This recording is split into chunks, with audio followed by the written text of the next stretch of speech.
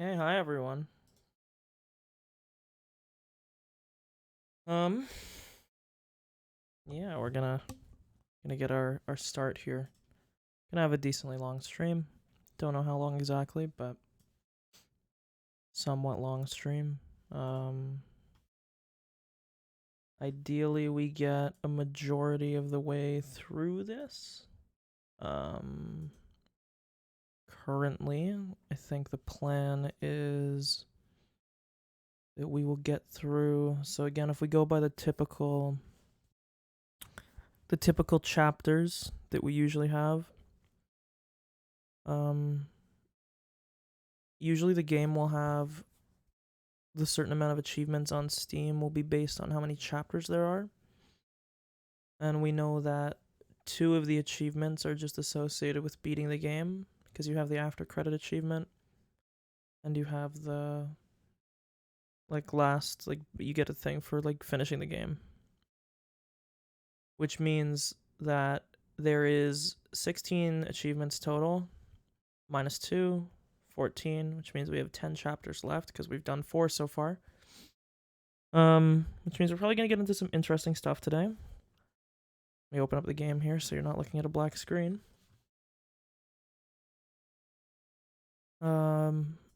But the plan is probably going to be... There we go. The plan is probably going to be to finish this tomorrow. Finishing it tomorrow works out really well for me. I want to get far enough into this that we don't have a whole lot to do tomorrow, preferably only 3 or 4 chapters, which would mean we're looking somewhere around at least 6 chapters done today. Now we have to remember, of course, the later chapters are usually a bit longer. So I'd say we're probably aiming somewhere around an 8-hour, 7 to 8 hour stream. We'll see what goes on with that, but that's probably the ballpark that we're looking at. The plan, to lay it all out, is because UFC is tomorrow and I want to watch that. Now, to be fair, I don't actually need to watch a lot of it, so depending on when I wake up, we'll probably have more than enough time to finish it. But basically 10 p.m. my time is the cutoff. But I'm pretty sure we'll be well ahead of that schedule. Streams should be somewhat more consistent, at least for the next week or two, I should say. Just because we don't have any when else did I say we? I don't have any school stuff that's super pressing. There might not be a stream on Thursday of this week coming, like I normally do, but we'll have to see. I'm not 100% confident of I don't want to give a exact date, I should say. Let me move my mic here. Then I will open up I'm gonna open up my document here after, and we can look at the stuff that I wrote down for chapter 4. I am pretty confident in the theory that I posed at the end of thingy. Let me make sure. Oops. Make sure this is showing. Bloop, bloop. Awesome. So let's scroll down to the bottom. Bloop. So I did the notes a little bit more before I was putting spaces between them. I actually think it's better this way because it's more compact. So we're gonna do this from now on. But we'll go over the basic stuff here. It did say that it would be hard to understand the motive of the perpetrator, not perpetrators. And given what... Now again, my understanding of this sentence is it just means in regard to this chapter, right? We don't know... Well, let's back up here. We know for a fact that the events of 1983 change in every chapter of the game. Some of them have some overlap, sometimes they don't. Generally, to my understanding so far, 1982 and prior in every game is 100% aligned. The only year that it deviates is whoever dies in the last year, right? And obviously the method in which people die is slightly different. not different for Takano and Tomatake, but that it is different for them. I do want to put my theory down here just so I have it in words. So I'll write down. We'll go through this first though. So when it says the perpetrator here, I'm assuming it just means in regards to this chapter.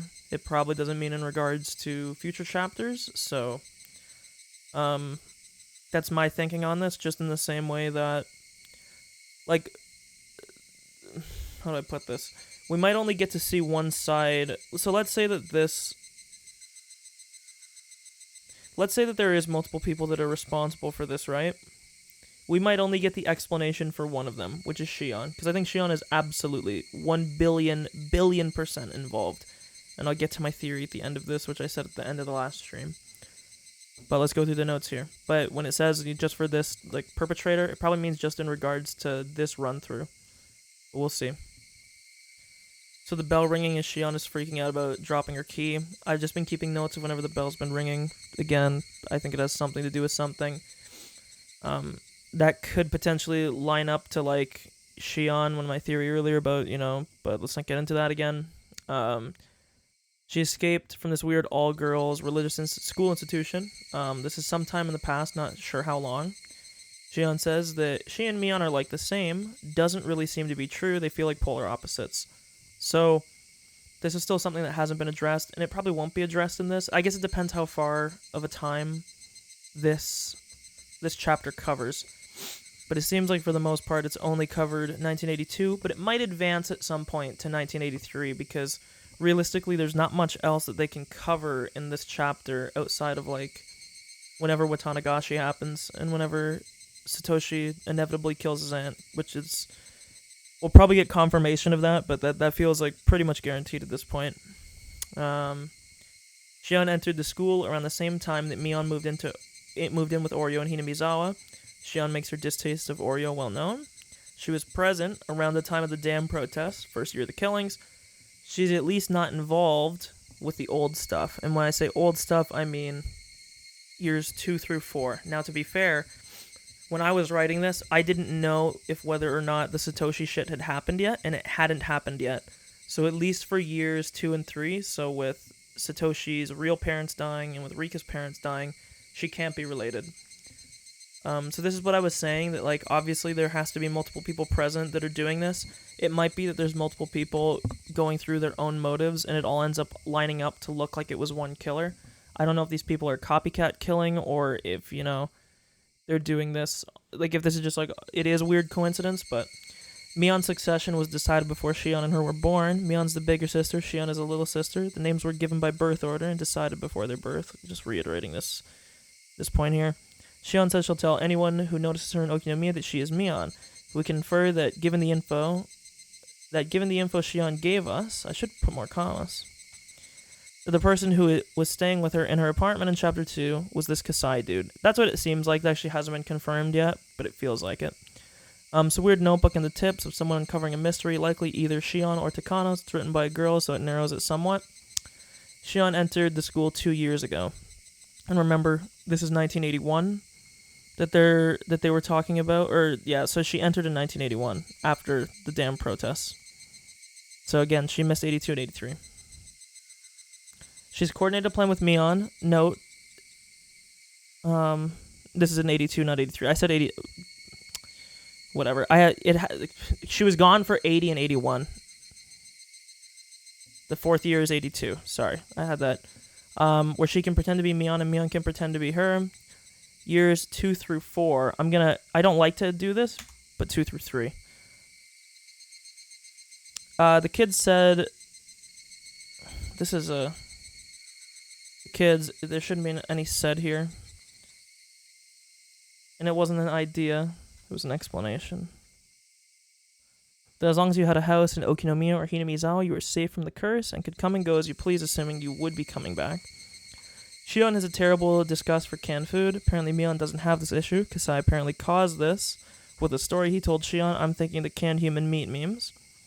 Mion offered to take Shion's place, feeling bad that Shion has to live the way she does. Satoko...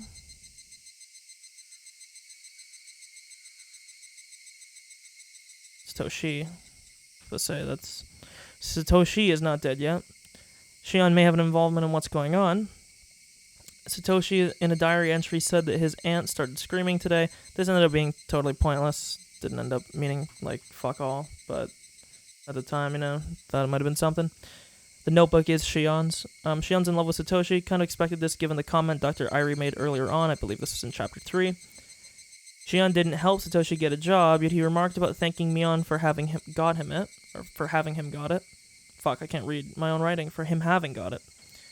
There's definitely some switcheroo going on. So that's what I was saying, where Satoshi, in the one tip, I think it was, in his diary, was like, oh, I need to thank Mion for getting me this job. It doesn't really make sense, though, because to our understanding... Actually, this isn't really that crazy. I don't know why I actually don't know why I wrote this down. It's very possible that regular Mion... Whatever, who cares? Shion has a distaste for Satoko, thinking that she is the root cause of why Satoshi is suffering. Shion and Mion's contact broke down as Oryo suspected Mion to perhaps be in contact with her. Shion has become more isolated.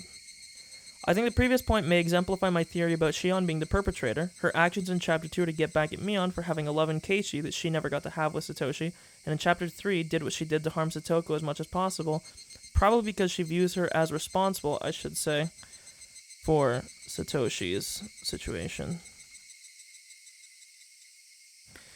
This doesn't explain her involvement in Chapter 1, so there's that. So this is what I was saying, that there's a very big possibility that maybe she never got to act in Chapter 1 and something else happened. Rina has a crossing with Shion. I wonder if Rina figured out the true nature to Shion, considering she's oddly perceptive. We got a date from when Rina moved back in, which was in April of 1982, which means that Rina, obviously, given the time frame that this was taking place in, she could have had something to do with the Satoshi killing, especially because she's a confidant of Satoshi. But I don't think so. Satoshi apparently said that he was getting tired of protecting Satoko. He confessed to Rina about it. Rina says that she also heard the footsteps, implied that Satoshi told her that, so Keiichi isn't the only person to hear the footsteps. Rina seems to imply that the footsteps are Oyashiro. I also noticed that Oyashiro doesn't have a U on the end, yet I type his name with a U on the end of it for most of the time. I don't know why. Rina says that Satoshi's going to skip town after the Watanagashi. He's going to use the money he saved for Satoko and skip town. I wonder how the story about the bear going missing at the store will play into this. That was what Mion told us in Chapter 2, that after Satoshi went missing, the bear that he wanted to buy was also missing. Shion told Mion she wants to take her place at school. That was the end of this episode. Last episode. Chapter? Should say chapter. Rina has no relation to the Sonozakis or any of the three families, according to Shion's notebook. Shion thinks that perhaps the next victim of the curse are getting surveillance done on them in advance and not actually being followed by Oyashiro. She thinks maybe all the victims have this happen to them. Of course, she can't confirm that yet. And obviously, we know what's going on with Satoshi. He not really so much a victim, but...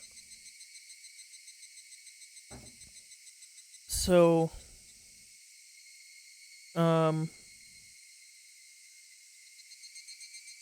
Yeah.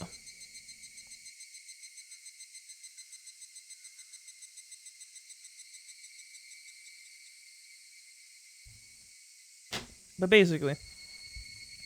So I actually don't even have to type it. But I could do as like an addendum to this. But basically the thinking is that Shion might be the perpetrator through like a sort of backwards logic. Now, again, this only makes sense for Chapter 2 and Chapter 3. Chapter 1 is still kind of the oddity of the 4 chapters, because I'm going to be real with you, Chapter 4 is a totally pointless chapter. There was very, very little info that was gained through Chapter 4. But the first 3 chapters, Chapter 2 and Chapter 3, it's kind of weird, right? Because the Shion theory makes sense in Chapter 2 and Chapter 3. However, how do I put this? The Shion theory makes sense in the scope of Chapter 2 and Chapter 3. With the whole Mion doppelganger shit. In Chapter 2. In Chapter 3, just with the nature of how Satoko's death, or how she was like the last one, you know? It's sort of, a weird thing there. My question is whether or not, because I was thinking about this. I think I even said it last time around that I wouldn't be surprised if in Chapter 3, if Satoshi isn't dead, and that he was the guy that was doppelganging for Keiichi, because it would make sense. The only thing is that doesn't explain... So, like, that explains that part of, like, Keiichi being in two places at once. Everyone always says that Satoshi and Keiichi are, like, really similar to each other. So that at least covers that. Like, you know, if he dressed up to be like Keiichi, like dyed his hair or whatever, he could probably cover as him. But the more confusing part about it would be, okay, cool, even if that part of that is squared off in Chapter 3, the only thing that doesn't make sense is the whole situation that happened with Teppei, right? Like, why did Teppei, why did his body just disappear? Unless there's more, like, fuckery going on that we don't know about. So that's really confusing. But I think the big thing is figuring out what happens in Chapter 1. I think it's figuring out who is responsible with all this. I am so confident in my theory about Shion being the perpetrator from Chapter 2, and it seems as though they're leading us down that path here. And I can make it make sense for why Shion would do what she did. I still think it's like dumb logic, right? I was talking about it last time that, you know, if Shion had such a problem with, she had such a problem because she kept thinking that all these actions that were happening were the result of Satoko. But the only reason why Satoko was acting in the way she was for a lot of the actions was because of the abusive situation she was in. So you think that she would have, like, a better grasp on I guess, like, who would be the rightful person to take blame. So I don't really get that part. Or not that I don't get it. I don't get her reasoning, I guess I should say. It doesn't really seem to... doesn't stick when you think down the... Because the reason why she hates Satoko is because she's, like, blinded by love, basically, right? She's looking at Satoshi's situation. She's like, well, Satoshi is suffering because of Satoko. She doesn't really think the next... She's not thinking, like, further into it. She's just going to step one and stopping there. She's like, okay, yeah, like, Satoko is causing Satoshi to suffer. She's the root of all his problems. If she wasn't here, Satoshi, blah, blah, whatever, you know, whatever her thought process is to that level. She doesn't go the next step to think, like, okay, but why is Satoko acting the way she is? She just stops at Satoshi, because, and to be fair, I guess in her situation, it's all she really cares about. And I guess the other thing that I should say, which maybe I'll put this in here as a point, because I said this a few times, but I'll put it down just to have it in writing.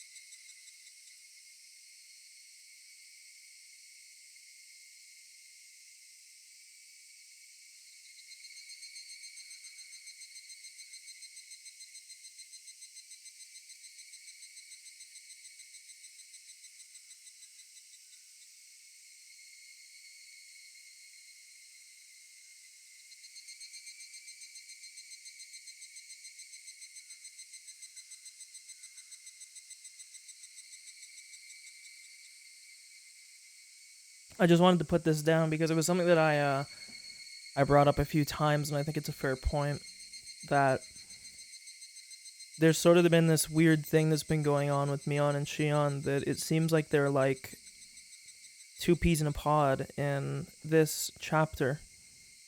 But yet, when we look at the next chapter, like, Mion maybe was putting on a mask to us, but Mion made it kind of clear that it didn't seem like they were, I guess I should also put, like, also, how does it get exposed that Mion and Shion are even separate people in the first place? In Chapter 2, it was kind of a big revelation. But in Chapter 3, it seemed as though Irie already knew. So clearly, like, some people know they aren't the same person. So, what happens in that regard as well? Because that's the other thing, right? We know that, obviously, Mion and Shion aren't the same people, and this charade of them, like, pretending to be one another it must crumble at a certain part because in chapter 2 and chapter 3, right, it doesn't seem like people are crazy and like freaking out about Mion and Shion. Like, and Shion is like not on terrible terms. Like, she's going to the Furude Shrine, right? Like, she's at the Furude Shrine with us, setting up for the Watanagashi, I think, in the one chapter, right? I think it's chapter 3. So it's like, clearly she can't be on that bad of terms, you know? But let's save this. No more fucking around. We'll continue. Bada bing, bada boom. Up. Let's go.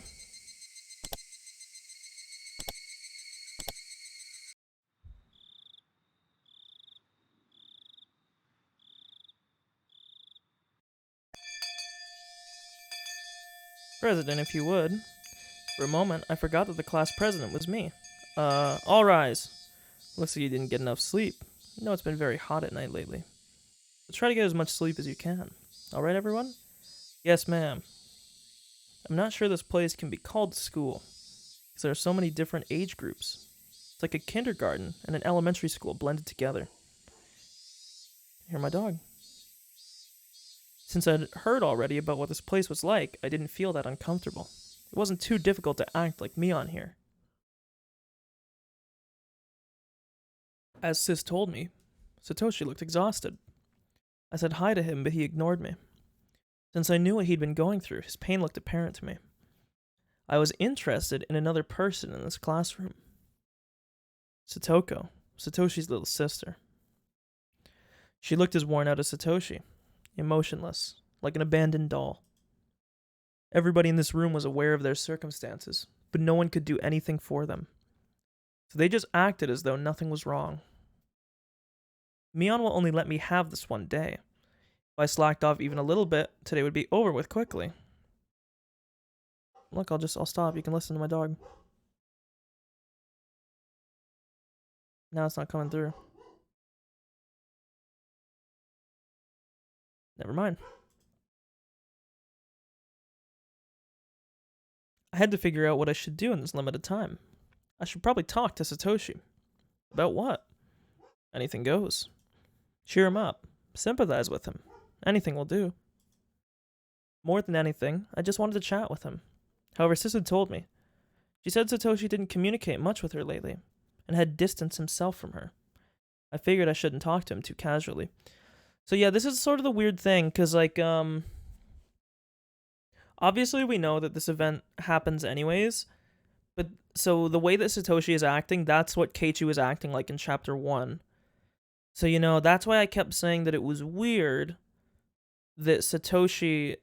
I kept making a big point that they kept saying that Keiichi acted so much like Satoshi, but they said it in 2 separate chapters where the events were very different, so chapter 1 and chapter 3 again. And the weird thing about that is it doesn't really make sense considering the events that happen, so it makes me question if maybe in 82 the events are different as well. We don't have any proof for that yet, of course, but I wanted to, but maybe it was better to leave him alone. I needed to keep Sis's warnings in mind, but instead I decided to ignore them.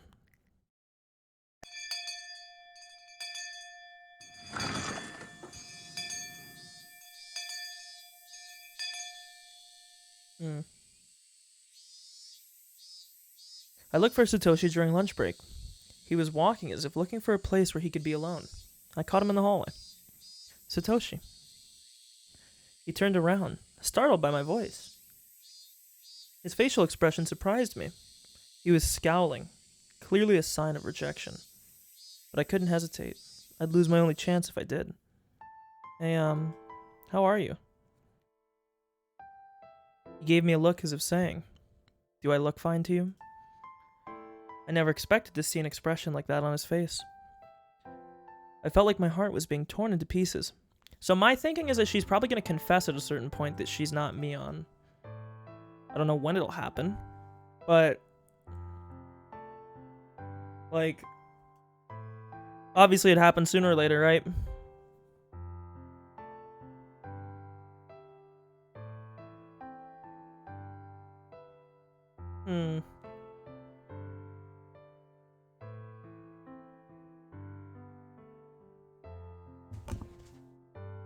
Let me just sit up. I want to get in... It's actually cold in my fucking house. because, I don't know. I think my mom opened a bunch of windows because it was, like, really hot the last few days. And now it's... Or not hot, but relatively. And now it's, like, fucking... Now it's freezing in here. Okay, sorry, let's continue. I felt like my heart was being torn into pieces. As I looked down, he spoke to me. I felt a little glad, but the next thing he said changed that. I'm fine. Is there anything else? Huh? I'll get going if there isn't, because I want to be alone. Okay. I guess you're tired from work. Sure you want some time to yourself. You're working today too, right? Where at? Sis had found several jobs for him. Okay, yeah. So I don't know why I made such a big deal of that yesterday. It's not too... Okay, sorry, I gotta move my mic here. It's in a weird thing here. My mic stand is atrocious. I've been making a new desk with the help of my dad, and it's just my current mic stand is very bad. It's very dingy.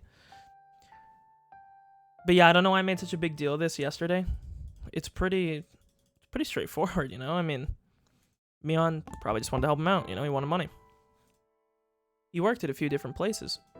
He was helping out when necessary at any of the shops Mion introduced him to. As a result, he constantly had to do different tasks in a different environment almost every time. On top of that, he requested high-paying jobs from Mion because he wanted a large sum of money as soon as possible. In other words, he chose to do mostly... Sorry, I added a do. In other words, he chose to mostly do manual labor. He was exhausted every day because he wasn't that physically strong. Does it matter? And shouldn't you know because you helped me get the job? Mion did help him get the job. Yet Satoshi didn't look too thankful for that opportunity. This wasn't like him at all. It made me feel sad. Huh, you're right. Sorry. Is that all? He sounded so harsh. Why was he being like that? Would he ever stroke my head again? Oh, I couldn't help my tears. They flowed onto my cheeks. Satoshi looked confused for a moment, but then he frowned again. Sorry. The coach said he wanted you to come back to practice. I told him I quit, so I won't be going back. But maybe it's a good idea to work out from time to time, you know? Not interested. I didn't know why he was being so hostile towards me. Yeah, so I wonder if because again, they said, this seems to be similar to the Chapter 1 events, you know? Where he was, like, outwardly hostile towards Mion and Rina. Similarly to how Keiichi was. And I think Keiichi was like this in both Chapter 1 and 2? I forget. No. This was Chapter 1 only, not Chapter 2. It was Chapter 1. Sorry, I'm just trying to get my timelines in my head correct. But no, it was only Chapter 1. Because Chapter 2 was when Mion was just, like, not showing up and stuff. Okay, sorry. Why did he hate me so much? I was left bewildered. Why? How come? Because I'm busy with work, isn't it obvious? No, I didn't mean that. Why do you hate me so much? Why don't you ask yourself? Ask myself? What? What did I do? I don't understand, Satoshi. I couldn't control my emotions any longer. Streaks of tears ran down my cheeks. Satoshi gave me a hateful glare and walked away without saying another word. Oh, this makes sense. I think this is what's going to cause the rift between them. It is Satoshi. So, she's had some falling apart. Satoshi, in an odd way, has kind of insinuated that it's sort of kind of maybe a little bit on, like that it's Mion's fault, right? And I think that Buddy is going to get mad here. Shion's going to get mad. Because she's going to think that Mion is, like, causing a rift, you know? I couldn't even stop him. If I tried, he'd hurt me again with another cutting remark. I couldn't bear that. So I just watched him walk away. I wiped my tears and went back to the classroom. I heard somebody crying from inside. What's going on? I looked around the room to see. God, I hate this fucking drawing of Satoko. It's so ugly, I'm sorry. It was Satoko. I saw her bento box on the floor. I asked one of her classmates what happened, and it seemed that Satoko had bumped into somebody's shoulder when she stood up to go wash the box out. That was all. But Satoko was crying as if afraid she was going to be chided badly. What happened was very minor. She could just pick up the bento box and things would be fine. It looked like the lid came a little loose, but it was definitely fixable. She didn't have to cry like that. Yet Satoko started begging through her tears. Help me. Help me, Nini. Wah. Because of what happened with Satoshi, I couldn't suppress my emotions very well, so instead they exploded. I stormed up to Satoko while elbowing her classmates aside. I grabbed her by the head, and then threw her into the wall. What the fuck? Satoko screamed. She didn't seem to understand what had happened. She was shedding tears and shivering. She must be wondering why I did that. Do you know why I did that? Eek, help Nini. Dude, and now Shion, if Satoshi, I'm sorry, I keep saying their names when I mean to say the other one. Now if Satoshi comes in and sees, like, air quote, Mion roughing up thingy, it's gonna get even worse now. Oh man, dude. Shion is making everything go bad right now. Satoko cried for her brother's help again, and so I grabbed her head and threw her again. Satoko stumbled and crashed into a desk. The desk fell and the contents of the drawer scattered about. Satoko didn't even stand up. She just crouched and trembled while looking up at me. Help. Help, Nini. You weren't like that. If you weren't like that, Satoshi wouldn't have to suffer, don't you get it? That's what I wanted to say, but I was too angry to utter another word. I picked up a bunch of textbooks from the floor and threw them at her face. Cry as much as you want, but nothing is going to change. Why are you crying? Because you think somebody's going to help you? You don't have any idea what he has to go through to protect you, do you? Do you understand that? Do you understand what you're doing? You shouldn't exist. Die if you don't want to suffer. Go fuck yourself. Don't hurt Satoshi. You deserve to die alone. You just deserve to die. Wow. Her desperate cries only increased my irritation. Stop crying. Don't call your brother for help. Stop it. If you weren't like that. If only you... I kept on throwing things at her. Satoko curled up to protect herself and cried even harder. At that point, a girl with long hair ran up and huddled over her. I knew who that was. Rika Furude. One of Satoko's only friends. Please don't hurt her. She's in a poor situation, so please don't hurt her. It doesn't matter how pathetic she is. She shouldn't rely on Satoshi all the time. Stop spoiling her. Satoshi has to suffer so much because of her. No, stop. Don't hurt her. Rika also became the target of my anger. I'm trying to teach her something here. If you keep getting in the way, I'll crack your head open. And so this explains further why she would then also have a hatred of Rika, right? And I'm assuming Rina will step in too at some point, right?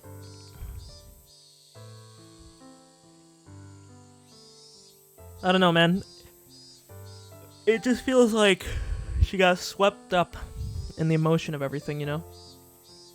This is just like a really bad outcome that she probably never should have went down, you know? But...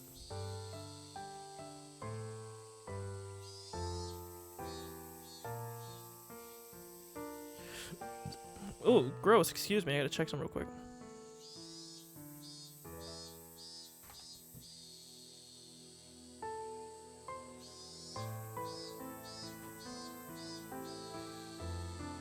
One sec. I got... one sec. One sec.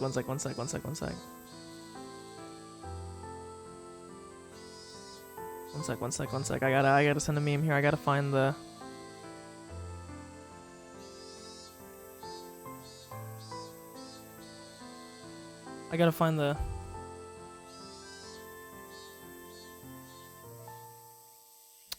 Oh, I spelled...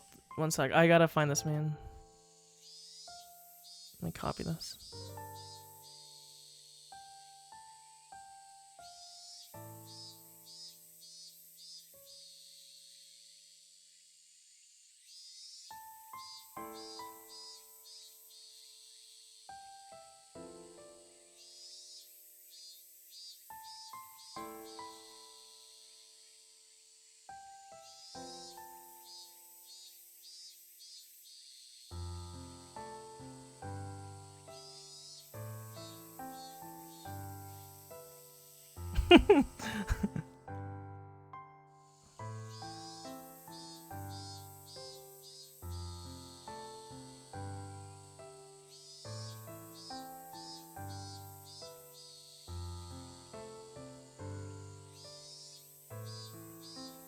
Okay, sorry.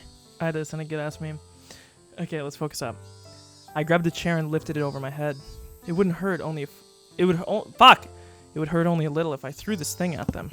Rika tightly closed her eyes and covered Satoko with her body. I didn't care what the consequences would be. I didn't care if I hurt them. Stop! Me! Rina returned to the classroom and shouted at me. Then Satoshi rushed in while pushing Rina aside.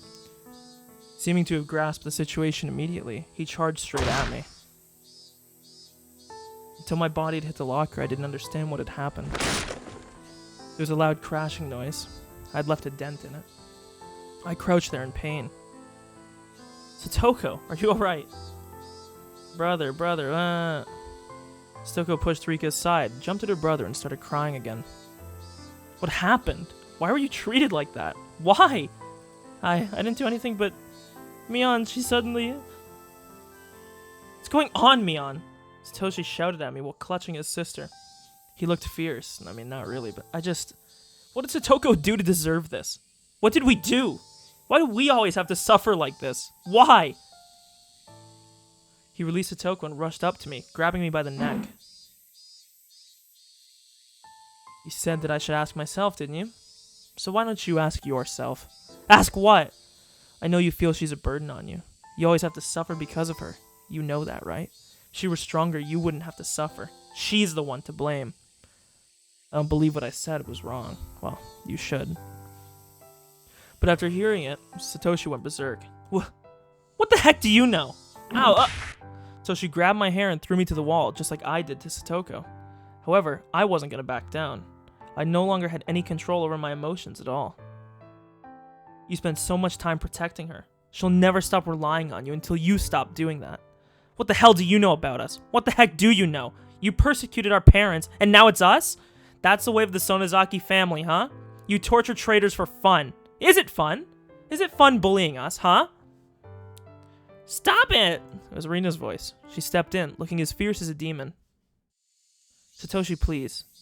Mi doesn't have any bad intentions. She wanted to help you, but she just lost control a little. Okay? Satoshi looked like he wanted to say something back, but he chose not to. You too, Mi. I know how much you worry about Satoshi, but you can't solve the problem like that. I think you understand, right?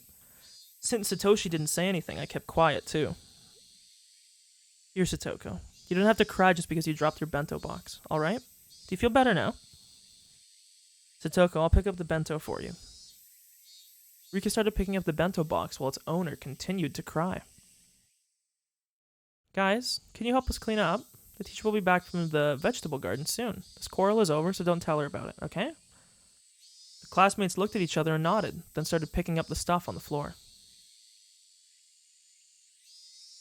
Here. Satoshi, Mi, why don't you guys shake hands as a sign of reconciliation? There. Sorry, I didn't mean to do this. Tears started to roll down my cheeks again. I'm sorry, too. You have nothing to do with our family situation. I'm sorry.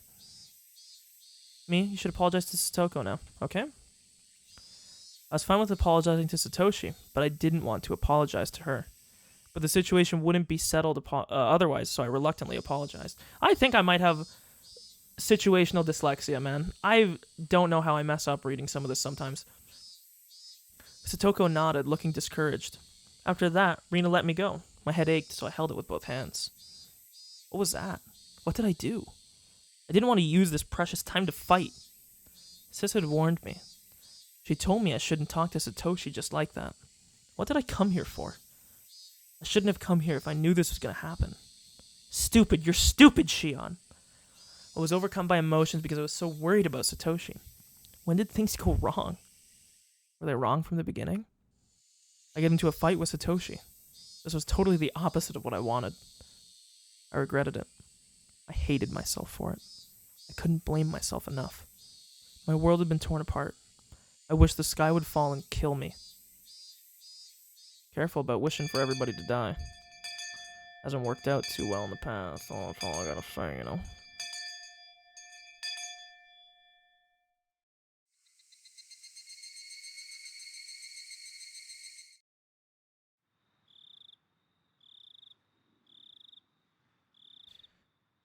Sis sounded both amazed and confused. You know, I'm busy with the festival preparations, but you certainly made things more complicated. Sorry. Sis tried to say something, but she stopped in the middle. After listening to a few complaints, I started telling her about everything that happened today. Sis had to pretend that the trouble I caused today was her responsibility, which must have been very taxing for her. So I won't get the chance to trade spots for a while? I think you should be more aware of the hassle I have to go through. Yeah, you're right. Sis has been sympathetic, but maybe I pushed her too far this time. Of course she'd be hesitant to trade spots considering what I did today. The atmosphere felt awkward, so we were both silent for a while. If you were to get another chance, what would you do, Shion? That was a reasonable question. I wasn't prepared to answer, though. If I had a chance to go to the school once again, and to see Satoshi. You know, this just seems like a bad situation all around, you know?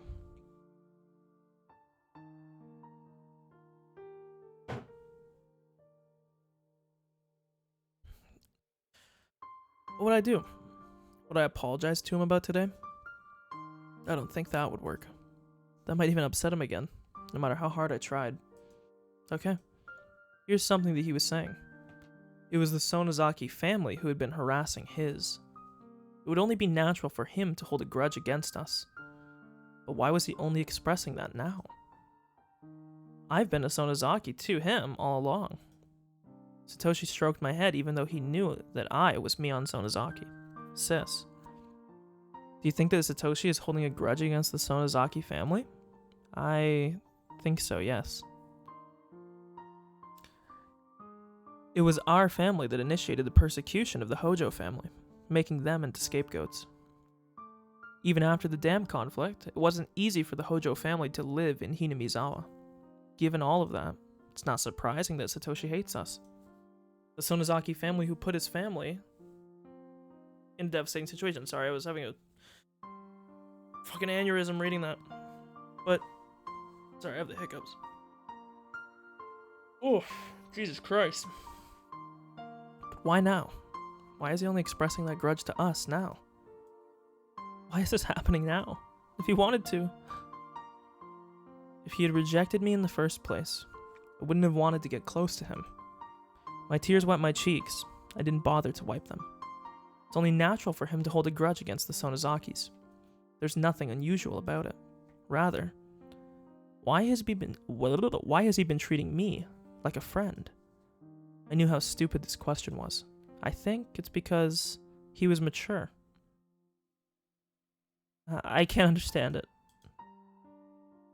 He'd been treating me as a friend because he was mature.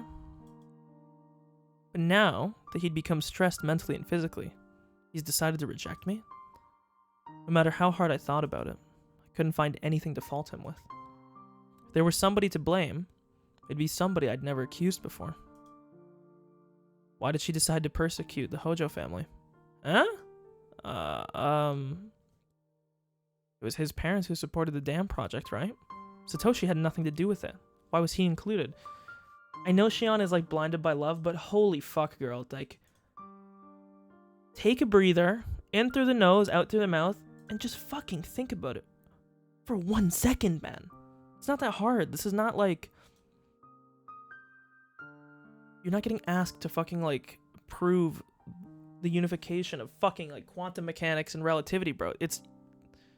Wow, weird that the whole family would get accused of being damn sympathizers. Weird that he would also, as a member of the family, also get flack for it. Good point.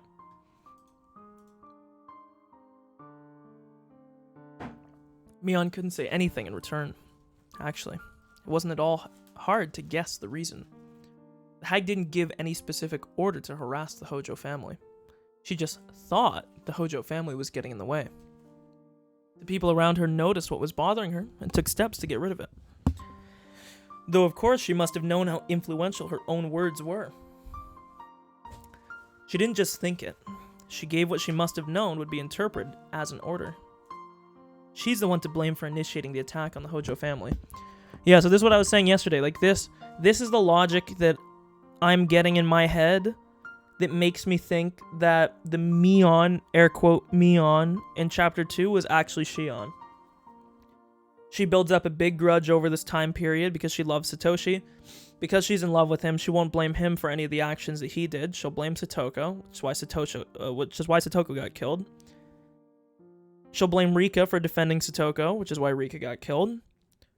I guess she just never got to Rina, maybe because she's afraid of Rina. Because I mean, hey, let's be real here. Rina's kind of strapped, bro. This girl, she's strong. So, whatever. But the big one that really sticks out, that makes me like almost certain that my theory I had earlier about Shion is right, is that Oreo was strangled in her bed in Chapter 2. And when you think about that, it's like Oreo at the end of the day, or Oreo, I don't know how you say it. I'm saying Oreo, like Oreo this whole time. I'm not changing now. But Oreo, at the end of the day, is the root cause of everything. To Shion, at least. She's like the root of all evil. Whereas if you look at Mion doesn't seem to have that hatred for Oreo. At least if she does, it's nowhere near the level of Shion.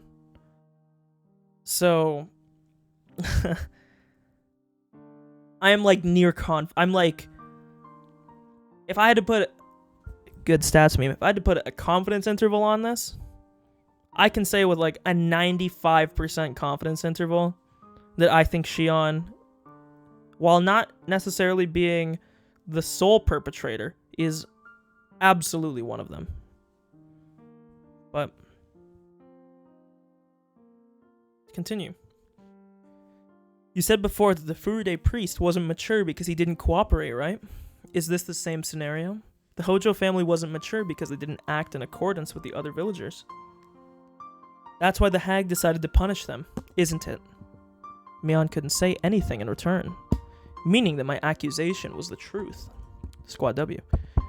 They already punished the Hojo couple. Feel free to bring them to the torture room in the garden and chop their fingers off or something, but leave Satoshi alone. Satoshi has nothing to do with this. What did he do to deserve this? What did he do wrong? Answer me. Answer me, Mion. Very well. Please take care of the matter. Goodbye. Damn, dude. Cold shoulder. That's my girl. Mion suddenly changed her tone and hung up. She must have done that to escape from my questions. I was furious. I started redialing the number, but then I remembered that we'd decided she'd hang up the phone after using the phrase when she saw the hag coming. I doubted she actually saw the hag, but it was the rule, so I couldn't call back for a while. I went to the bathroom to wash my face and cool down. I turned the faucet. The water felt lukewarm. Well, yeah, you need to, turn the handle towards the cold side. It didn't help me cool down at all. I'm disgusted by my own childishness. I just wanted to fill my void. I didn't care about him. Considering that, Satoshi was very generous. But I don't know if I can forgive Satoko. That's a different story. I'm putting a big asterisk next to that I didn't care about him. My asshole, you didn't care about him. What the fuck? You wouldn't have gone through this if you didn't care about him. You liar. Liar! You're a liar, liar. I was looking up at the ceiling with my arms and legs spread out. Hey, dude, we're in Evangelion now. The ceiling's unfamiliar. It's not that I wasn't getting hungry. I didn't live with my parents. I didn't live in the school dorm. That meant I had to cook something myself when I wanted to eat, dude. When I lived on res, goddamn, there was this pasta place that was in the lobby of our res. Goddamn, they were only operating from Monday through Friday. They didn't operate on the weekend, but goddamn, they were good. Sorry. I knew that, but I still didn't feel like getting up. It had been several days since I began this empty life. It must be tomorrow. The Tanagashi festival, I mean. I heard the doorbell ringing. I ignored it at first, but it rung persistently. I started hearing knocking alongside Kasaya's rude voice. Shion, please open up. I brought some food for you. I bought some food for you. Whatever, same shit. I didn't ask him to. He must have known that I hadn't eaten enough and that I'd been feeling down lately. It's It's Keanu Reeves. This guy's in the Matrix. You haven't eaten, have you? No, I'm not hungry. When Kasai put the food on the table, my stomach reacted in a very primitive way by making some noise. Your stomach is growling. I believe you need to eat. I was hungry but had no appetite. I mean, I did have an appetite, but I didn't have the energy to eat. You're down bad. Yet I'd feel bad wasting the food Kasai had bought. I picked up my chopsticks just to humor him. I thought you were marked by Grandma. Is it okay for you to be here? Oreo is busy with the festival preparations meetings. She doesn't seem to have time to deal with you right now. Okay, so by the way, I realize I'm pronouncing that word at the end of this sentence wrong. I was saying croquets before. Apparently it's just croquettes. Apparently I was saying it wrong. I'm gonna prepare your ears because this might be quite loud. American pronunciation. Croquettes. There you go. Croquettes. So I'm just a brainlet. They're good. Thanks. While I nibbled on the food, Kasai read through the magazines I bought. Have you, I'd never talked to Kasai about something like this before. Since I've always believed myself superior to him psychologically, I hesitated to show my weakness to him. That kind of hardship is healthy for your age. Hey, do you know about that? Mion told me a little about it. She said she wanted me to assist you. She did she? She looked worried. Your sister's looking out for you. Without responding, I threw the last croquette in my mouth. Wait, did I say it wrong again? No, I think I said it right. In my mouth. In my fucking mouth. I thought you might want to know how Satoshi Hojo's doing. I've gathered some info. Would you like me to report? It's not necessary. But since you went through all the trouble, I think I'd better listen. Kasai chuckled, but stopped quickly, as if thinking it rude. Seems that Teppei Hojo fled the premises. He seems to be staying with an intimate lady friend in Okinomiya. Teppei? Who's that? Oh, Satoshi's uncle, huh? Their aunt, Tamai Hojo, or Tamei, Satoshi, and Satoko are the only ones living in the house now. Ever since Tamai learned that Teppei had fled with another woman, or to another woman, she's been in a foul mood. So that must mean that the aunt is being even nastier to Satoko, and Satoshi is taking even more indirect blows. I don't know about Satoshi, but I heard that Satoko is in a bad state. The neighbors are spreading rumors about her. If Satoko looks miserable, that means Satoshi must be going through equally miserable torture. Can't you do something about that aunt?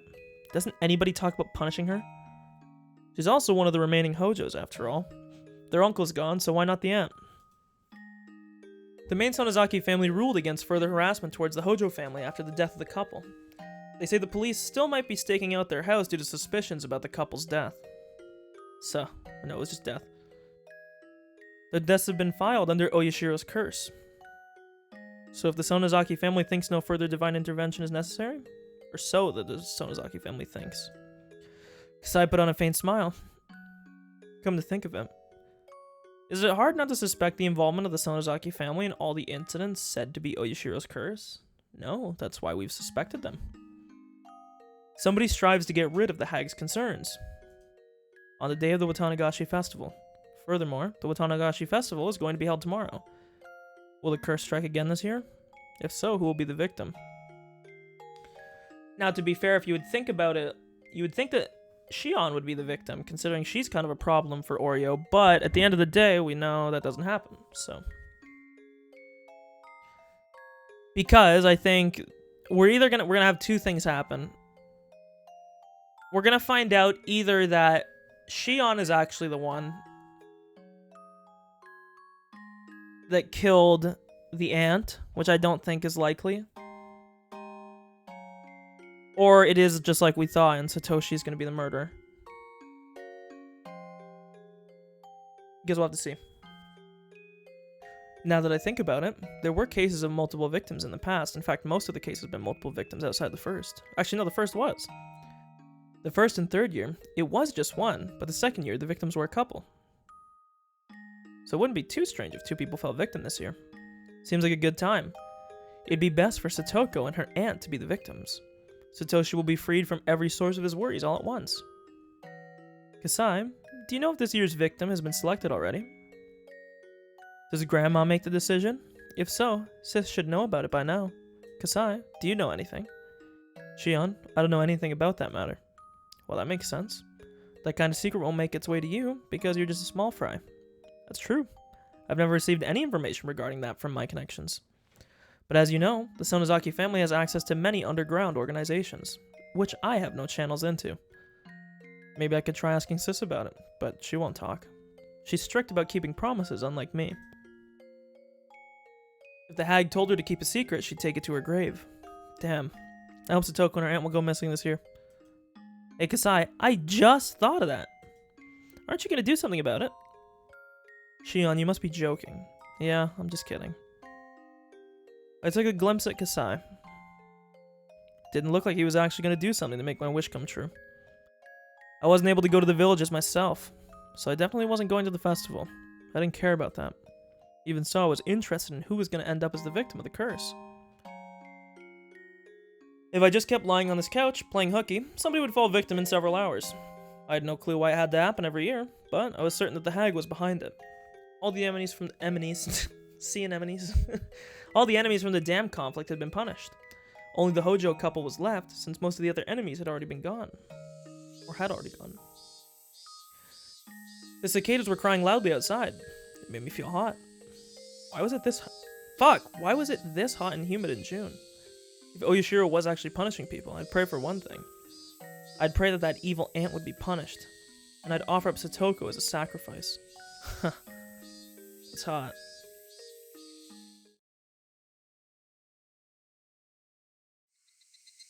When I woke up, Kasai had already gone. Looks like he cleaned the table in the surrounding room. He put my dirty laundry into the hamper in front of the washing machine, too. Being a girl of a sensitive age, I didn't want a man to clean my room. Well, I'd rather thank than badmouth him. I looked at the clock. It was late afternoon. I had to go grocery shopping. There was nothing left in the fridge, and I'd be having just rice for dinner if I didn't go. At that moment, the phone rang. It must be Kasai, I thought. I did hope it was him. He could have brought more food, so then I wouldn't have to go shopping. While I was just being lazy. Oops. I didn't feel like going out at all. But it wasn't Kasai on the phone. Sis? Where are you calling from? The house? No. I'm calling from a payphone, so I'll make it quick. Satoshi called me. Satoshi did? He called you? It probably wasn't me he wanted. He called you, I think. It sounded like he wanted to apologize for what happened the other day. So I thought you should take the call.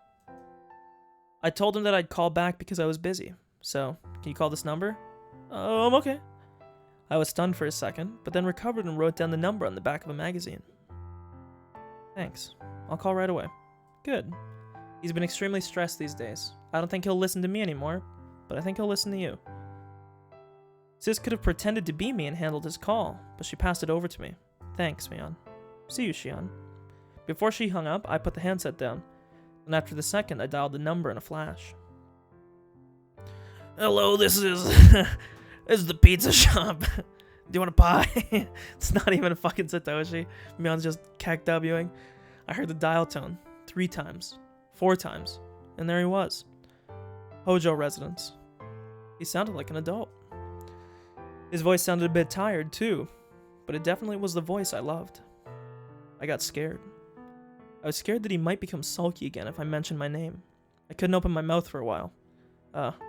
Is that you, Satoshi? Oh, sorry that I called you so suddenly. Are you okay now? That was the Satoshi I knew. He didn't sound cold like the other day. Yes, I'm okay now. Good. After that, he went silent. I felt the urge to start a conversation. It wasn't fair. He was the one who called in the first place. Then, he finally spoke. I'm truly sorry for what happened the other day. I'm sorry too. You don't have to apologize, because I was the one in the wrong. Are you... Is this guy capping? This is big cap. What the fuck?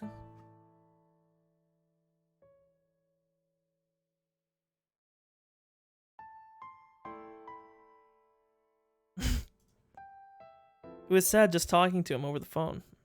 I won't forgive those people who forced us into that situation. You might be close to them, but it was never you personally, so I wanted to apologize. No, please don't apologize. I was selfish and didn't try to understand your situation very well. We apologized to each other a few times. Satoshi, are you alright? You're working and you're under a lot of stress. Is that too much to handle? I quit my job, since I have enough money now. You did. That's good. You don't have to push yourself anymore then. That's really good. Satoshi tried to say something, but he dropped it instead. Satoko has it far worse than me. Seems like it. Is she alright? Does she look alright to you? He suddenly sounded upset. I'd messed up. I'm sorry. I'm sorry. I was so stupid. I had ruined this miraculous conversation with him. Satoshi didn't respond to my apology, so I stopped apologizing. She's been hurt so much it's clear to see. She's so torn up, and everybody abandoned her. Everybody did. I tried to calm him down. I hated what I just said because of how hollow it sounded. I had no idea what to say next. Felt guilty. Satoshi was desperate to protect Satoko from their evil aunt. But I wished that Satoko would die tomorrow because of the curse. I was trampling on his desperate hope. Satoko can't take it anymore, so... He cut himself off in the middle because he was probably about to just say that he was going to kill her. It went quiet for a moment. He must have been choosing his words carefully. Then he finally spoke. His words sounded hollow. I mean... I wanted to have fun for one night. Huh? What do you mean? The Watanigashi Festival is tomorrow, isn't it? I want you to take her there. Yeah, I can do that, but why? She's exhausted, so I think she'd be happy if she could get away from our aunt for even just one night. But why? Why? It's not that I didn't understand why he wanted her taken to the festival. What I didn't understand is why he was asking me to do that. Was there any reason he couldn't take her there himself? I had a hunch that he might disappear, so I kept asking. What do you mean, why? Why don't you take her yourself? He fell silent. Satoshi isn't good at lying or keeping secrets. It was clear that he wanted to hide something. I just have some stuff that I need to take care of with my work tomorrow, so I can't go to the festival. He was lying. But he was also stubborn. He wouldn't admit it if I accused him. Mion, can you take her there tomorrow? I wouldn't want to look after Satoko, even at Satoshi's request. Yeah, so I was thinking about this too, and I think this conversation even further proves my initial theory. I don't want to keep drumming on about it, because it's like, no shit, right? Like, I've kind of made my point pretty clear. But, the one other thing that the air quote Mion said on the phone to Keiichi, because remember, this is funny. This is actually really, really funny, actually. When we were calling Mion on the phone, I just remembered, it wasn't actually Mion. That person said they were Shion, right? And the funny thing is, at the time, we thought that it was Mion posing as Shion. But the funny thing is, it probably wasn't. It was just Shion the whole time. And I think the meme about this, and the reason why we can prove that's true, is this very conversation right here, right? Because Shion is having the conversation, and if you recall, now I don't know if this was in Chapter 2 or in Chapter 3, I think it might have even been both, but it was definitely in Chapter 3, I believe, because that was when Keiichi went to kill. When he called Mion, the person that picked up, who had this very conversation, said, like, oh, like, I had this exact conversation with Satoshi or whatever. I wonder, because there's a little bit of a discrepancy. I think in Chapter 2, that probably, considering what we've been saying, it probably was just Shion the whole time on the phone. That was her when she was, like, going crazy trying to kill everyone. But I still wonder, I guess, like... I don't know, I still wonder, I guess, like... part of me thinks that, so we've already known that 1983, the 5th year of the killings, that's changed every game, right? Like, every game it's been slightly different. However, I'm starting to think that even 1982 might have been slightly different as well. Like, for instance, maybe in chapter 2 and 3, it's Shion as the killer because this call happens or this event happens with, like, the switcheroo. But maybe that doesn't happen in chapter 1, right? Because I'm just trying to think here, like, in my head, I'm trying to think how it could be both Shion in chapter 2 and in chapter 3, because the phone call conversation, I remember the line. It was Mion, or I guess who we thought was Mion at the time, saying, like, I had this exact conversation with Satoshi. However, in chapter 3, we weren't under the assumption that it was anybody different. So, there's two possibilities. That it was Shion, and that 1982 year hasn't been switching, which I think is more likely. That it feels like it's more likely, because at 1982, the year 1982 in the game hasn't changed, to my knowledge, between chapters. But then, if we also think about it, I don't think it's likely that it's Shion, given the events surrounding it, because we had no... I don't know. This is weird. I don't know. But the question is whether or not... The better question, I guess, is how much of Mion has been posing as Shion, because, like, a majority of the time that we've met with them, it's still been Mion for, like, a majority of the interactions. But then I guess the question is, if that's true, right? Then how does it make sense for chapter 2 and chapter 3? Let me think about this for a second. Because, like, what I was saying earlier is right. There's two possibilities. 1982 is changing, similar to how 83 changes. Or it's not. It seems more likely of the two that 1982 is not changing, given what we know about everything else. However, when we say that, that's also implying, because remember, Mion hasn't had... So this phone call conversation that is happening in the game right here, right? This Mion, can you take her there tomorrow, right? This was what Keiichi said to Mion in chapter 3 when he went to kill Teppei. And now there's an even further possibility here, right? So my thinking, okay, I think I just made it make sense. I think it just clicked. We already said that we thought Shion was active in chapter 3. I think that at that time in the game, I think Mion might have already been dead. Because we have to think, right? The person who's having this phone call is Shion.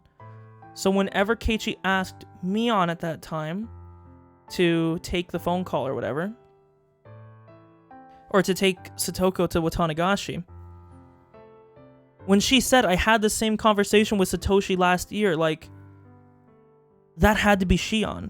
Unless, I think you get what I'm saying, okay? I don't want to hammer on this too long, because I'm sure I've made my point, but there's, like, multiple possibilities. Put simply, either 1982 changes every chapter, similar to how 1983 does, or it doesn't. I'm leaning much stronger towards the fact that 1982 does not, DOESNOT, or DOES''NT, does not change, okay? Under the assumption that that is true, that 1982 is not changing, when we called the Sonozaki residence, now I guess this is the question of whether or not... Dude, I don't know. Put it this way, Shion might have been active in chapter 3, and there might be a good possibility that the Mion in chapter 3 was just Shion all along.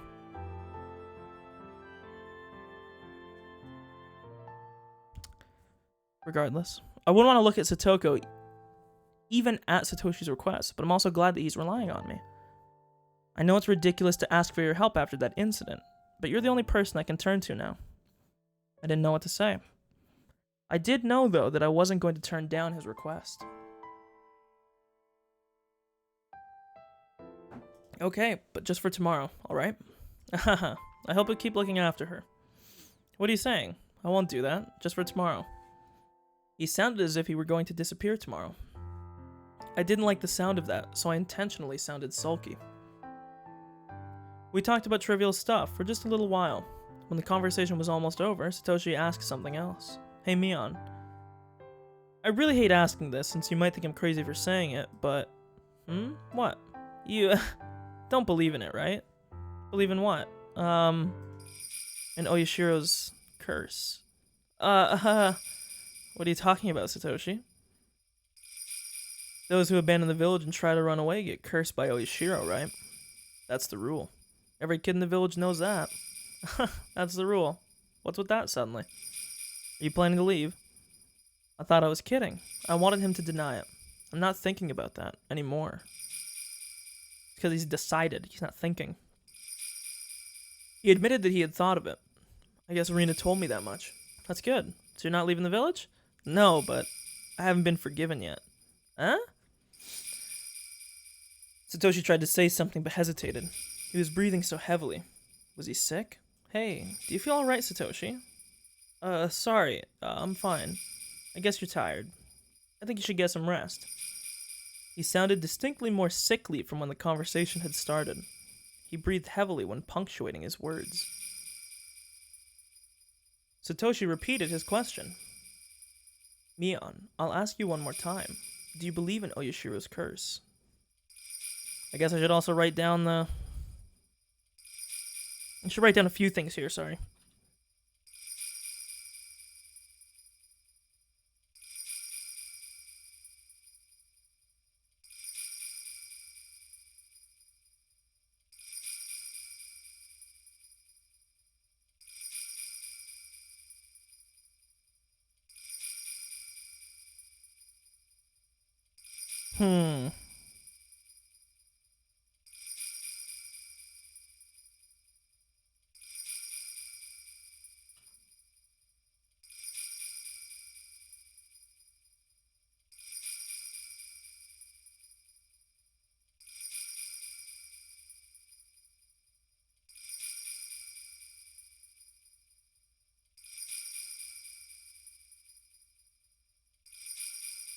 Sorry, I'm gonna have to deal with the ringing for a second because I'm writing something here.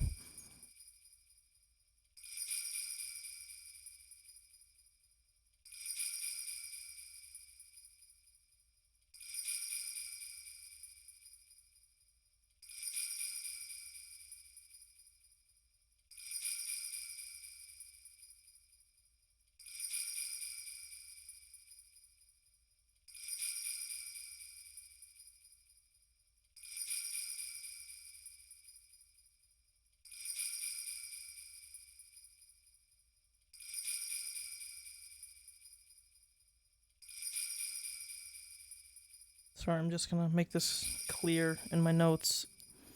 I'm making my point that I just made to you clear in my thing.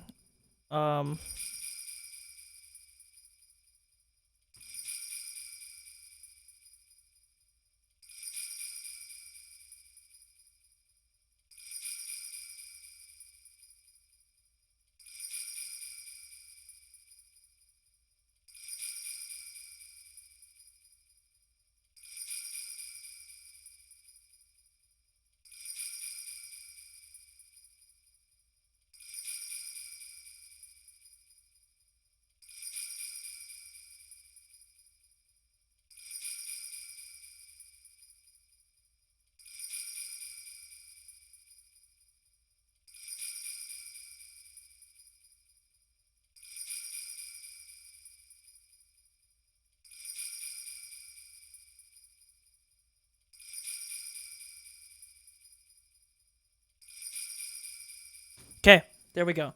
I made this clear now. So this is my point. Shion has a phone conversation with Satoshi that Keiichi had, or I should say, has the phone conversation with Satoshi. And I should put in brackets the one Mion said was word for word. Shion has a phone conversation with Satoshi that Keiichi had with Mion in Chapter 3, in brackets, the one Mion said was word for word. This makes the question arise of whether or not the Mion we talked to at that time in Chapter 3 was the true Mion after all. I had already thought that Shion was likely active in Chapter 3, given that people were dropping like flies around Satoko. However, I question if maybe she had killed Mion and taken over her position well before even I thought. So maybe she had killed Mion or done something to Mion and taken over her spot well before. And then this is the second point that I was making. Either 1982 changes like 1983 does, and the true Mion actually did have the conversation with Satoshi and Keiichi, as is being posited here, or it doesn't, and at that point, the Mion we knew had already been replaced by Shion, either killed or otherwise, and Shion made that remark because, like in this chapter, she was actually the one that talked to Satoshi, not Mion, because Mion passed the call off to her. Okay, that's what I was saying. But I think I missed this here. Okay, now I think I said this. What did he want me to say? Did I make him feel relieved with my answer? How should I respond? The answer was simple. There's no curse. There can't possibly be. I didn't know what was bothering him, but I wanted to make him feel better by laughing his worries away. But Satoshi instead fell silent. Would my answer make him happy? Or maybe sad? I couldn't tell. One thing was certain. I didn't make him feel any better. Sorry that I asked such a weird question. Sorry. Felt like I let him down, so I apologized in a rush.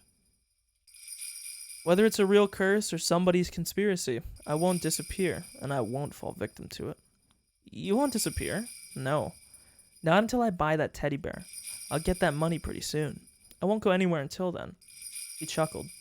I knew he was trying to relieve me, but it worked the opposite way. He sounded as though he didn't care what would happen after he bought the teddy bear. Oh, my aunt is home. I gotta go. Oh, okay. Mion, huh? Even though he wanted to hang up the phone because of his aunt coming back, Satoshi took a breath to tell me something important. I'll leave. Satoko to you. I should have said yes right away, but I still couldn't forgive Satoko, so I just kept quiet. Forget what I said. Bye. He was obviously disappointed. What had I done? I wanted to apologize. I wished I could, but it was too late. Dial tone left no doubt. Now that was depressing. There you go. That's probably the end of this chapter.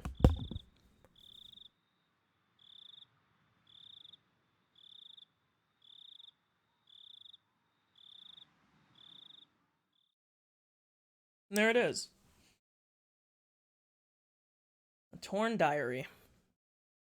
A torn diarrhea.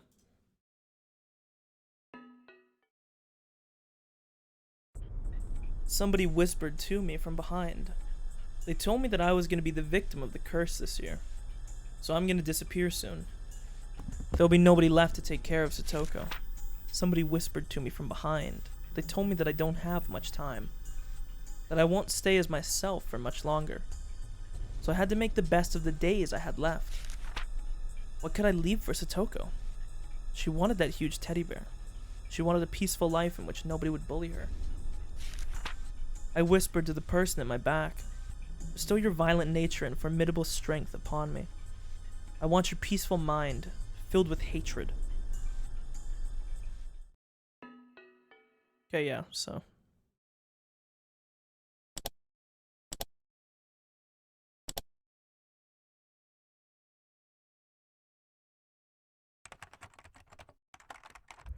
The day of the Watanagashi Festival. June 20th, 1982, 1:40 p.m. Oh, this is like a summary report. What was I doing today? Nothing in particular. Nothing at all. I just wanted to play hooky. I woke up in the afternoon. I ate instant food for lunch while watching boring TV programs. I had a light headache, so I lay down on the sofa. I wouldn't wake up again if I went to sleep. Whatever. I decided to sleep. I already told Sis that Satoshi had asked her to look after Satoko. I didn't have to do anything myself. I fell asleep, though my head was aching a little bit. That would be all I'd have to deal with. June 20th, 1982, 5:02 p.m., so 3 hours and about 40 minutes later. That's almost exactly what the time is my time. It's 5:04 right now, Monka W. The aunt believed that all the villagers frowned upon her because her brother-in-law and his wife were pro-Dam activists. She surely experienced some fallout during the time of the dispute. But people had stopped looking coldly upon her, even though she assumed otherwise. She was paranoid, believing that all the villagers hated her, and so she decided to hate them back. Her attitude, of course, begot hatred from the villagers, and the situation became exactly the way she thought it was from the start. What came first, their poor relationships with the neighbors, or her husband's affair? She didn't know herself. Her husband claimed that he got a lover because he was fed up with her attitude. She, in turn, claimed that their relationships with the neighbor went sour because her husband had damaged their relationship, her reputation. Only Satoshi was aware that both happened at almost the same time. Their quarrels had become a daily routine now. When the husband came home late, the wife would shout at him at the entrance. Satoshi wondered why they didn't get a divorce, their marriage being as rotten as it was. But he secretly knew the reason for that, too. It was the fortune his parents had left. His aunt had hidden their bank book and stamp, and never allowed her husband access to them. So her husband would search the house for them. She'd find out he stole some money from her purse. This would cause yet another fight. Satoshi had never been aware that his parents had that much money when they were alive. After their death, however, one of his relatives told him. He was informed that his parents had left a large sum of money in some bank account. Satoshi couldn't understand why they had that kind of money, because his family had been, as far as he knew, poor. It was because of the dam project. His parents probably got the money in return for their cooperation with the government. They had strived to get more villagers on their side, provided information to them and whatnot. The money was probably compensation for their efforts. His aunt and uncle never had any intention to adopt them until they heard about the money. After someone from some financial institution revealed its existence, they appeared to adopt Satoko and Satoshi. The couple would fight every day. Eventually, Satoshi's uncle started spending more time at his mistress's home. He realized that he had no reason to return to his own home, because he'd just end up in a fight with his wife if he did. When he stopped coming home, Satoshi felt relieved. Neither their uncle nor their aunt treated the two siblings very well. Satoshi's aunt wouldn't have to vent her frustration upon them. The reason the couple fought was their corrupted relationship. So if they separated, there wouldn't be any more fights. Satoshi had thought that at first. But even after they separated, his aunt still had a short temper. Another woman had stolen her husband. The villagers must have been talking behind her back. It was mortifyingly embarrassing. Since she lost an opponent to fight, Satoshi's aunt directed her hatred toward the siblings. Satoshi had been observing her. He learned when she would get upset and how to avoid her attention. He managed to get by without upsetting her by turning a keen eye to her behavior and avoiding conflicts. But Satoko couldn't do that. She hated her aunt and didn't even try to hide it. Satoshi told her to behave in their aunt's presence, but her eyes were always filled with hatred. Satoshi strived to reduce the conflict between them as much as possible. He stepped in to mend their relationship. It was a heavy burden for him, though, because he was still just a boy. He bore so much. He covered for his little sister by lying and maneuvering. He tried to maintain a tangible sense of peace. But he couldn't do that forever. The relationship between Satoko and his aunt had already spiraled out of control. Satoshi found something in the trash. Probably wasn't a legitimate place for trash disposal. If it was, sanitation workers would come and pick it up. He passed by the street all the time, so he noticed when there were new things dumped there. He found a plain-looking desk, of the kind likely to be seen in offices. Somebody must have dumped it within the past few days. His aunt liked to bring usable trash home. She'd had Satoshi help bring a chest home just a few days ago. If he told her about the desk, she'd want it. His aunt hated to find bugs and garbage in the drawers, so she'd always open them to check before carrying the thing home. Satoshi opened all the drawers, all of which were empty. After that, he turned around and walked for about 5 steps. He was standing in a knee-high bush. There he laid something he'd been carrying all the time. There he laid something he'd been carrying all the time, until today. It'd be very it'd be very hard to find unless you specifically knew it was there to begin with. Looking satisfied, Satoshi looked around for some landmark to remember the place by. I'm assuming... Yeah, so I'm guessing this is how he's going to kill his aunt. So he put the bat here, or some weapon here. I'm assuming it's the bat, you know, given the history. And he's going to tell the aunt, hey, you know, there's a drawer down there, the dump. You want to go down to the dump? We're going to go look at the drawer. And he's just going to fucking kill her. June 20th, 1982, 5:51 p.m. Oh, my girl. She's back, dude. She's back. Hey, old pal. I see you showed up again this year. You'd better get ready for us. You're as peppy as ever. Oh, is she a newcomer? This is Rina Ryugu. Don't underestimate her. She's good. No, I'm not. Nice to meet you. Yo, you too. I brought all kinds of prizes this year. There'll be a real battle to win. Try and take them all with you if you can. Rina tends to dote on cute stuff. Yeah, that stuffed animal looks like just her type. What? So cute. I want to take it home with me. Hey, the booth isn't open yet. Whoa! Stop it, Rina. He says the booth isn't open yet. You can run him into the ground once he opens it up. Oh, it's mine. I'm taking it home. Rina lost her marbles over the stuffed animal. Everybody laughed. Everybody except Satoko. She was standing by herself, some distance from the crowd. Her eyes looked dull. Meep? What is it, Rika? Rika walked up to Satoko, smiling ear to ear in an effort to cheer her up. Forget your worries today. Let's just have fun. Satoko looked down. Even if she got to have fun today, her circumstances at home wouldn't change. Satoko, your evil aunt isn't around. I know that. So why don't you have fun? Nipa.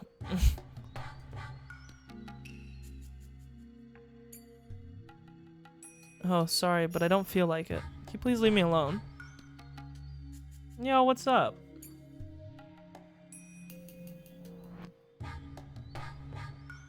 Why aren't you smiling? Satoko sulkily glimpsed at Rika. Unfortunately, good chap, if you wanted to play, you'd have to message me about 5 hours ago. What did they add? Satoko sulkily glimpsed at Rika. She gave her a look, as though she wanted to say that Rika should know the reason. Even if she could have fun today, nothing would change between her and her evil aunt. It's not a bad update then. No matter how fun the festival was, once she went home, her aunt would be there. Oh, I getcha. Well, have a good stream. I'm playing a weeb game, so... The aunt would find something wrong with Satoko, get mad, and shout at her so loudly that the neighbors would hear. Yeah, I love you too. Have a good one. How can she have fun, even just for today, while knowing all that? Satoko didn't say that out loud, but her eyes betrayed her emotions to Rika. So Satoko, if your suffering ends today, will you smile? Satoko gasped. She thought that Rika might do something to help. But soon after, she realized that Rika was just trying to comfort her. Could her suffering end today? Because of Rika? Ow. Satoko knew that there was really nothing Rika could do. So after just one moment of freedom, Satoko fell into depression again. Rika, don't give me false hopes. Satoko. Rika's voice was clearer than Satoko had ever heard before.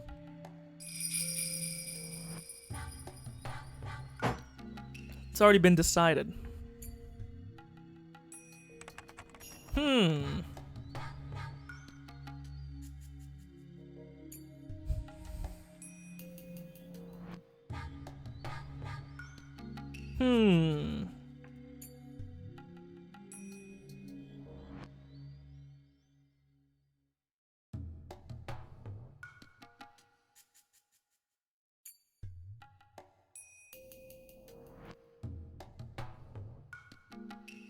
So we know obviously that Rika has this weird like foresight shit going on, right? But I think more so, what is more interesting, I should say, is whether or not Whether or not she knows a little bit more than she's letting on, you feel me? We already know she has this weird, like, foresight thing. But we'll see.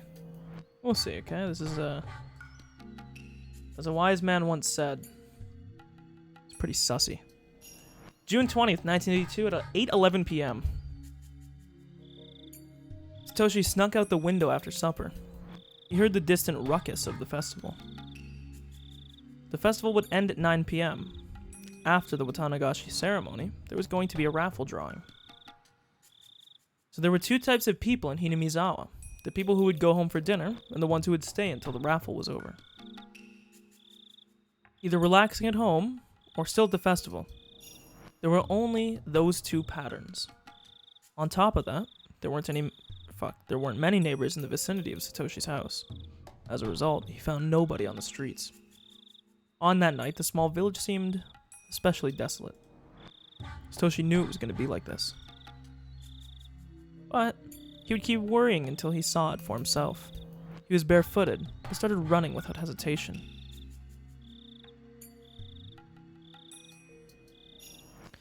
He felt as though he'd become a wild animal, running on his bare feet. He got the impression that he could run faster than usual. Not only his running ability, his vision, his hearing, his sense of smell, all his senses were keener, including his sixth sense. He can see dead people? He can almost sense the presence of people in the distance, if only when crouching like an animal. It felt strange, as though he had stepped into another world.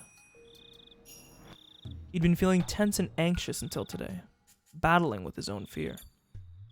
But now he felt as though he had metamorphosed into a different person. Okay, so let's see here. Also, who is writing this shit? Because, like, who has all this info, you know?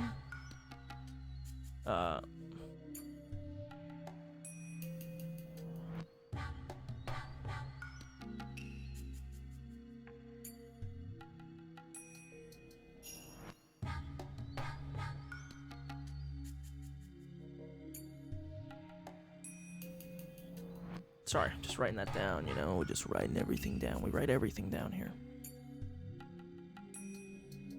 Oh, okay.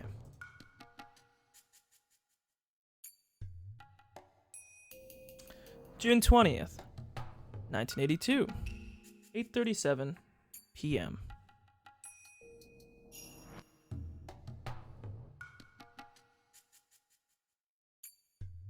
All right, everyone. I'm going to explain how the raffle works. Please gather around the altar. The festival had reached its climax, dude. I'm about to reach my climax. Both the women who were dancing and those who were waiting for the raffle gathered around the altar. This was the first time they'd held a raffle. The planning committee decided to hold one from this year onward to attract more people to the festival. At first, the prizes were things the committee members had donated, but Oreo, not appreciating how pathetic they looked, had thrown them away. Oreo took the initiative and bought a brand new TV, washing machine, a cooling fan, and other such things for the raffle. The committee wanted to keep it small initially, but it turned out big thanks to her. Oreo was upset because the committee members weren't enthusiastic enough, in her opinion. Some of the members thought it might be very difficult to prepare prizes of equal value the following year, so this might be the first and last raffle. True. Thanks to you, we have such wonderful prizes this year, Oreo. They must have cost a lot, didn't they? We can reimburse you from our budget. Buffoon, no point in reimbursing that. It was never about the money. Idiots. Now, don't say that. This raffle's all thanks to you, Oreo. It's not like I'm doing this all by myself. Don't be ridiculous. The mayor, Kimiyoshi, was having a tough time pacifying Oreo. All of a sudden, one of the committee members burst into the tent in a rush. He looked upset, so Kimiyoshi assumed that somebody probably got hurt in an accident. What's going on, Makino? I hope you're not having a heart attack. Kimiyoshi made a joke to calm him down. Makino, however, still looked tense. Oh god, excuse me. I have terrible fucking burps today. I never burp. He whispered something to Kimiyoshi. Even without hearing the exchange between Makino and Kimiyoshi, it was plain as day there was bad news. Oryo, I have unpleasant news, if you don't mind. Kimiyoshi, accompanied by Makino, moved to Oryo's side and spoke in a very serious tone. Kimiyoshi whispered to her the exact same words Makino told him. Oh dear, this is bad. Ain't unexpected. What happens thrice will happen a fourth time. That's not funny, Oryo. You're right, it isn't. It's just another hassle. The police are trying to identify the body. I've heard that the face was completely destroyed, so it'll be difficult. It's quite clear who it is, though. Eh? Do you know who it might be? Oryo glared at Kimiyoshi, then started chuckling. Idiot. It must be some impudent lad who didn't come to the Watanagashi festival. People who respect Oyashiro won't get involved in something like that. Oryo kept laughing. Kimiyoshi and Makino didn't know how to react. June 20th, 1982, 9:04 p.m. It's Coomer Guy! He's back! My man! It's fucking Coomer Guy!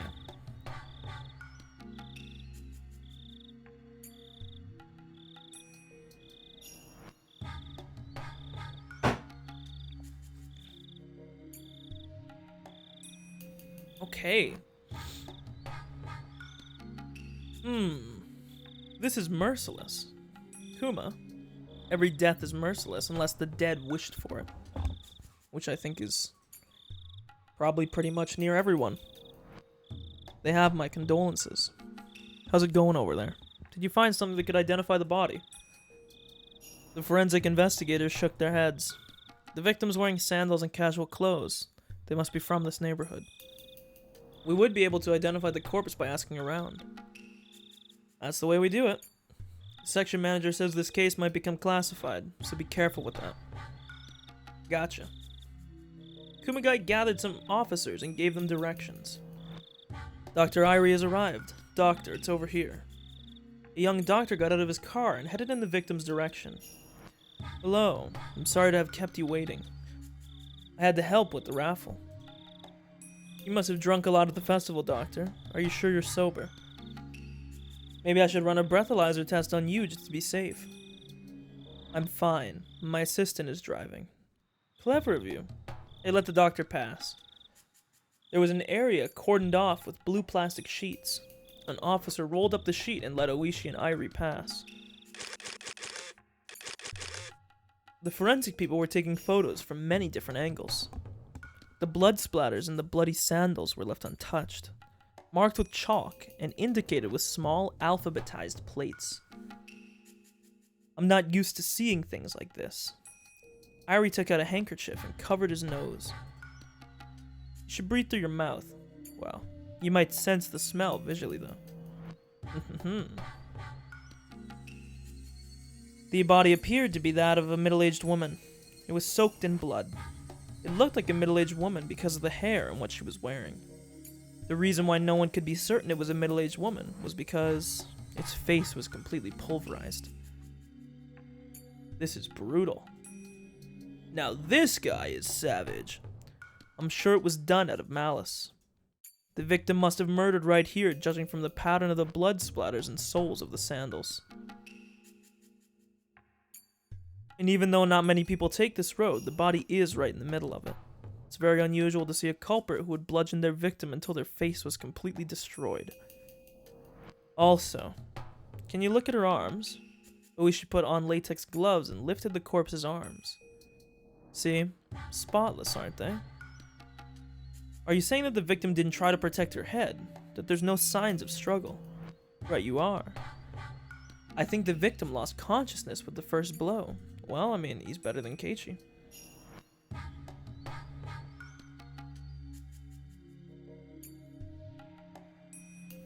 Then the culprit kept beating to complete the murder. The victim was probably lying face down at that time, judging from the stains on her clothes. The body is face up now. The culprit seems to have flipped the victim over in order to smash her face, even though by that point, her death was certain. Irie looked like he was going to throw up, both because of the putrid smell and Oishi's reasoning.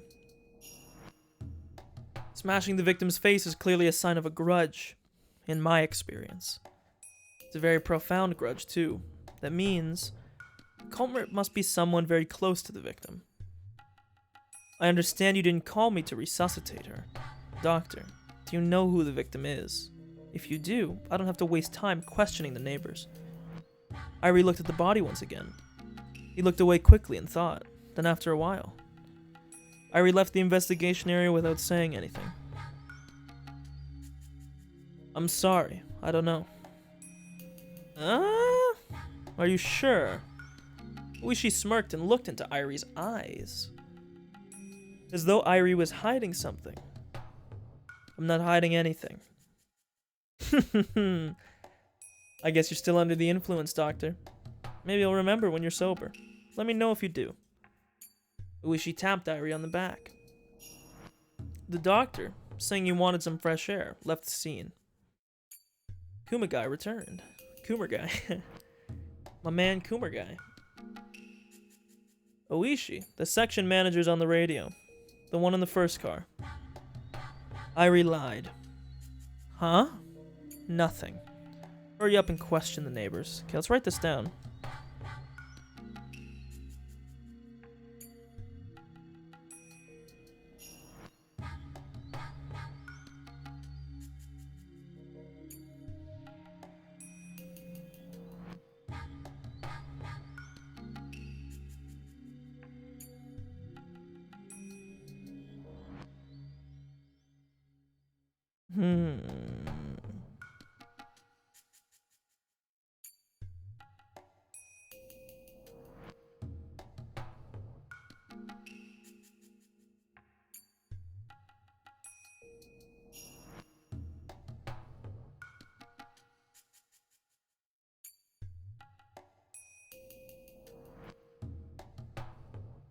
Okay.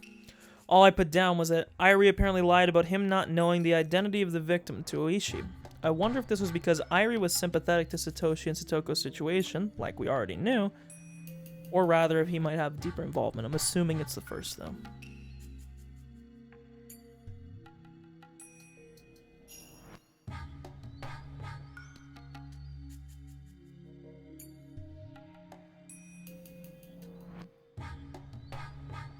Sorry, I lost my cursor. Nothing. Hurry up and question the neighbors.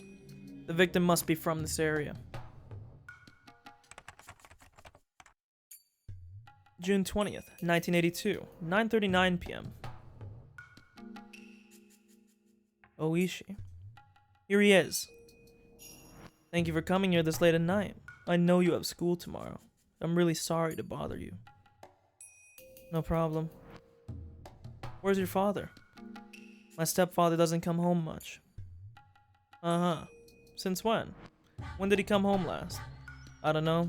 I heard he's living with a woman who works at a club in Okinomiya or something. I don't remember exactly when, but I guess I saw him a few weeks ago. Uh-huh. Do you have your father's address? No. He's living with a woman who works at a club. Do you know the name of the place? No. I know it's in Okinomiya, and that's all. What's your father's name? Teppei Hojo. Oishi signaled Kumagai with his chin, who nodded while taking notes. Were your mother and father getting along well? I don't know much about that, but I don't think so. I see. I want you to tell me honestly. Do you know anyone who might have been holding a grudge against your stepmother? I don't. Alright. Please let me know if you remember something. Here's my card. My number's on it. Okay. I might ask to see you again for further inquiries. And if you see your stepfather, please let him know that we want to contact him. Kuma, drive him home, will you? Oh, no. I can go home by myself. Please, let us drive you home. There is a possibility that the culprit who murdered your aunt is roaming around the neighborhood. You might get hurt too. Thank you for your consideration, but really I'm fine. Satoshi tried to reject the offer, but Oishi and Kumagai insisted. In the end, Satoshi was forced to accept. Why would he make himself such an obvious target of suspicion by doing that, you know?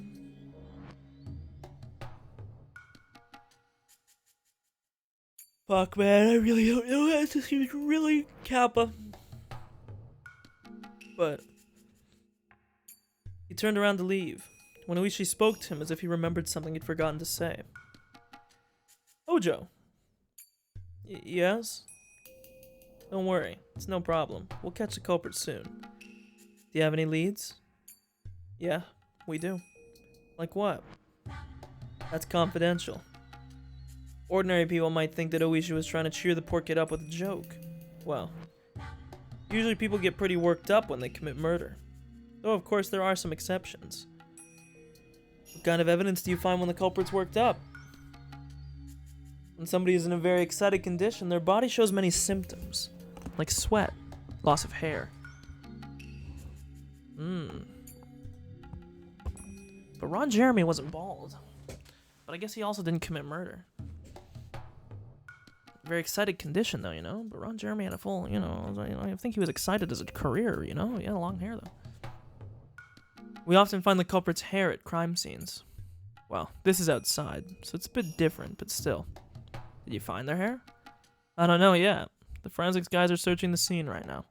I'm anxious to see what they'll bring me. Excuse me, I have to go now. Please, Kuma, would you? Sure. Hojo, see you again soon. I'll let you know if there's any progress in this investigation. Let me know when you remember something. Let's cooperate to catch the murderer of your stepmother. So Ishii obviously had his suspicions pretty early on.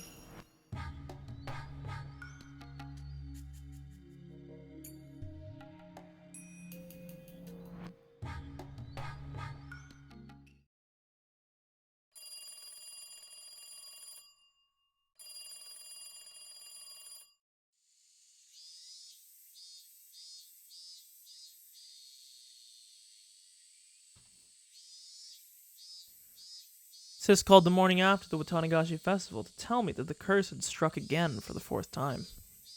The victim was the evil aunt who was harassing Satoshi and Satoko. Satoshi's suffering should be over now, since the problem was with Satoko and the aunt's relationship to begin with. Maybe I should have celebrated, but I wasn't in the mood for some reason. Did the police have a lead on the suspect?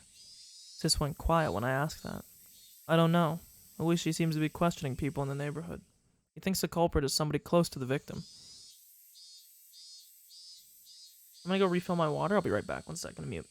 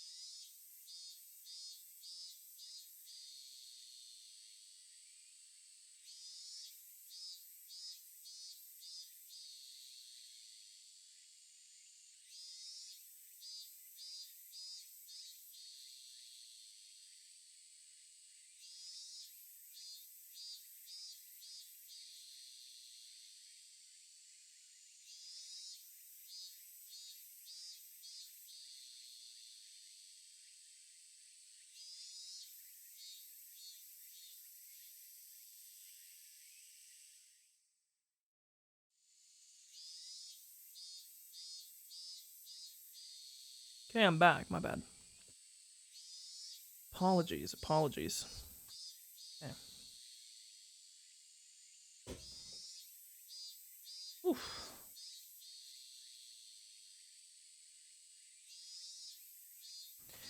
Being identical twins, Sis and I think very much alike. If I suspected Satoshi of being the murderer, so would she. Because of this, I didn't have to mention the obvious. Does Satoshi have an alibi for that day? I don't know. I heaved a huge sigh. Are you stupid? He was at the festival. Didn't you see him there? Yeah, right. I'm sorry, I didn't realize that. I heaved another sigh. Sis was stupid enough to forget to make an alibi for him, even though the murder of his aunt alone would raise enough suspicion. So that means he did do it. It's not important now. The problem is whether he has an alibi or not. Well, the police are gonna come here later. I'll tell them I was with him at the festival.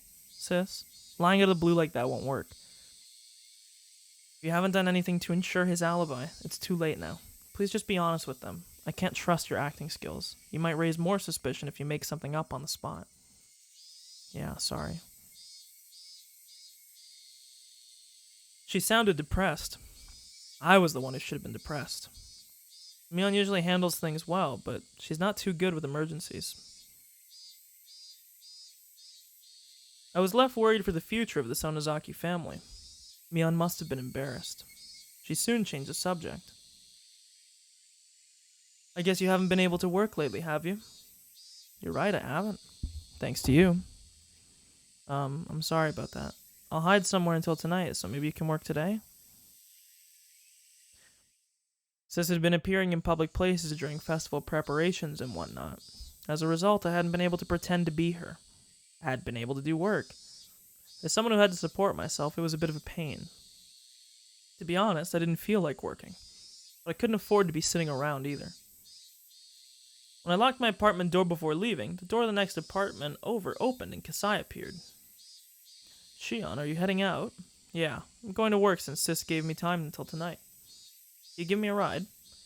Shion, wouldn't it be safer for you to take a few days off? The police seem to be staking out the main house. I don't think it's a good idea to leave. I appreciate your concern, but I have to make money to survive. Kasai might suggest he'd donate money to my cause. However, I had sworn to myself when I started living here that I wouldn't depend on Kasai. While I don't obey anyone else's rules, I stick to my own. Kasai could tell that I was adamant in my decision. So after repeating himself a couple of times as formal procedure, he decided to give me a ride after all.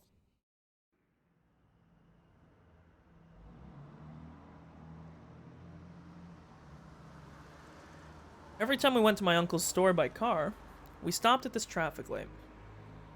I knew it was going to happen again, but it still irritated me. Pedestrians passed by in front of the car. I was startled to see this one of them looked like Satoshi. It was him. Though I'd spoken with him on the phone just a couple of days before. It'd been a while since I saw him last. Kasai, sorry, but can you tell my uncle that I can't come today? I'm getting off here. What? Shion! Kasai looked taken aback, but I got out of the car regardless. The light turned green. The car behind him honked while Kasai was shouting at me, so he had to start moving. Satoshi was on his bike, but he was going really slowly. I caught up with him in a flash and tapped him on the back. Hello. I'm surprised to see you in Okinomiya, Satoshi. If I talked to him with a smile, he might smile back. So I smiled as brightly as I could. Mion. He looked tired as always. But as I could tell, he was trying to smile back. My worries suddenly disappeared. I was certain I looked happy. I was aware of that myself, so it must have been obvious to Satoshi. I don't know the circumstances, but you look happy. Yeah, I am happy. I'm happy because you look happy. When I teased him, he looked a bit embarrassed. It was like we were back in the good old days. I felt even happier than before. What's going on, Satoshi? Did something good happen? Not really. My aunt died, and I have to deal with the police and the neighbors. I might have asked something dumb. He seemed to be okay with it, though. He'd frowned a bit at first, but Satoshi continued smiling gently. He looked worn out, but satisfied, like he had accomplished something great. That was the mood I sensed from him, so I was convinced. The one who killed that wicked aunt who tormented Satoko was him. I had absolutely no proof, but I knew it intuitively, so I omitted all those questions.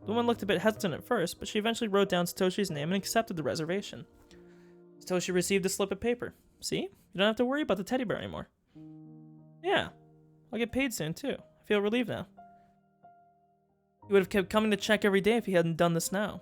He would have spent his time needlessly worrying. Satoshi looked very relieved indeed. I should have done it sooner. Usually people do that right away when they want something. It's very rare for somebody not to think of that. It's so very fun to tease him. Those painful days seem unbelievable now.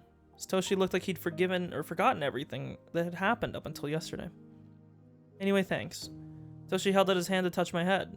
Was he going to stroke it? I felt my face reddening already. Even before he touched my head, I felt tingly remembering the last time. I didn't care about the murder, or whatever else happened. As long as Satoshi had his freedom, everything would be alright. I'd be content as long as we could live happily from today onward. But Satoshi's hand never reached my head. I slowly opened my eyes, only to realize that the situation had drastically changed. There were 4 men in suits blocking our way. I looked as though they'd been waiting for us. It looked as though they'd been waiting for us to exit the toy store. Hello, hello. The oldest of the 4 men stepped forward while smirking. I'd never met this man, but it looked like he knew both Mion and Satoshi. He was probably a cop.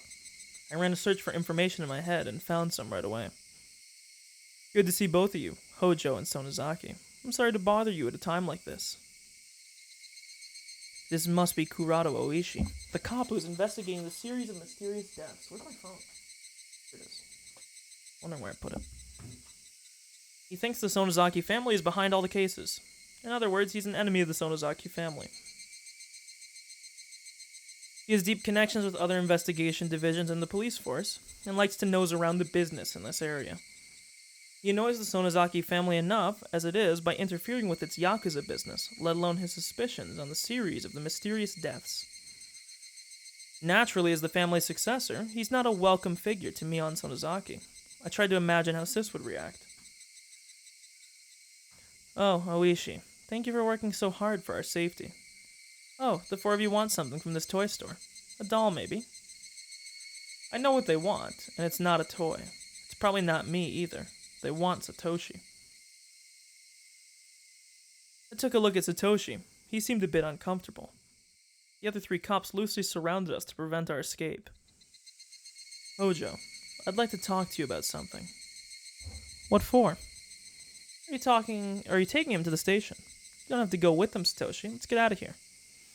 I pushed on his shoulder, but he just stood there, looking pale and bewildered. Bewildered? No, he actually looked resigned. Then, I recalled Sis's mistake. It's obvious that he killed his aunt from the circumstances. You don't even have to look at the crime scene. How could Mion have failed to create an alibi? That stupid Mion must have spoken to the police without making anything up at all. She must have not told them that she knew where Satoshi was. If she hadn't done anything, the villagers wouldn't work to help her. It was just a matter of time until the police uncovered Satoshi's complete lack of an alibi. The police were trying to corner him and lead him to confess. I looked at Satoshi's face once again. He looked like a dead man. He probably didn't know he could refuse to be interrogated. If he was taken to the station and grilled by Oishi, he'd confess in a minute. Somebody had to protect him.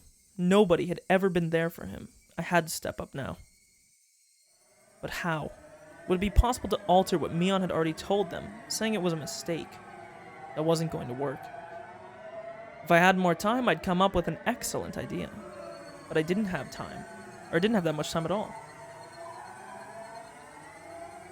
To pressure him, the cops were drawing nearer. Satoshi must have felt intimidated. He might end up turning himself in due to the pressure while I'm stuck trying to come up with something. I have to do something now. I have to say something. Otherwise, Satoshi might give in. I have to save him. Oishi draws near. Satoshi falls back. It won't take much time. Come on, don't be scared. It won't take much time? He just said it. He just said he wouldn't let him out if he caught him now. Satoshi, don't give in. If you give in now, everything you've been working for will be ruined. Oh, Satoshi looked like he was at his breaking point. Oishi was clearly aware of it. Oishi smirked and held out his arm to grab Satoshi's shoulder. Ow. That hurt my ears and scared me. I felt electrified when I saw that. That hand shouldn't be allowed to touch Satoshi. The moment Oishi touched his shoulder, he'd give in. He'd go to the police station and confess everything. Do you want to know his alibi? Oishi turned his face towards me, his hand left hanging in the air. I wasn't prepared for this. I just had to stop Oishi no matter what. I only needed to gain some time. It didn't really matter what I said. I already know what she's going to say. That's right. I want to get Hojo's alibi. I don't want to put this in here if this isn't what's going to happen, but in my head it feels like they're going to say that they were, like, on a date or something, you know? As, like, a cover or something, you know? We must not be doing our jobs. We can't seem to confirm his whereabouts at the time of the crime. It's shameful, but we decided to question him in person. You don't have to ask him. I can confirm his alibi. Oh, really? That'd help. You already told me that you were at the festival that night, and many people can confirm it. It'd be easier if we could confirm that Hojo was with you.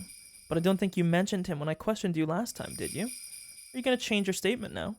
Even though no one at the festival saw Hojo, are you going to tell me he was with you? That's right. He was with me. Wouldn't that be enough? I know you were there with your other friends that night. I saw that myself. Are you still saying that you were with him? Isn't that a little too hard to believe? Isn't it? Oishi approached me with a creepy smile. Was he teasing me because my excuse sounded funny? I didn't think so. He was frustrated due to being interrupted when he was about to catch a big fish. Are you saying that you forgot that you were with him, but just now remembered you actually were?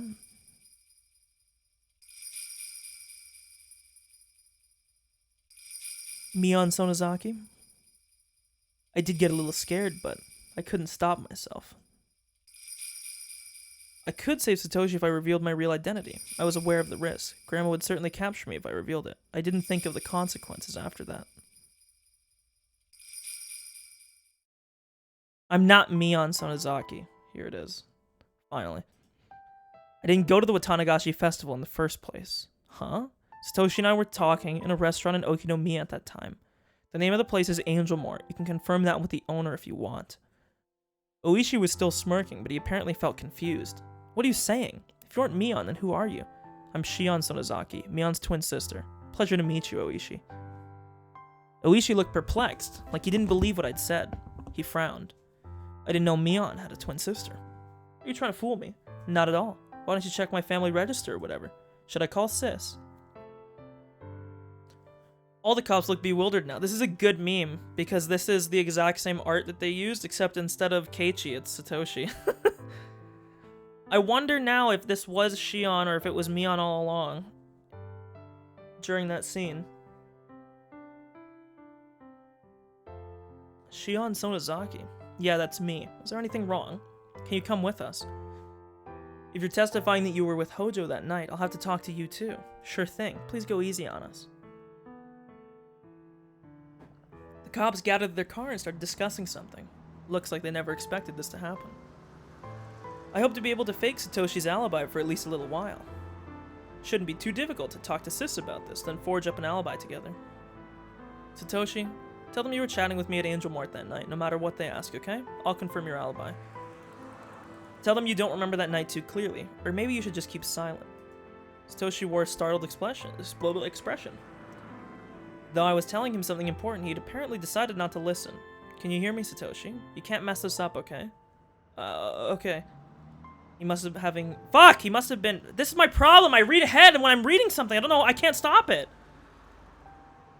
He must have been feeling deceived. No wonder. I just confessed that I wasn't Mion, but her twin sister. I really had been deceiving him. Are you upset? Why? Because I've been fooling you. So she started laughing. I didn't know why he'd laugh. Because he wasn't the type of person who would laugh in order to hide something. I finally understand why you were weird in class sometimes. Again, I did it again there!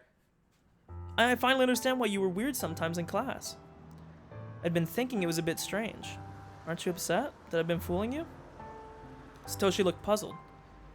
It was like he didn't know whether he should be upset about it or not. Or maybe he was only pretending to be that way. So this isn't the first time we've met, is it? Well, yeah, that's right. Okay. How do you write your name? With the characters for poetry and sound. Shion. Huh. Huh. It's a beautiful name. Will you please come with us to the station? We can get you instant coffee or tea if you'd like.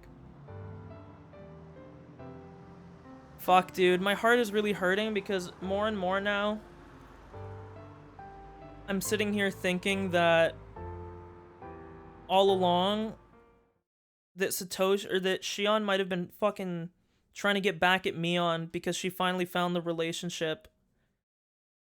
You know, that she knew that me and Buddy Boy or that Keiichi and Mion were close and that she was trying to ruin it.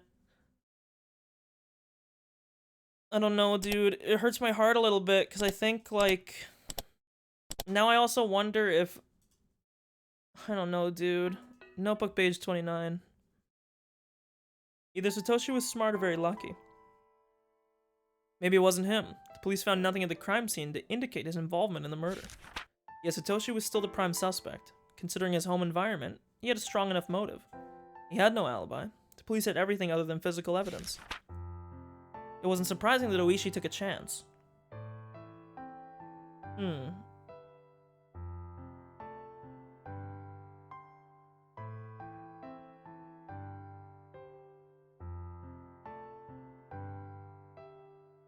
So let's write some stuff down, sorry. I don't know why I've been, like, not writing stuff down like I normally do.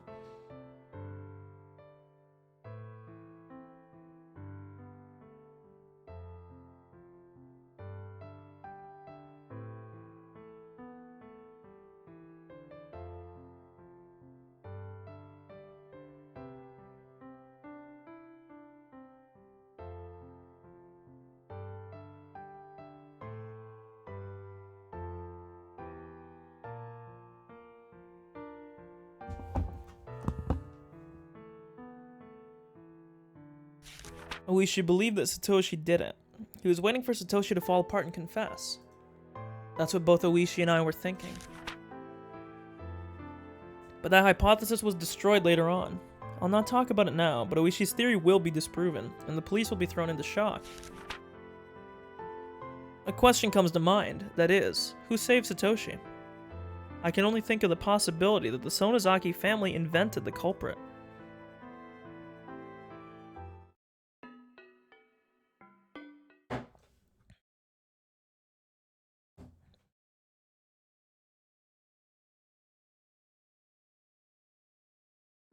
Cops were smart enough to separate us during questioning. Oishi didn't come to talk to me. His aim was Satoshi and nobody else. I got a young cop who just talked about ordinary things. He must have been trying to ease me into the interrogation. When I realized that, the clumsy way he spoke began to frustrate me. Is Satoshi alright? I didn't think Oishi really bought my testimony. He must have been trying to get Satoshi to confess in spite of that. All I could do was pray that he'd kept quiet. The phone on the desk rang, and the cop picked it up. This is Kumagai. What? Alright, I understand. Right away. He hung up and told me somebody had come to retrieve me. Looked like Satoshi had to stay. Were they going to continue the interrogation just because he had nobody to pick him up? Although maybe I should have been worrying about myself. The hag had probably heard about me by now, since I revealed my real identity to the police. I couldn't hide any longer. I was going to receive some sort of punishment. I had no idea what she'd end up doing to me. The degree of punishment for a traitor is always severe in the world of the Sonozakis. The punishment must be carried out. If it's to protect the family reputation, it's carried out no matter what. Maybe I should kiss my pinky finger while I still can. I asked the young cop just in case. Hey, did you know that in America, if a condemned criminal gets arrested, in a state which has banned capital punishment, they'll refuse to surrender him to the state prosecuting him if that state hasn't banned it?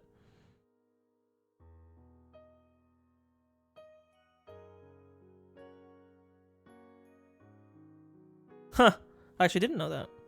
I also don't know if that's true. Huh? Maybe it was too difficult for him. He just looked puzzled. I think what she's saying is she's not going to leave him to his death. She's going to pretend this is America, okay? She's not going to let the police give him a death sentence. A glossy black car was waiting for me in front of the police station. A few men from my dad's office bowed to me. It's been a long time, Shion. Where's Kasai? Kasai had been helping me ever since my escape from the school. They wouldn't allow him to walk free. How's Sis doing? Does she have something to say about this? We were only told to bring you to the main house. Please ask her when you get there. After saying that, he escorted me into the car. A man sat on either side of me. Obviously, they didn't want me to escape. Thinking of Satoshi, I look back at the police station. Hold on tight, Satoshi. I'll grin and bear it too. The car started off roughly. It was never a good occasion when I went to this house, except when Mian and I were really small, oblivious of what the Sonozaki name meant for us. I'd been here only when I had to attend boring family councils. The car parked behind the house. Traders aren't allowed through the main gate. I got out of the car. It looked like Sis would be the only person to receive me. I almost spoke to her casually, but her cold gaze froze me before I could. It's been a while, Shion. I never expected to see you other than on New Year's. It gave me chills to hear her greet me in that cold manner. It's a pleasure to see you again, Mion. I feel overjoyed to have the chance to see you, other than on New Year's. I responded, trying to sound likewise. Our leader's deeply upset. I wonder how you'll explain yourself. I have nothing to explain. I had no excuse. I escaped from the school solely because I couldn't stand it there. That was all. Shion, come this way. Everyone's waiting for you. Mion escorted me and the others followed. We went to the garden, not into the house. As we passed through the huge yard into the woods, I realized where she was taking me. When we were little, we were told never to go near these woods. I had a vague idea of what was in the back of them. I heard there was a hidden entrance to the underground torture room where they used to punish the enemies of the family. The more hideous rumors I heard about the family, the more credible those rumors seemed. Well, I wasn't completely certain about any of that. I'd never expect to see a torture room for myself. We came to a conclave, We came to a concave clearing in the middle of the woods. I saw a metal door at the bottom of it. The door reminded me of a bomb shelter. So this is the underground torture room, huh? I was surprised to hear my own voice.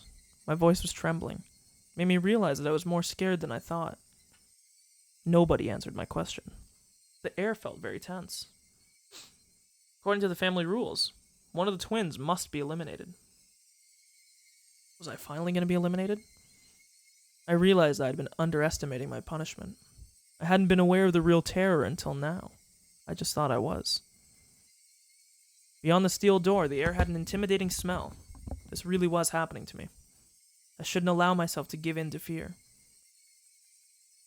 I felt like saying something rude, but my lips were dry, and my fingers were fidgeting. I was escorted through the narrow hallway and down a few sets of stairs. There I saw another huge steel door. So this was the place. It was spacious and utterly odd-looking room. Why is there... Do you hear that, like, electronic interference noise? The room had two sections that looked completely different. One side looked like a lounge. I saw several high-ranking members of the family council sitting on cushions there, looking expressionless. The other half was tiled, as if it was a large public bath. That was already puzzling enough. And there were those things. To be honest, they had captured my attention from the moment I arrived. I noticed them even before I saw the lounge and tiled space. I just didn't want to accept that they existed. I couldn't stand straight. I almost dropped to my knees, but I couldn't.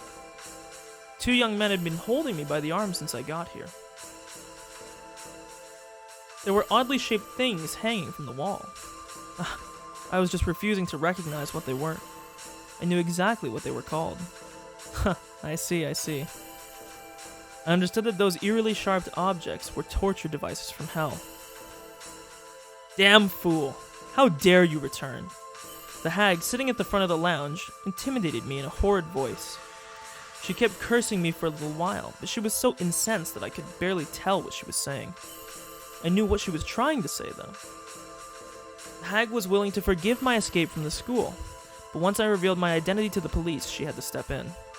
Since I had disobeyed the family rule, she as the leader was forced to punish me. Moreover, there was one thing that bothered her more than anything else. The fact that I covered for Satoshi. The Hojo family had been seen as traitors to the village ever since the dam conflict. Satoshi is still considered one of them. She couldn't accept that I was connected to him. To me, this was a bit unexpected. I'd escaped from the school the hag had put me in. All the while I believed that was what she was upset about. But in fact, she said that she was the most uncomfortable with my connection with Satoshi. I couldn't believe this. course I knew that Satoshi's family was persecuted for their betrayal, but I didn't think that Satoshi was also burdened with that responsibility. He has nothing to do with that. I understand that his parents were ostracized, but he shouldn't be. Shut the hell up!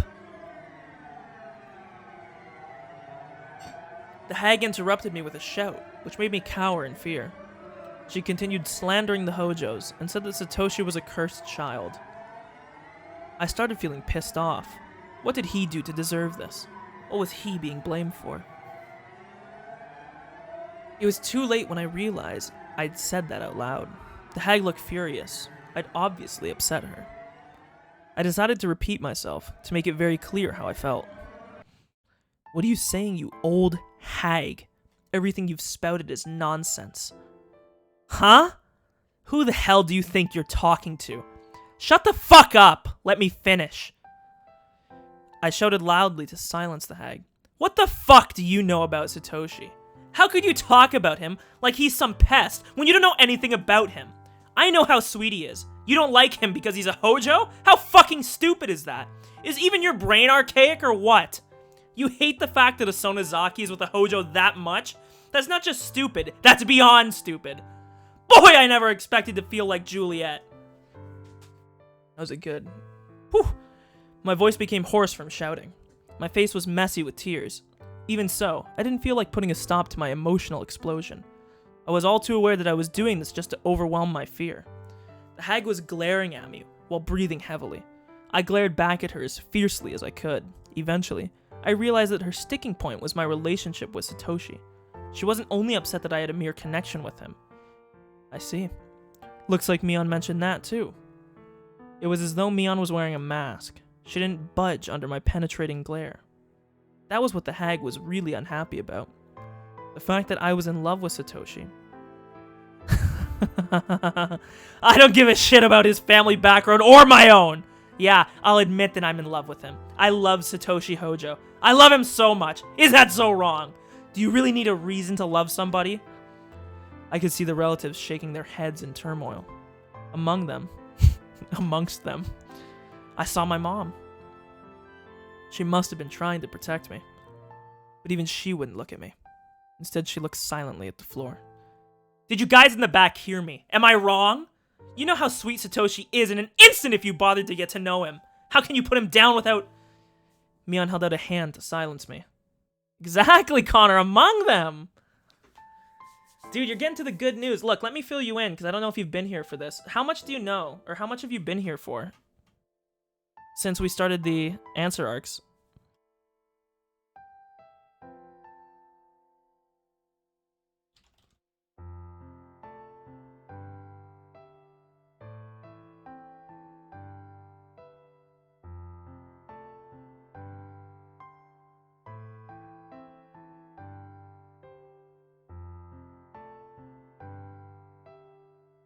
Sorry, I was typing something.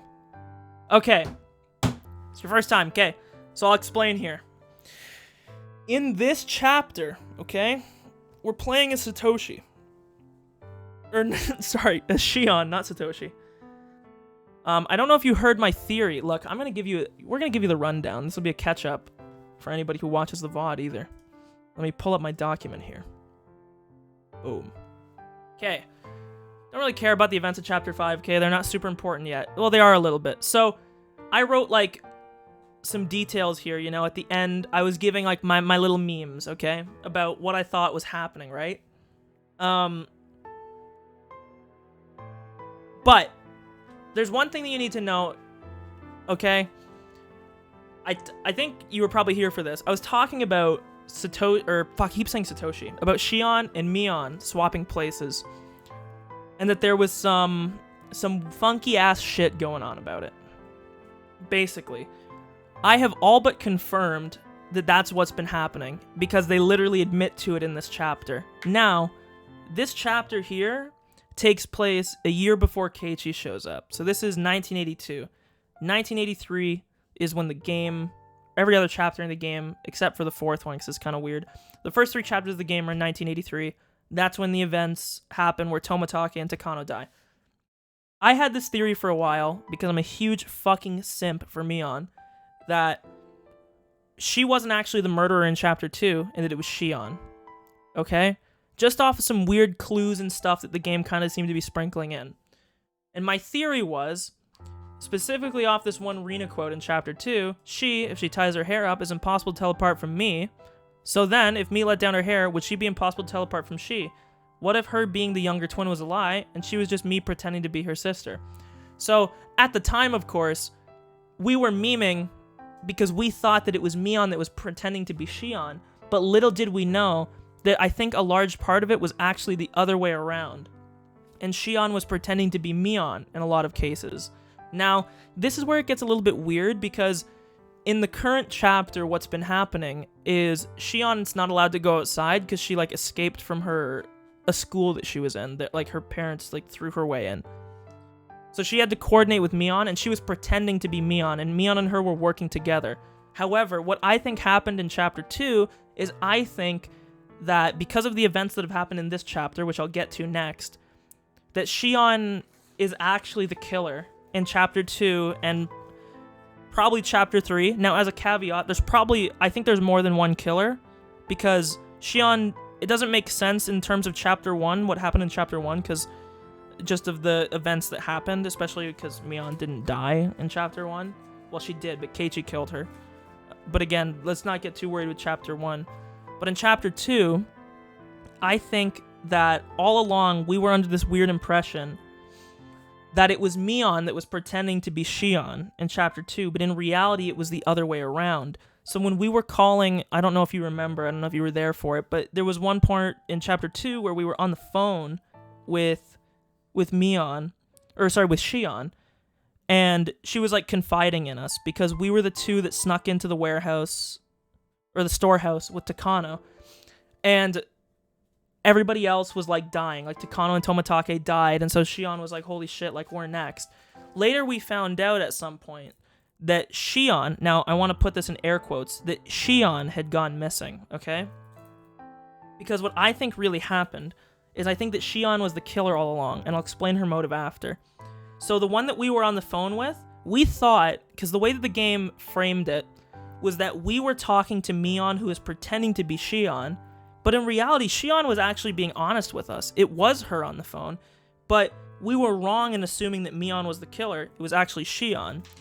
And remember how we were talking about, I think you were there for this in chapter 2, because I think I remember you saying something, at the end with the dead body, whatever, that came up from under the thing. I think what really happened is that the Mion that we were having that big like moment with at the thing, that was Shion all along in disguise. Because she can act and look like Mion, and Mion can act and look like her.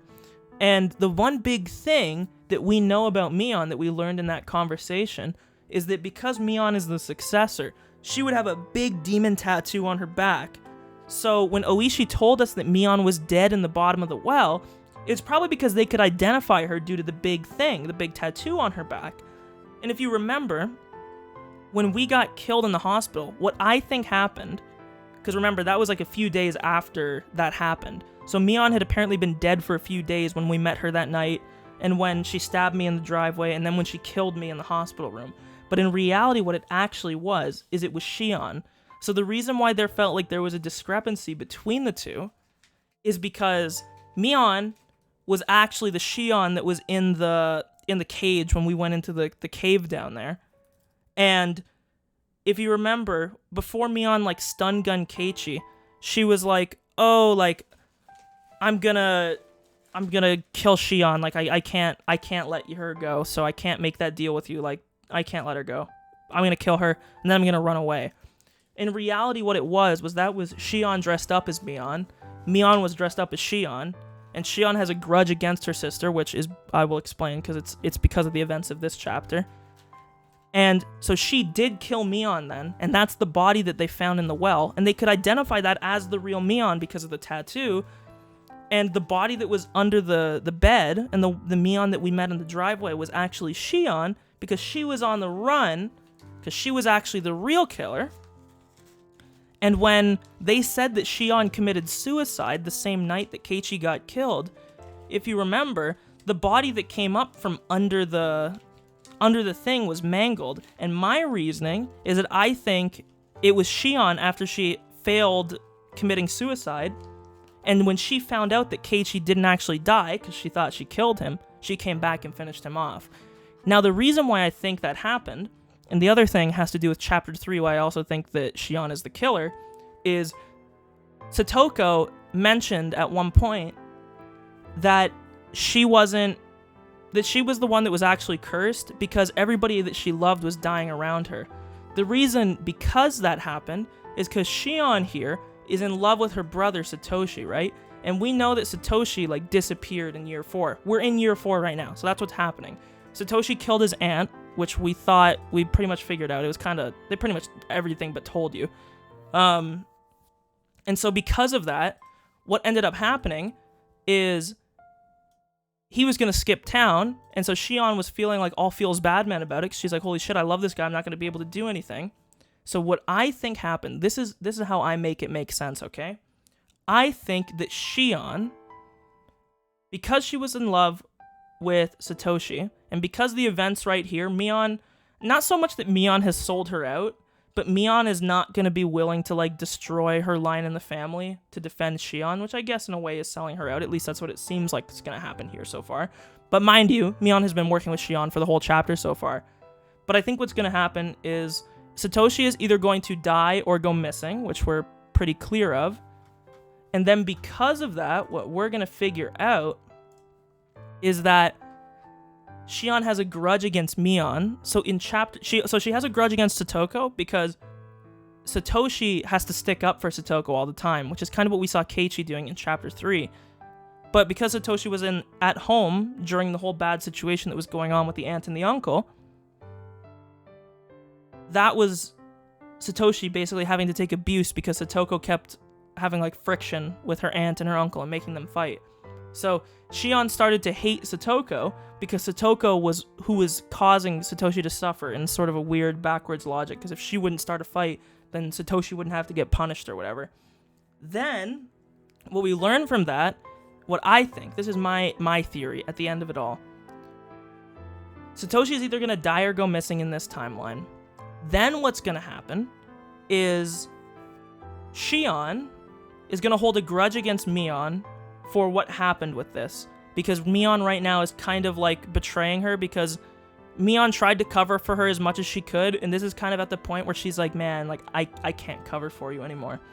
And because of this, Shion holds a grudge against Mion. We know Shion doesn't die here because she exists in the next 2 chapters, or she exists a year in the future.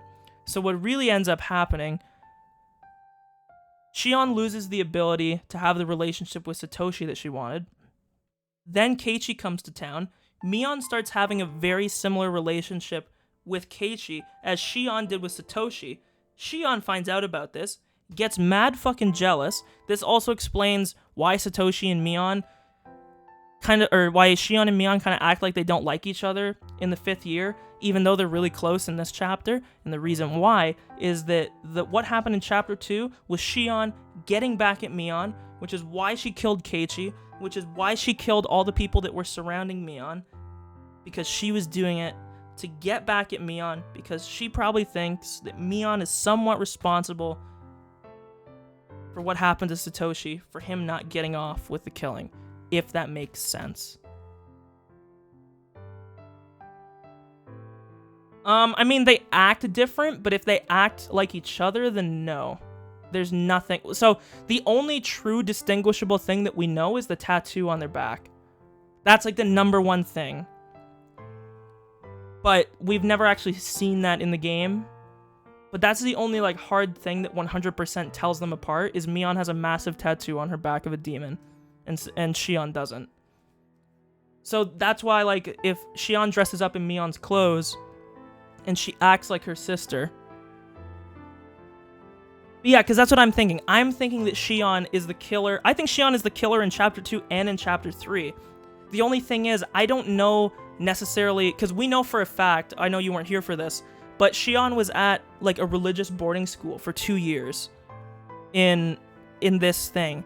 So Shion definitely didn't kill the parents of Satoshi and Satoko in the 2nd year, and she definitely didn't kill Rika's parents in the 3rd year.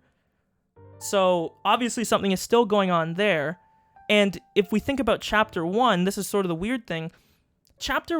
I can make it make sense that Shion, first of all, I definitely think Shion is the killer 1,000,000,000% in chapter 2. Like, I think everything lines up. The events of this chapter seem to make it make sense too.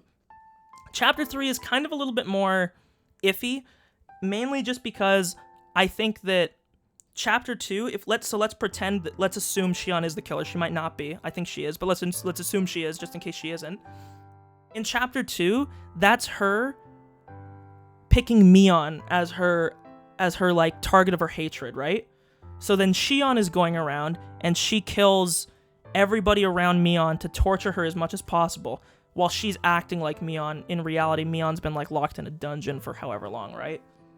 Then what ends up happening in chapter 3 is it's kind of a spin on the same thing, where instead of her taking out her grudge on Mion, it's her taking her grudge out on Satoko, because Satoko was the only person who got left alive. And if you remember, at the end of chapter 3, Satoko said, yo, I think that I'm the one who's cursed because everybody around me that I love is dying. And I think the reason why is because Shion thinks that Satoko is the reason why she lost Satoshi, so she's going to take everything else away from Satoko. And at the end, Satoko, I think she goes missing in the disaster at the end. I think the meme with Satoko might even be that he wanted to leave her alive, to let her suffer. Or she wanted to leave her alive, to let her suffer, because now everybody she loves is dead. Like, Rika died, everybody died, right? Now, this is the one thing that also really, really, really makes me think it's Shion. Now, as a total aside, because I just thought of this, the one thing this doesn't really explain is the Tomotage and Takano, which is why I think that there's multiple murders going on, or multiple murderers going on, because we still haven't really found anything concrete that like ties to them too, right? But my thinking here is that, oh my fuck, I just lost my thought process. What the fuck was I thinking about? One sec, I gotta... Fuck. Oh, that's what it was. The one thing that really sticks out that makes me think it's Shion in chapter 2 is, if you remember, now this was off screen, it was only ever told to us, okay? We never actually saw, now to be fair, I guess we didn't see Rika and Satoko's bodies in chapter 2 either. But the big thing to note is in chapter 2, Oreo, the grandma, died. She got strangled by, air quote, Mion. And I think that there is like the hard proof that it's Shion. Because you gotta remember, right? Mion grew up under Oreo her whole life. She was the next to take over. She would have no reason to kill her. She had a good relationship with her. But Shion, on the other hand, fucking hated Oreo, which is the scene that's happening right now. She's like bitching out at her and losing her mind at her because she fucking hates her. And I think that is like the telltale sign that even if we never got a picture of the tattoo on her back, I fucking think that it was Shion. Almost for that reason alone, it gives me a hint, because it's like, Mion wouldn't kill Oreo. She wouldn't. There's no reason for her to. But there is a reason for Shion to do it, if that makes sense. So we're going to continue here now. What's happening right here now is Shion has been found out that, well, it's been found out that Shion revealed her identity, because in this chapter so far, Shion has been, like, in hiding, I guess. She's only been going out and pretending to be Mion whenever Mion tells her she can, because Mion will, like, stay at home for a few hours, and then Shion can go out for those few hours, so if anybody runs into them, she's like, hey, I'm Mion, right? Because they can pretend to be each other or whatever. But what happened here is she was with Satoshi at the toy shop, because this was when Satoshi was about to skip town, but he wanted to buy the teddy bear for his sister, which was like a big thing they've talked about in the past. And while they were there, Oishi showed up with the police, and Shion revealed her identity, and revealed that, you know, hello, this is me, I'm Shion, I'm not Mion. And now, Oreo is really pissed off, because Shion, the funny thing is, she's not even mad that Shion broke out of the school, and she's not even mad that she's been walking around. Apparently what she's the most mad about is that she's in love with Satoshi, because Satoshi is the son of damn supporters, right? So Oreo hates her. That's like Oreo's logic to that. And so now, what I think is going to happen, it hasn't happened yet, but what I think is going to happen is I think this is going to drive a stake between Mion and Shion in their relationship, and that's what starts the killing in Chapter 2, right? Because obviously we know that the 1983 killing, it's not, like, fated to happen, because different people die every time. It's like in Steins Gate, right? Like, it's like a different world line branches at that point. So I think in whatever world line we're on right now, this is like a Chapter 2 and Chapter 3 world line, where Shion builds up this grudge against Satoko, which she already has, and she builds up a grudge against Mion for either A, not protecting Satoshi, or B, not covering for her, or C, potentially ratting info to Oreo, because it sounds like Mion has had, like, correspondence with Oreo. So, yeah. I'll let you brew with that for a second. My mom's about to be home with dinner, so I'm gonna go grab it. So I'll be like 5 minutes, maybe? But that's my theory, okay? My theory, Chapter 2 and 3, Shion is the killer. I don't think she's the only killer, because there's other murders that don't get explained by her unless we get more info. But that's like the big crazy theory for it, okay? I'll be right back in a few minutes.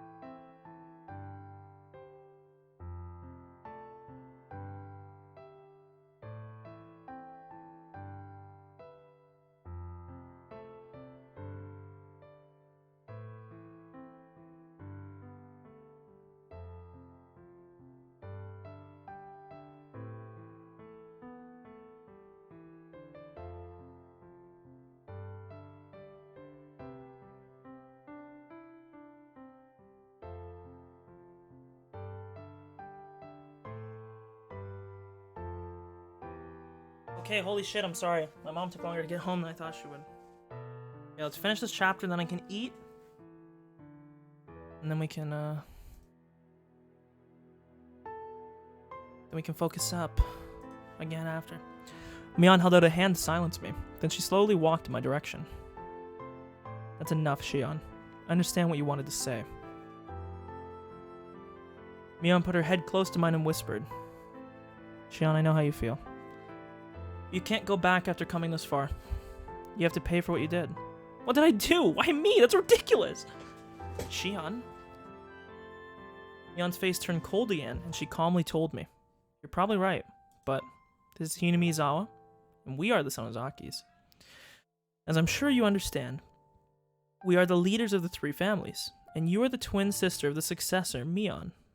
Yet, I interrupted her, we haven't agreed on that matter ever since I came back. You're full of this reputation shit. Hinamizawa, the Sonozakis? So what? I don't give a fuck about... Listen! Mion interrupted me, just like I did her. How many people did you depend on to start your new life in Okinomiya? Chills shot through my spine. Kasai is in the cell at the back. Why Kasai? I knew why, of course. The moment I got caught, those who helped me were destined to meet the same fate. We were all subject to the punishment of betrayal. Maybe my punishment would be lighter than what they'd be going through. One sec, my mom might yell, because she's fucking loud, just fucking talking loud for some reason. Kasai and Uncle Yoshiro must have been treated much worse than this. Everybody who helped me was falling victim. I know that you are prepared for your punishment, but have you ever thought of the consequences that Kasai and Uncle Yoshiro will have to face? My head rapidly cooled down. My aggression was all used up. I should be able to bear whatever punishment they'd bring on me. But I resented the fact that I'd be putting the people who supported me at risk. Shion, apologize to Granny. If you do, the others won't have to suffer. Alright? But Mion, did I really do something wrong? Was any of what I did that bad? The moment Mion learned that I wasn't willing to apologize, her expression turned cold again. She turned her back to me and returned to the lounge. I talked back to the hag in a really harsh manner. I told her that I didn't do anything wrong. Yet I involved many people to who I owed so much, went without saying. This was my responsibility. I was the sole person to blame, and no fault lay with them. Yes, Kasai and Yoshiro were blameless, just as Satoshi was.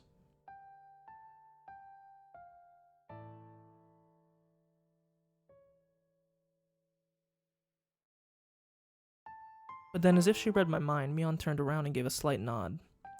It was possible that something was going to happen to Satoshi, on top of Kasai and Uncle Yoshiro.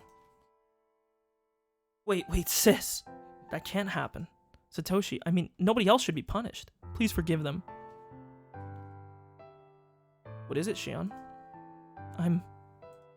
Tears rolled down my cheeks. I no longer cared about my pride. I'm sorry. I was wrong. Please forgive me. I should have said what the hag wanted to hear. Yet she still looked unsatisfied. Maybe that wasn't too surprising. I had denounced her so badly in front of the relatives. She wouldn't forgive me so easily. Just then, Mion spoke as the successor. So, Shion, how do you propose to pay for this? Pay? What do you want me to do? Nothing could be scarier than being told to pay up while standing next to horrid-looking torture devices. I was completely terrified. I couldn't move from trembling. Mion saw that and whispered to our grandmother. The hag nodded. Mion summoned some young minions and gave them an order. They removed one of the torture devices hanging on the wall, then set a table in front of me and put the device on top of it. What is this? It's a tool for removing fingernails. Oh, shit. Do you know how to use it? No way. I shook as I stared at the tool. It looked like a giant nail clipper. You probably put the part that looks like a beak between your finger and your fingernail, pulling them apart if you squeeze the handle. The chills ran up and down my spine when I imagined that. Each fingernail represents one of your responsibilities, Shion Sonozaki. No matter which ones you choose, you must remove 3 nails yourself. 3, one for Kasai, one for Uncle Yoshiro, and the last for Satoshi. It was a fairly reasonable number. Will you really not punish the others? Promise me. Please let them go if I do this. This is a punishment, not a negotiation. If you don't like the procedure, I'll do it. Just give me a second. I'm doing it. I put the device to my little finger while shaking badly. If my fingernail were shorter, it would have been harder. The metal beak captured my little finger beautifully. The subordinates then stabilized my left hand with a different restraining tool. That seemed reasonable, because my finger would slip out if it weren't restrained like that. As the subordinates buckled up the leather straps, I realized that this was really happening, and there was no escape. Somewhere in my mind I'd been thinking that they might forgive me after just the gesture alone. I shouldn't have been so naive. The emotions I'd been holding back appeared in the form of tears and kept rolling down my cheeks. It was like my feelings were being squeezed out until the very last drip. Something even more horrifying followed this. It was the silence that awaited my next action. So, what should I do now? One of the subordinates pointed to the handle and told me to either squeeze it or hit it. He recommended that the latter would be easier to make it quick. Nobody said anything after that. There was nothing to hear but the sound of my sweat dripping onto the floor. The onlookers were staring at me silently, waiting for me to execute my punishment. Both the hag and Meon, they were also anticipating it. I could refuse, but that meant I wouldn't be paying up. The punishment exists to offer payment in exchange for the safety of those who helped me. If I refused, they would suffer. I started breathing heavily. I knew that if I did this, the others would go free. This was, if you thought about it, quite a good deal. If it weren't me, it wouldn't be just 3 fingernails. If it were Kasai, he'd have to sacrifice his little finger, or something even worse. I knew that. It was my selfish desire to get away from that school. Why did Kasai have to suffer because of that? I knew that. Why did Uncle Yoshiro have to suffer just because he provided me with a job? I knew that the hag and the other relatives still hated the Hojos, so I didn't know what they'd do to Satoshi if I didn't do this. Would they bring Satoshi here and tell him to do the same? Would they tell him to remove his fingernails in exchange for forgiving me? He'd do it. He'd sacrifice himself with no hesitation in order to save others. My sweat dripped onto the table through my nose. I'd do it, yes. It was only 3 fingernails. It might hurt a lot, but I wouldn't die. The fingernails would grow back. It wouldn't even leave a huge scar. I shouldn't be afraid. The punishment was minimal because it was me. If I refused to do this, the others would be punished much more severely. I couldn't let that happen to Kasai, Uncle Yoshiro, or Satoshi. I was the only one who should be punished. So, I just needed to bear the pain. I wasn't just breathing heavily anymore. I was also moaning faintly, ready to scream at any moment. That's right, make it quick. This wasn't torture, so I didn't have to prolong the moment of pain. I should do it in one swift blow. That way my pain and fear would be minimized. I raised my right arm. Quickly. The pain would be lessened if I did it in one stroke.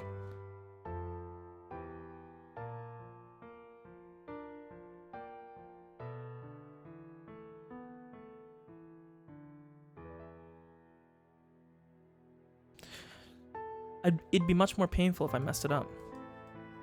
Okay, just do it already, come on. I held my breath.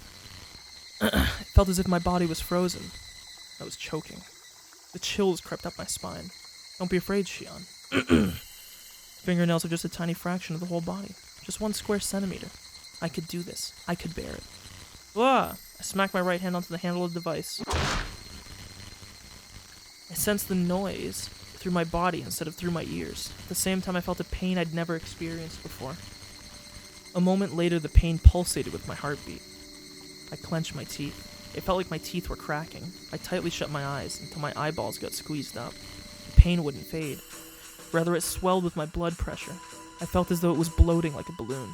Timidly, I opened my eyes. I found that my little finger wasn't really drenched in blood. It was bleeding, but not much. Certainly not enough to explain how much it hurt.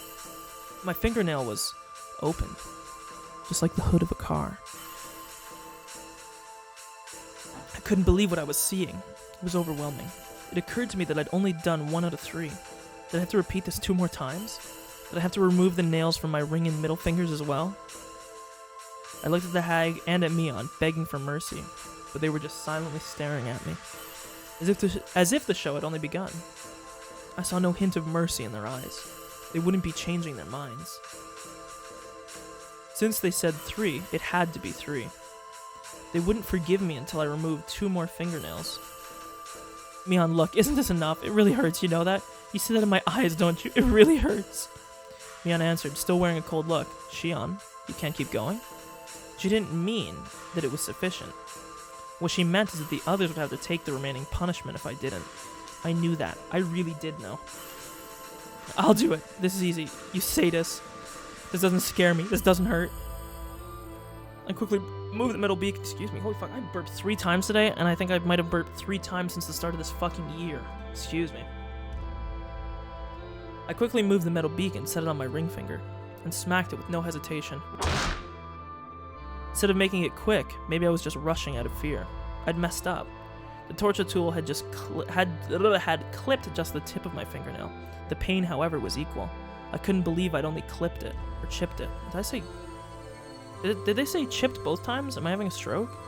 No, okay, they switched. I'm sorry, Did I have to do it again? Did I have to continue removing the nail from my ring finger? That much pain again? Shion? I don't want to do it. I couldn't bear it anymore. I started crying shamelessly, Squad W. I can't take it anymore. It's too painful. Forgive me, please. I'm sorry. I apologize. I'm sorry. They didn't seem to hear my voice. It felt as though there was an invisible barrier between us. They showed no mercy. They were just here to witness this ritual. Or rather than sympathetic, they looked amazed by my screw-up. Mion walked up to me and whispered to my crying face, Shion, there's just a bit more to go. Hang in there. No, I can't do it. It really hurts. It really does. Mion shook her head, then signaled the subordinates. They came from behind me. They covered my head with something like a knit cap. It was a blindfold. One of them pinned me in a Nelson hold, restricting my movement. Full Nelson? You got full Nelson? No, stop it, no! I couldn't overpower the guy behind me. Then I felt something strange on my left hand. The other guy was doing something with a torture tool. He put the metal beak between my ring finger and its fingernail. No! Mom, help me, Mom! My left hand was fixed in the restraint, so I couldn't put up much protest anyways. But even that left hand was pressed down by his rough palms until it hurt, robbing it of the freedom even to tremble. They had no hesitation.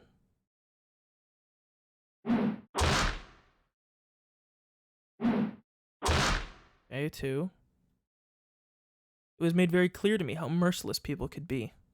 Robbed of my vision, all I could do was clench my teeth against the pain assailing me.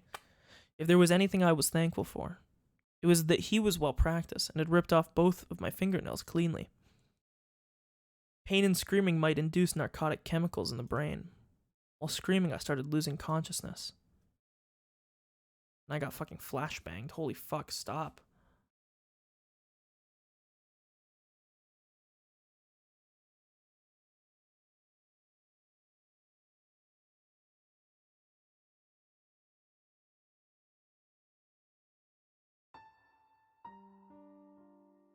I woke up. My memories were missing. I couldn't remember how I got back to my room. I held my head with both hands. My left hand was bandaged. The fingers that had their nails removed had swollen like hot dogs. What the fuck kind of an analogy is that? I'd paid with those 3 fingernails for what I did. The hag had said something after the punishment, but I didn't remember any of it. I was taken to a hospital in Okinomiya. The car shook on the way, adding extra pain on top of what I already felt. Somebody gave me some aspirin. They worked just like they said on the TV, but they didn't last more than 10 minutes. I swallowed the pills without water. Ew. While I was spacing out in the waiting lounge, Kasai showed up. He probably came to check if I was alright. I obviously wasn't. He must have understood that from my bandaged left arm dangling from my shoulders. Kasai, on the other hand, looked just fine. At least on the outside. I was relieved that my sacrifice had meant something. Kasai didn't say anything. I could tell if he wanted to tell me something or not, or I couldn't tell, because he looked so emotionless. Kasai. Yes. He paused shortly before answering. I could tell he was upset. I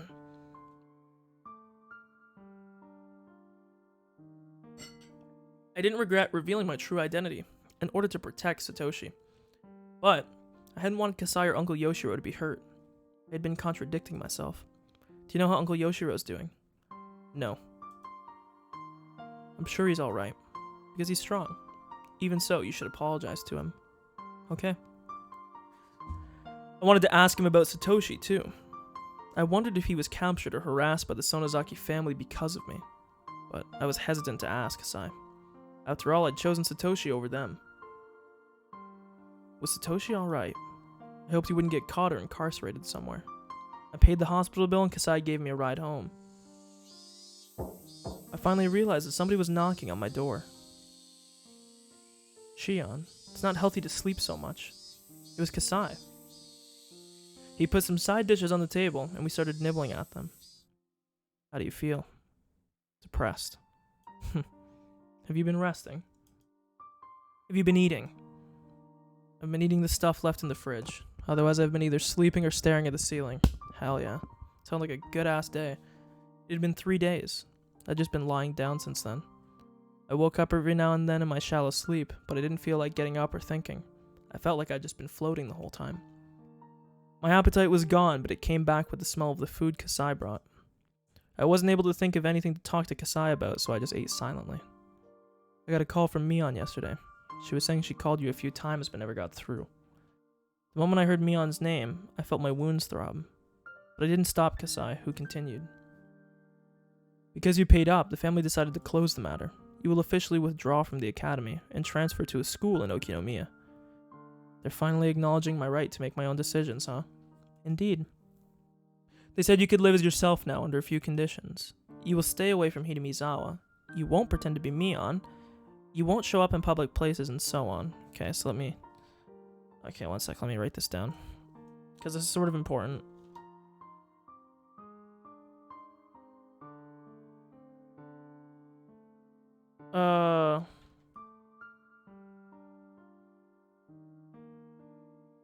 So this is how she was able to live as herself. They just told us.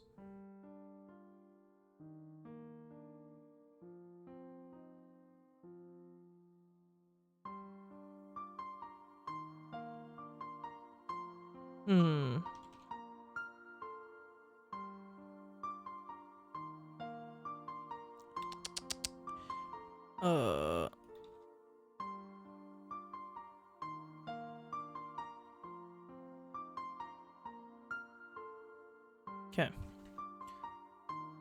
In exchange for acknowledging me, they don't want me to hang around. It's correct. Of course, it is only temporary. Until things cool down. There is no set duration, but I think you should stay inconspicuous at least until the end of the year. It'd be good enough to just to live in Okinomiya quietly, the way it was before. Kasai put on a sad smile. I smiled back at him likewise. Before the conversation ended, I should ask him what I wanted to know. How's Satoshi doing? I wish that Kasai would assure me of his safety right away, but he didn't answer like that. Kasai, is he alright? Shion. Kasai put his chopsticks down. The family wants you to forget about him. What? Shion. I don't want to get in an argument with you, so I will not get into the details. I'm only relaying to you what the family wants. What are you talking about? What details, Kasai? Kasai pretended as though he didn't hear me and started eating again. I'd never seen him get so stubborn like this. The Sonozaki family had been using the Hojo family as a scapegoat. They must have concluded that a Sonozaki shouldn't be in love with a Hojo. I didn't like that. Satoko was a friend of Mion's at school. Would it be okay if Satoshi and I were the same gender? Anyway, if I did something conspicuous again, they might do something to him for real. Just like they forced me to remove my own fingernails. The Sonozaki family wouldn't hesitate. They'd torture him if need be. Holy fuck, this needs to hurry the fuck up. My dinner's gonna get cold. Maybe if I really loved him, I should stay away. Satoshi won't show up in Okinomiya unless he rejoins the Hinamizawa fighters. I'd have to pretend to be Mion if I wanted to go to Hinamizawa, but I didn't think she'd cooperate with me. Even if she did, it'd be some time down the road. Even if they told me not to see him, I already had no means of doing that again. Oh wait, Mion gave me his number a little while ago. I could call him and maybe ask to meet with him secretly. But if I got caught again, they wouldn't cut me any slack. Should I risk it? What the hell did I even want from Satoshi? Kasai, can I be alone for a moment? So I started putting away his food in a rush, assuming that I wanted him to leave. No, that's not what I meant. Take your time and finish your food. I just want to take a walk. You can't lock this place up if I don't step out with you. So I quickly put away his meal and followed me out. Just to be clear, I'm not going out to see Satoshi, alright? I see. I turned around and started walking.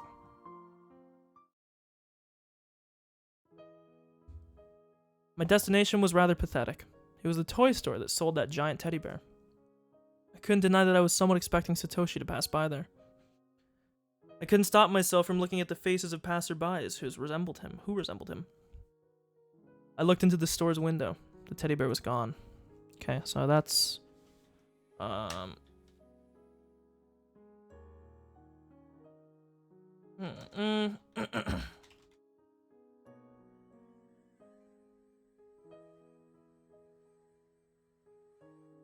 Okay. Congrats, Satoshi. Looks like you were able to buy it. His evil aunt had died and his wicked uncle was living with his mistress. Satoshi succeeded in fulfilling his duty as a big brother by buying his little sister that huge teddy bear. There was nobody left to hurt him. He was free from his tiresome efforts. He was completely free from pain. Over time, he'd retrieve his smile, and he'd go back to being the Satoshi I love. But I wouldn't be there with him. I heard a car honking. I didn't think it was honking at me at first, but it was so persistent that I had to look up. The person waving at me from their car was Irie. He was waving at me, all carefree, oblivious to my feelings. Sonozaki, long time no see. Oh, are you meeting up with Hojo? No, I'm not. I know he looks into the store's windows all the time, so I assume you were expecting him here or something. No, I'm just passing by. Looks like he was able to buy that teddy bear. Irie seemed to know about the teddy bear as well. He smiled upon seeing its empty display space. Yesterday was Satoko's birthday. He must have celebrated it with that teddy bear. He doesn't have to work so hard anymore, huh? Indeed. Did he turn in his resignation to the Hinamizawa fighters? Oh, does that even exist? I never received one. Did you, Sonozaki? No, I didn't. That means he still belongs to the team. I think he'll be back after things have settled down. But I know he'll be sad if he doesn't see you there. Irie teased me. He's a grown-up after all. He must have been trying to sound optimistic because he knew I was feeling a bit down. You can come back to the team anytime you want. It might as well be empty without you. I'm thinking of providing you with a maid. Okay, dude. I burst into laughter. Irie sure hadn't changed. Oh, I almost forgot. I can tell you my name now. Sorry, coach. I was lying about my identity. I'm not Mion. I'm her twin sister, Shion. I've been pretending to be her for a few reasons. What? You're Mion's twin sister. He was totally taken aback. I burst into laughter again. Yeah, I'm Shion Sonozaki. I'm forced to live quietly because my grandmother hates me, though. I never realized that Mion had a twin sister. Same here. Suddenly a loud voice interrupted us. The voice sounded mean and greasy, unlike Irie's. It was him, Oishi. Hello, Dr. Irie. Thank you for your cooperation last night. Don't mention it. I wasn't of much help. They were just going through the motions. It was obvious that they hated each other. Irie whispered to me. I'm leaving now. Do you want to get in my car? I can drive you home. Irie figured that Oishi was after me, so he was giving me a chance to slip away. Looking at Oishi's face, it was clear that his focus was on me, not Irie. He probably intended to interrogate me until my testimony broke. I was sure I could talk my way out of it, but it'd just be a waste of time. All right, coach, let's get going. Oh, are you two going somewhere together?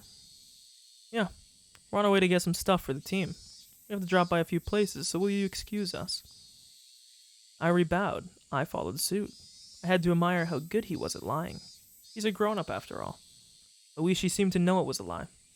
But he didn't have a warrant, so he couldn't stop us. I moved to get into Irie's car. How are your wounds, Shion Sonozaki? Wait, what? Yo, wait, is there a mole?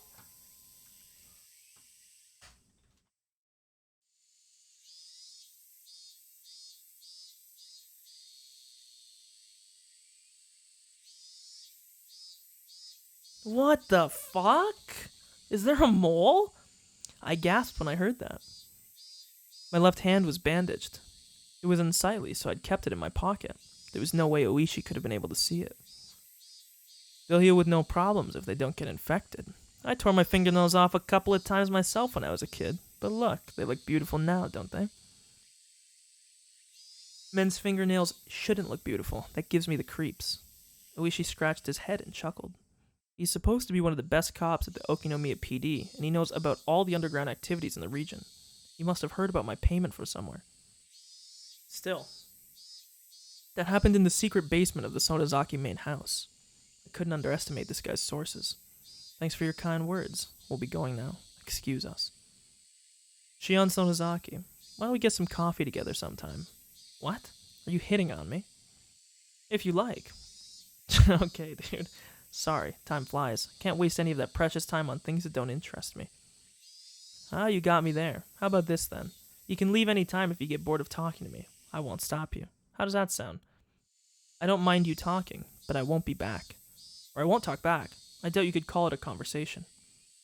Yeah, that'd be fine. You can just listen, and I'll talk. You can just listen to an old man ramble while sipping on a cup of coffee. He was being strangely persistent. It didn't look like he was trying to poke a hole in my statement. What would he even talk about? I got a bit curious, even though I was still skeptical. Coach, I think I'll go with the old man instead. I mean, Shion. I winked at him and told him not to worry.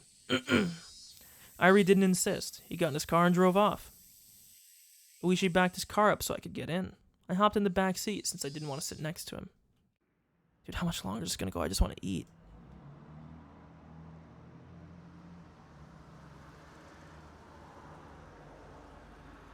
Okay, look. I think we're going to pause this here for a second so I can eat. Because I don't want my food to go fucking cold. So. I'm going to watch a video while I eat my dinner. Because I'm not going like another 20 minutes or something if it's going to keep going. Let's see.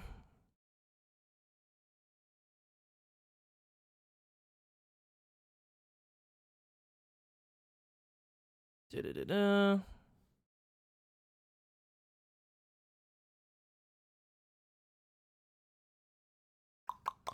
Fuck, what to watch? Okay, I was watching this video earlier. I'm gonna restart it, and we can watch it.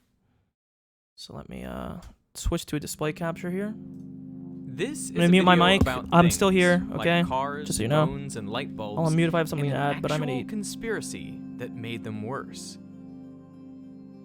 This video was sponsored by NordVPN. More about them at the end of the video. I am outside Livermore Fire Station number 6. And in here, they have the longest continuously on light bulb in the world.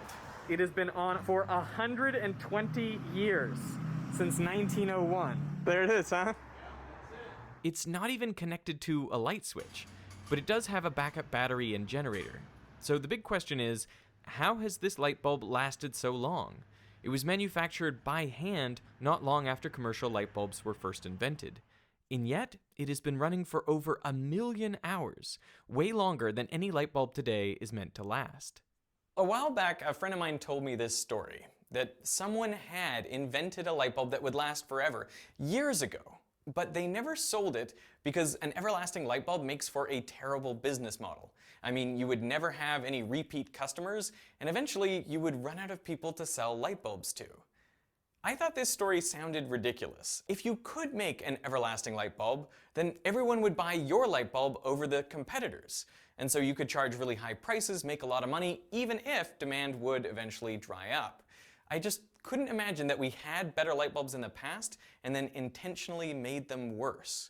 But it turns out I was wrong. At least, sort of. Inventing a viable electric light was hard. I mean, this is the typical incandescent design, which just involves passing electric current through a material, making it so hot that it glows. You know, less than 5% of the electrical energy comes out as light. The other 95% is released as heat. So these are really heat bulbs, which give off a little bit of light as a byproduct. You know, the temperature of the filament can get up to 2800 Kelvin. That is half as hot as the surface of the sun. At temperatures like those, most materials melt, and if they don't melt, they burn. Which is why in the 1840s, Warren de la Rue came up with the idea of putting the filament in a vacuum bulb, so there's no oxygen to react with. By 1879, Thomas Edison had made a bulb with a cotton thread filament that lasted 14 hours. Other inventors created bulbs with platinum filaments or other carbonized materials, and gradually the lifespan of bulbs increased.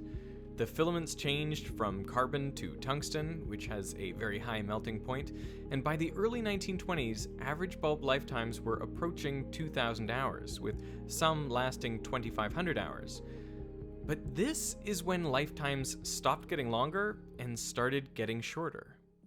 In Geneva, Switzerland, just before Christmas 1924, there was a secret meeting of top executives from the world's leading light bulb companies. Philips, International General Electric, Tokyo Electric, Osram from Germany, and the UK's Associated Electric, among others. They formed what became known as the Phoebus Cartel, named after Phoebus, the Greek god of light. There, all these companies agreed to work together to help each other by controlling the world's supply of light bulbs. In the early days of the electrical industry, there had been lots of different small light bulb manufacturers, but by now, they had largely been consolidated into these big corporations, each dominant in a particular part of the world. The biggest threat they all faced was from longer-lasting light bulbs. For example, in 1923, Osram sold 63 million light bulbs, but the following year, they sold only 28 million. Light bulbs were lasting too long, eating into sales. So all the companies in the cartel agreed to reduce the lifespan of their bulbs to 1,000 hours, cutting the existing average almost in half. But how could each company ensure that the other companies would actually follow the rules and make shorter lasting light bulbs? After all, it would be in each of their individual interests to make a better product to outsell the others. Well, to enforce the 1,000-hour limit, each of the manufacturers had to send in sample bulbs from their factories, and they were tested on big test stands like this one. If a bulb lasted significantly longer than 1,000 hours, well, then the company was fined. If a bulb lasted longer than 3,000 hours, well, the fine was 200 Swiss francs for every 1,000 bulbs sold. And there are records of these fines being issued to companies. But how do you make a worse light bulb in the first place? Well, the same engineers who had previously been tasked with extending the lifespan now had to find ways to decrease it. So they tried different materials, different shaped filaments, and thinner connections. And if you look at the data, they were successful. Ever since the formation of the cartel, the lifespan of light bulbs steadily decreased, so that by 1934, the average lifespan was just 1,205 hours. And just as they had planned, sales increased for cartel members by 25% in the 4 years after 1926. And even though the cost of components came down, the cartel kept prices virtually unchanged, so they increased their profit margins. So did people know that the light bulb companies were conspiring together to make their products worse? No. The Phoebus cartel claimed that its purpose was to increase standardization and efficiency of light bulbs. I mean, they did establish this screw thread as standard. You can find it on virtually all light bulbs around the world now. But all evidence points to the cartels being motivated by profits and increased sales, not by what was best for consumers. So, one of the reasons this light bulb has lasted so long is because it was made before the cartel era. Another reason is because the filament has always been run at low power, just 4 or 5 watts. It was meant to be a nightlight for the fire station, to provide just enough light so that firemen wouldn't run into things at night. And the fact that it was always on reduced the thermal cycling of the filament and components, limiting the stress caused by thermal expansion and contraction. The Phoebus cartel was initially planned to last at least until 1955, but it fell apart in the 1930s. It was already struggling due to outside competition and non-compliance amongst some of its members, but the outbreak of World War II is really what finished it off. So this cartel was dead, but its methods survive to this day. There are lots of companies out there that intentionally shorten the lifespan of their products. It's a tactic known now as planned obsolescence. This was actually the subject of Casey Neistat's first viral video, all the way back in 2003. Thank you for calling Apple. My name's Ryan. May I have your first name, please? Casey? All right. What seems to be the issue today? I have an iPod that I bought about 18 months ago, and the battery is dead on it. 18 months. Okay, it's past its year, which basically means for there'll be a charge of $255 plus a mailing fee to send it to us to refurb it, to correct it. But at that price, you might as well go get a new one. This video got millions of views in a time before YouTube or social media, and it spawned a class action lawsuit, which Apple settled out of court. But it didn't stop the company from practicing planned obsolescence. After an iOS update in 2017, users of older iPhones found apps loading significantly slower or the device shutting down altogether. Apple said they throttled performance to protect the battery of older devices and increase their longevity. Of course, that wouldn't be an issue if the battery were replaceable. In a series of lawsuits that concluded in 2020, Apple was fined or reached settlements to pay hundreds of millions of dollars. Undoubtedly, this amount pales in comparison to the extra revenue they generate by limiting the lifespan of their products. But some would argue that planned obsolescence isn't just about greed, but that it's also good for everyone. During the Great Depression in the 1930s, when as much as a quarter of Americans were out of work, an American real estate broker, Bernard London, proposed mandatory planned obsolescence as a way to get people back to work and lift America out of the Depression. He wrote, "I would have the government assign a lease of life to shoes and homes and machines when they are first created, and they would be sold and used within the term of their existence definitely known by the consumer. After the allotted time had expired, these things would be legally dead and would be controlled by the duly appointed governmental agency and destroyed if there is widespread unemployment." Now, this might sound like a wild, fringe idea, but people were clearly afraid of being put out of work by technological progress and products that were too good. There was even a popular Oscar-nominated film about it. This is The Man in the White Suit from 1951. It's about a scientist who invents the perfect fiber. It won't stain or break or fray. I think I've succeeded in the copolymerization of amino acid residues and carbohydrate molecules, both containing ionic groups. It's really perfectly simple. The Academy Award nomination was for Best Screenplay. I kid you not. Anyway, everyone is initially excited about our hero's scientific discovery. He makes a suit out of the thread, and it has to be white because the fiber is so stain-resistant it can't even be dyed. But this is when trouble strikes. The factory owners realize they won't be able to sell as much of this thread because it's so durable, and the workers worry it'll put them out of a job. Why can't you scientists leave things alone? What about my bit of washing when there's no washing to do? This is when you get the climactic scene where factory workers and factory owners team up to chase down the scientist to destroy him and his invention. And believe it or not, this movie may have been inspired by real events. In the 1940s, the synthetic fiber nylon replaced silk in stockings, and it was so durable that the products became an overnight sensation. There were literal riots when women tried to get their hands on them.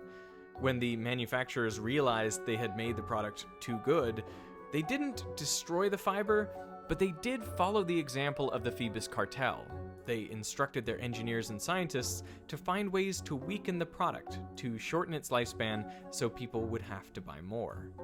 Now, it seems like consumers are finally fighting back against planned obsolescence. In the European Union and in over 25 states in the US, there's proposed legislation to enshrine the right to repair.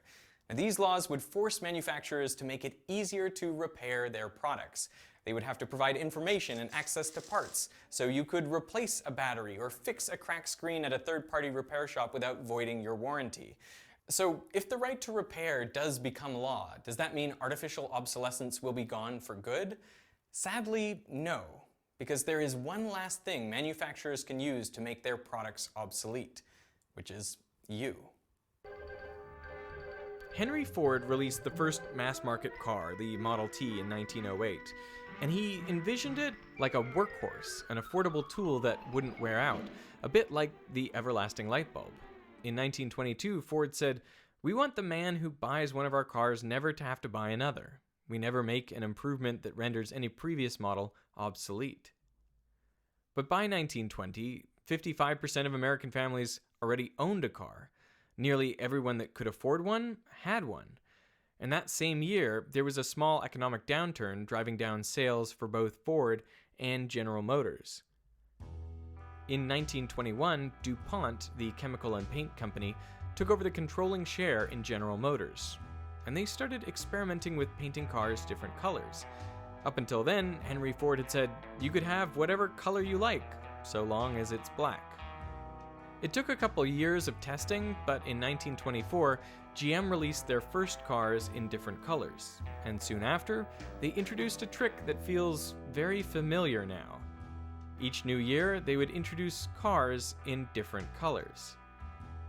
The goal wasn't just to make Ford's Model T look outdated, but to make their own cars feel outdated every year, encouraging customers to trade in their old cars for shiny new ones. Years later, GM's head of design, Harley Earl, candidly discussed his role in creating what he called dynamic obsolescence. Our big job is to hasten obsolescence. In 1934, the average car ownership span was 5 years. Now, which was 1955, it is 2 years. When it is 1 year, we will have a perfect score. By the time he said this, General Motors was the most valuable company in the world, and it sold half of all vehicles purchased in the US every year. These days, the world's most valuable company, That guy knows how to Apple, make money. seems to have copied directly out of this playbook. I mean, new styles every year? Check. New special colors every year? Check. Marginal technological improvement? Check. I mean, is this useful innovation or just a gimmick? The inspiration for General Motors, and hence for Apple, comes from fashion, where real innovation is all but impossible. So the only way to make people feel the urgency to get out there and buy is to create styles that last but one season. The trouble then is you run through these styles too quickly, and then what are you supposed to do? Well, just recycle the styles from a few decades ago. The iPhone also shows this recycling trend. I mean, just look at the way the edges were initially rounded, and then they were squared off, and then they were rounded again, and now they're squared off. And how much do you want to bet that the iPhone 14 has rounded edges? I think the point is that with design and styling, there is no best.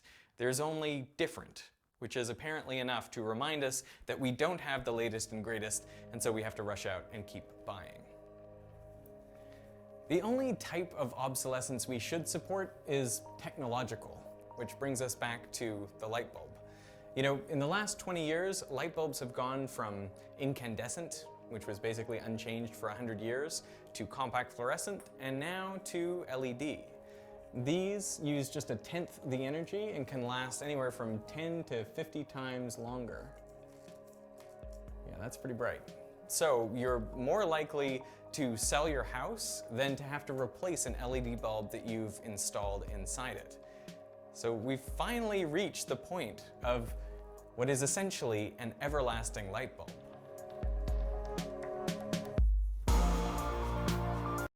Cool.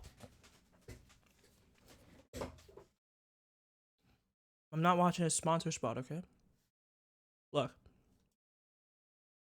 We'll watch part of this. This You know, we'll is just watch not this, just okay? a sheet of Deal with it. paper. It is an invitation to everything that exists, for this paper is metric, which has a special property other pages don't. Dividing into each twain is half the whole.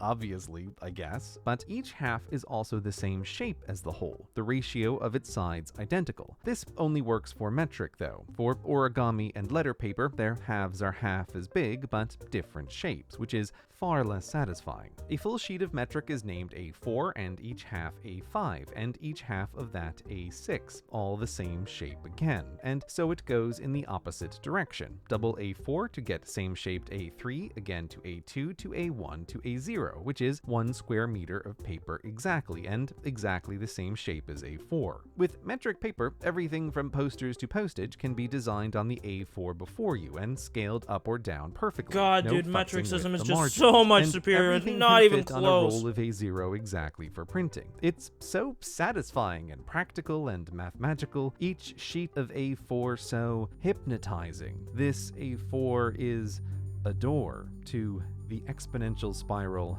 of everything. Begin with 1 sheet of A4 metric paper. Divide in half, then half the half, again and again, always creating the same shape, dividing down to the size of a bee, and then smaller, to the size of the organs of the bee and the detailed limit of human vision. But no need to stop here. At 24 divisions are the cells of the bee, each just as alive as the animal they form, and each with their own organs carrying out the business of animating inert matter, defending themselves from viruses, things so small as to hover on the edge of what can be alive. 32 divisions down and we enter the mechanical brain of this animal cell, containing chromosomes of DNA, the operating system of life tightly coiled. But it's here the lights go out.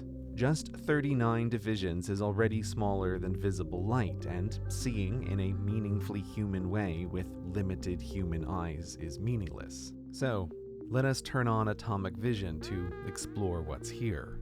56 divisions down is the width of a strand of DNA, where hexagonal arrangements of atoms interact mechanically to build living things, to build more DNA.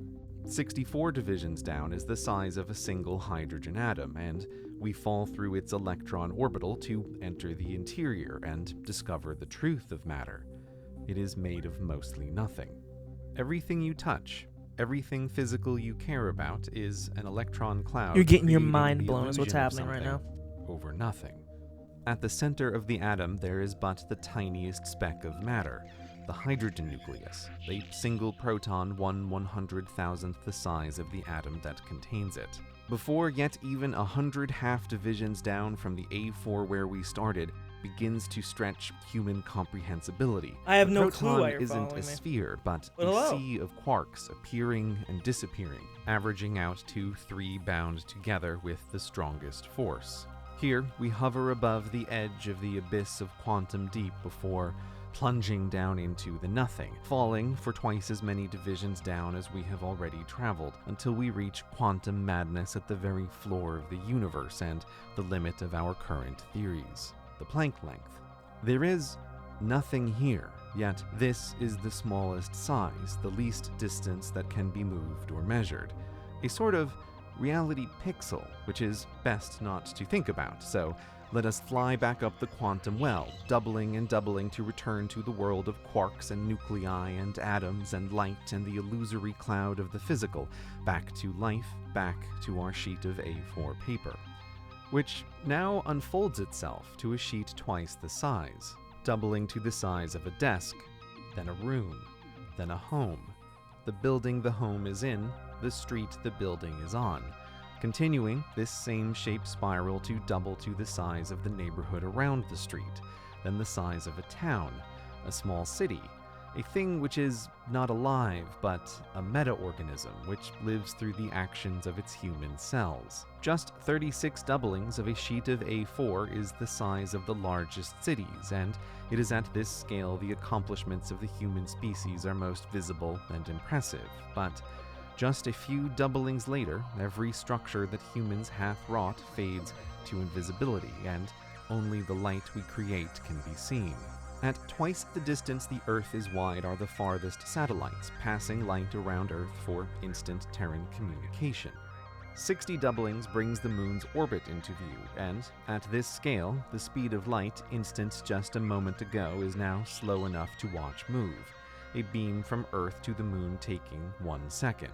As far as we know, this is the speed limit of the universe. Nothing can travel faster. Communication between Earth and Moon will always have a delay, and as we resume doublings, it will not be long before the speed of light proves heartbreakingly slow. Past 68 doublings, Earth becomes too small to see, so we must draw her orbit instead. And at 76 doublings, we can see the orbits of Venus and Mars. Light now takes 2 minutes to reach Venus, and 14 to reach Mars. 80 doublings is the distance to the Sun, our home star, and doublings beyond this reveal the orbits of the outer planets, and eventually the whole of the solar system, which light takes 8 hours to cross. Beyond the orbit of Pluto is the Voyager 1 space probe, the farthest any object produced by human civilization has traveled. Yet, at the scale of all that exists, our species has explored nothing. There are yet still 20 doublings to go before we've left our home star. After what would take a month traveling at the speed of light, we enter the Oort cloud. Icy planetesimals occasionally knocked from orbits to fall inward, becoming comets. All It this would take because of another year A4 at light paper, speed man. to leave the Oort cloud and the realm of the sun's dominance. 124 doublings is wide enough to reach our closest neighboring stars, but at this scale, they are only points of light, and thus the truth of space. It is made of mostly nothing. Stars, with their own planets and potentially their own life, are light years apart, with naught but stray atoms of hydrogen in between. Yeah, Though, as we I've seen a lot of continue Lemino doubling, videos. the illusion of something solid appears.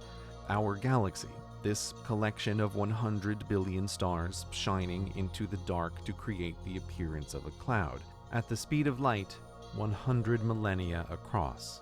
But even our galaxy Okay, we shrinks continue to in a a minute. point, and now the other points of light are galaxies We get to get interrogated by a themselves, police officer. each with Exciting. billions of their own stars. As the doublings continue, the galaxies form galactic filaments, the largest known structures, the last Oops. threads of light Uh-oh. in the void. At 184 nothing important there, just making doublings sure. of a sheet of A4 paper is the end of everything that can be for us. We have reached the edge of the observable universe, a sphere containing 2 trillion galaxies. Yet, even this may not be the end of everything that there is. Beyond the observable universe is the unobservable universe, in which exist objects so distant, light traveling from them beyond this border will never reach Earth before the death of every living thing everywhere, caused by the extinction of every star and the end of the universe itself. Just how many doublings exist beyond is unknowable, but potentially enough to shrink everything that could ever be for us into nothing, in infinite nothing.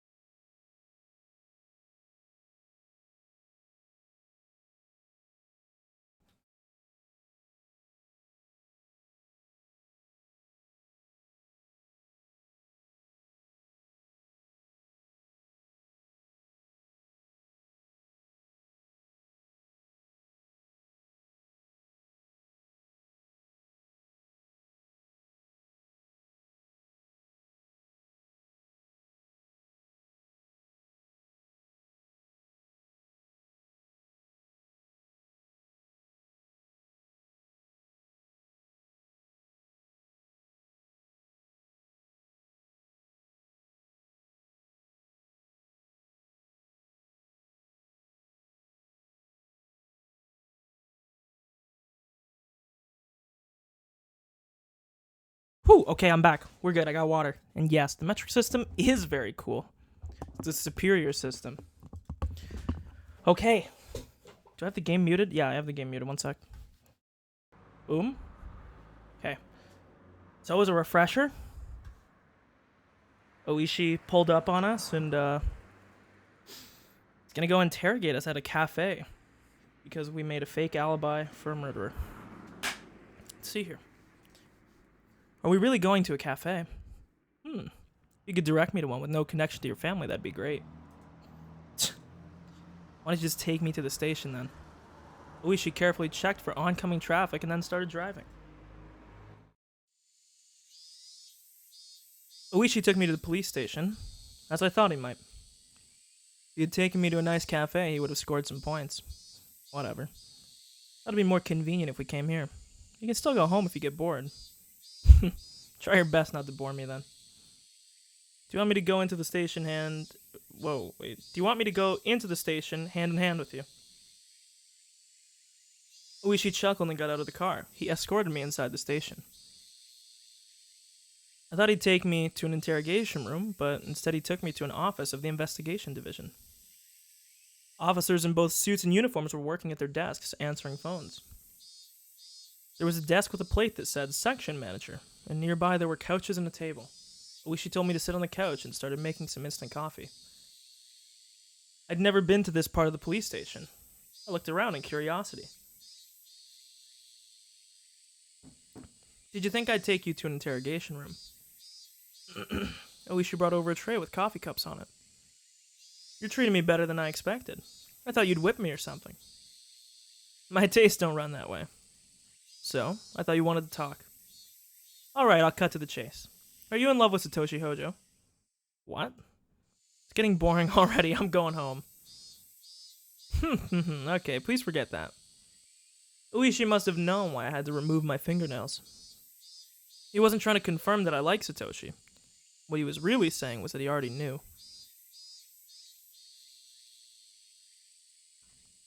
I already talked to Detective Kumagai about Satoshi's alibi that day. Of course. I read Kumagai's report. I know you were with him. I'll just repeat the same statement, no matter how many times you ask. Don't think you can poke holes in it. No. That's not what I want. I wonder if Uishi here is going to try to, if he's going to try to lure Shion into trying to be a mole. Clearly, there's a mole or something going on with the Sonozakis. Because there is no shot that, what's it called? There is no shot that he knew about the fingernail ripping without having some mole of some kind. So I wonder if he's trying to get a direct source. Maybe he just has it from, like, secondary sources or something. No, that's not what I want. You're a smart person. I know that wouldn't work for you. I wonder what you're after. You're wasting your time if you want information on Satoshi. There's nothing more to talk about. This is boring me after all. I'm going home. Since that was our agreement. Excuse me. I got up off the couch. Shion, I did want to get Satoshi's alibi from you. I admit it. That's it then. It's boring. I'm going home. I turned around and started walking. Oishi didn't get anxious, but instead spoke a little louder. Sorry, my throat. I'm trying to clear my throat. I gotta mute for a sec.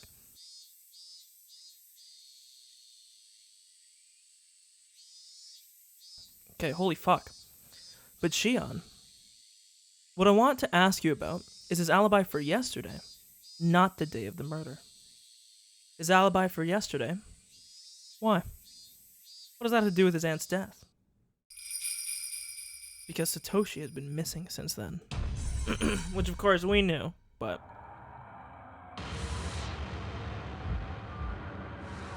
What? Didn't you know that he went missing? Couldn't say anything, but my expression answered Oishi's question anyways. What's going on? Missing what? Why don't you take a scene? It's Chris Hansen now. What do you mean Satoshi's gone missing? What the hell? We only know one thing for sure. He withdrew all of his savings at an ATM in the Okinomiya post office before 3 p.m. yesterday. We don't know his whereabouts after that. I knew why he withdrew that money. He wanted to buy Stoko's birthday present. Yes, he definitely bought that teddy bear yesterday. This is just my guess. But I think he skipped town with that money. You mean he used the money to run away? That's stupid. He was saving to buy Satoko a birthday present. He bought a big expensive teddy bear from that toy store. He'd never use that money to skip town. Yes, the most expensive teddy bear in that toy store was sold. But we can't confirm that it was Satoshi who bought it. Why don't you ask the clerk? Satoshi and I reserved that teddy bear together. Oh. I had a bad feeling. The old man who was watching that store was sleeping when we were there. He looked very senile. Maybe he was also watching that store on that day, and even though Satoshi bought the teddy bear, he didn't remember. Uishi put on a wry smile. That's the first time they said wry in this, and it took them how long? 6 chapters? 5 chapters? 6 chapters? I love that word. It looked like he'd already tried to question that old man. Anyway, it's Satoshi who bought that teddy bear. He must have saved just enough to buy it. So he shouldn't have been able to run away after. That's nonsense. Alright. Let's say he really did buy that teddy bear. And why didn't he come home with it? Fuck me. Okay, so,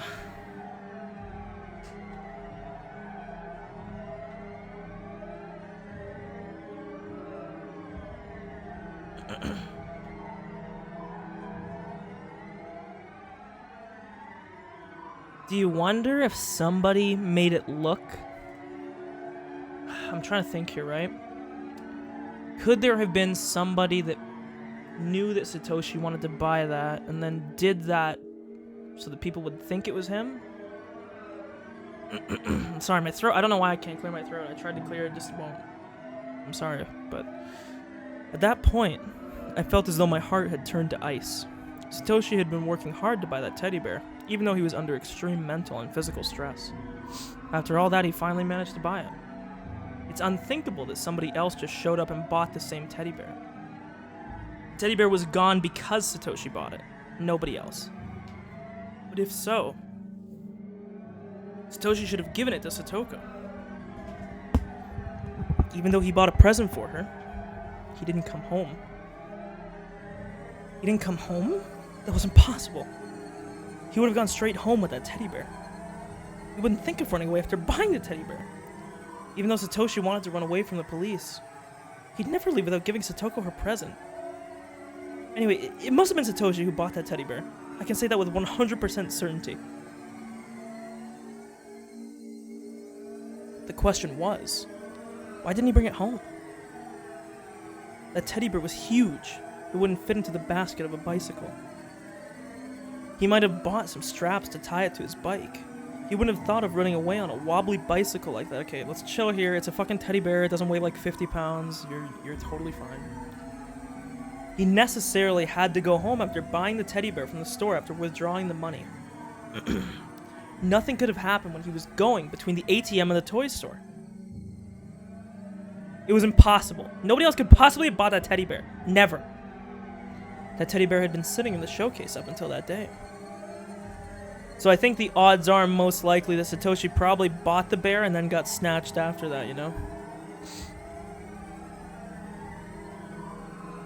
Everybody could see it when they passed by, but nobody wanted it. It's impossible that it could have been somebody else. There should be no question that he went to the toy store after he withdrew the money. What about the route between the toy store and his home? There shouldn't be any question there either. He shouldn't have been able to do anything with that huge toy. He shouldn't even have thought of making a stop on the way. So he must have headed home, right after he bought the teddy bear. But nobody saw him after that. It was simple then. Satoshi went missing on his way home from the toy store. Yeah, that's what I think.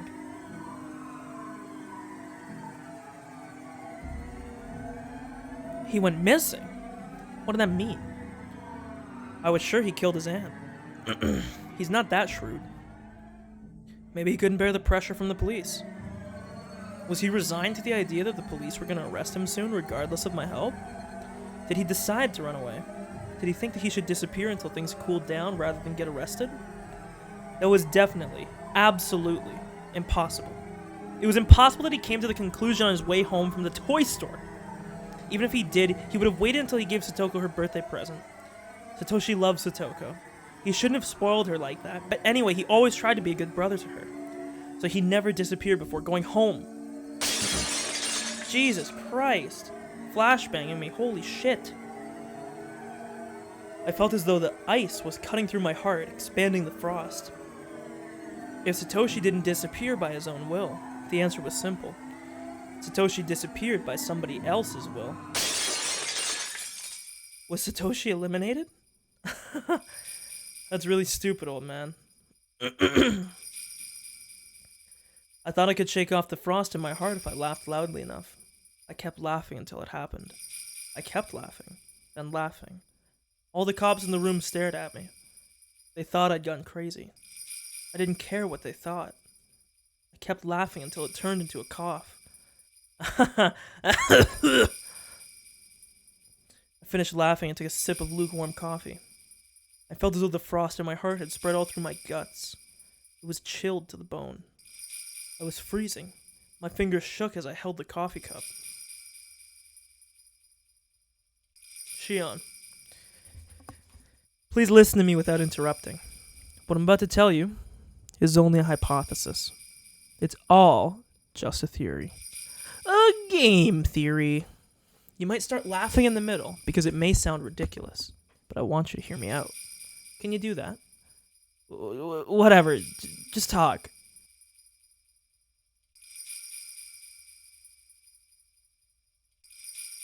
was feeling far too cold. My teeth were chattering.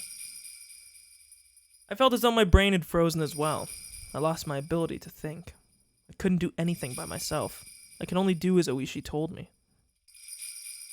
What he was going to tell me might be the worst possible theory, but I had to listen to it. I know that Satoshi and Satoko's aunt was abusing them, especially Satoko. In my opinion, it's normal that Satoshi started thinking about murdering his aunt, because he was just a human being. I had to deny that Satoshi murdered her, but what Oishi was saying was true. I couldn't deny his hypothesis right away. I just kept silent. This is only a hypothesis, alright? Please don't be upset. And no interruptions, agreed? I know! Just go on! Satoshi Hojo planned the murder of his aunt and executed it. We have no proof, okay? It's all theoretical. Alright, I heard! Just keep talking! I'll switch the subject now. Shion, you were forbidden from having a relationship with Satoshi, weren't you? They told you to stay away from him, correct? I believe the reason behind that is not that your family hated the Hojos, but they didn't like the fact you were involved with a murder suspect. That is actually possible. After all, when I was pretending to be Mion, I already had a connection with Satoshi. Before anyone knew it was Shion who was spending time around him. I could have been accused when I was helping out the Hinamizawa fighters if the relationship between the Hojos and the Sonozakis was the problem. It wouldn't be difficult for the Sonozaki family to know that Satoshi murdered his aunt, if it happened in Hinamizawa. Maybe one of them even saw the murder. The Sonozaki family didn't like that I was in love with a murderer. They decided to step in. Also, you're known not to give up easy, aren't you? Which means, even if the Sonozaki family threatened you or ripped off your nails, you still wouldn't cut ties with Satoshi, would you? I couldn't deny that. I lost most of my means to access Hinamizawa, so my ties to Satoshi were essentially cut. True. But I still knew Satoshi's phone number, and I expected him to rejoin the Hinamizawa fighters eventually. I believe your family knew that a few threats would never be enough for you to break ties with Satoshi. They could threaten you all they liked to no avail. So their only option would be to do something about the other person, wouldn't it? So their only option would be to do something about the other person, wouldn't it?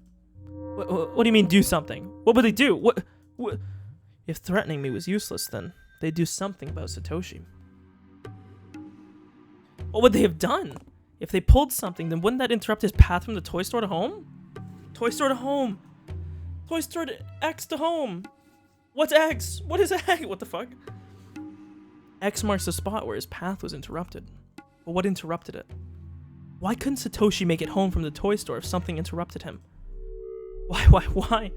What's X?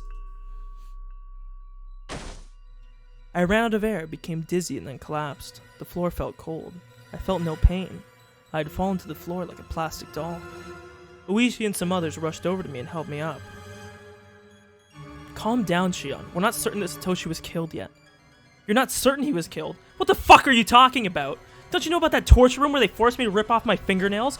Don't you know that they say there are prison cells in a well for disposing of corpses in the back? If the Sonozaki family wants to eliminate somebody, they definitely kill them in that torture room and dump the body down there. You're not certain? Are you dumb? Is your brain made of tofu?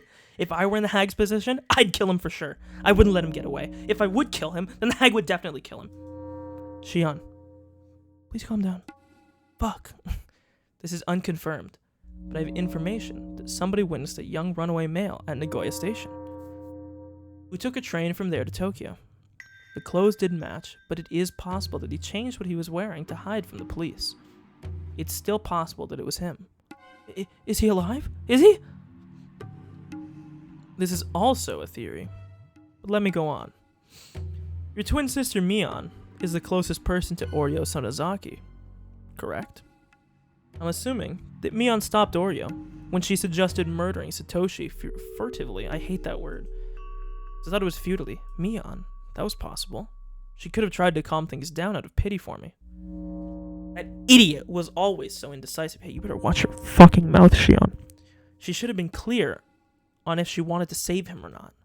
But she probably seemed vague about that. She must have persuaded the hag to reduce the punishment to banishment instead of death just to avoid feeling guilty.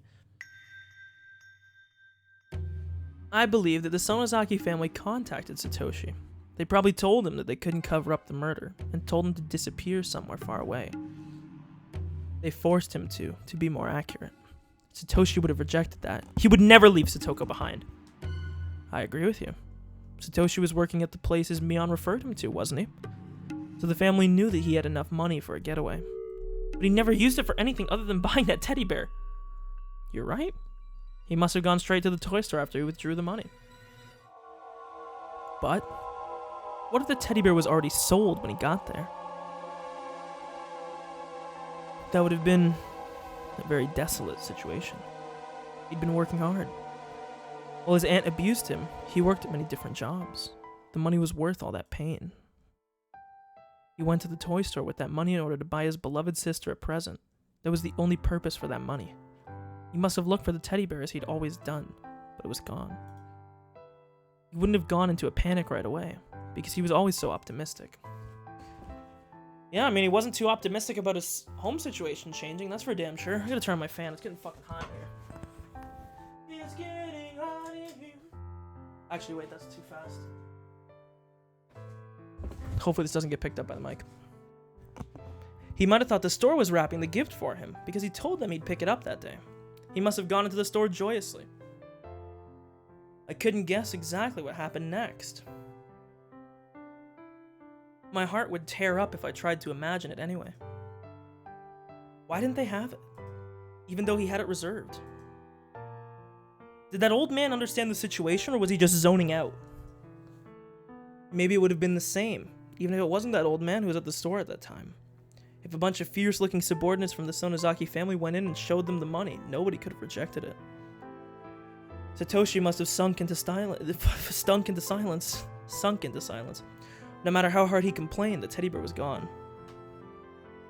He probably never even considered that his dream might be taken away.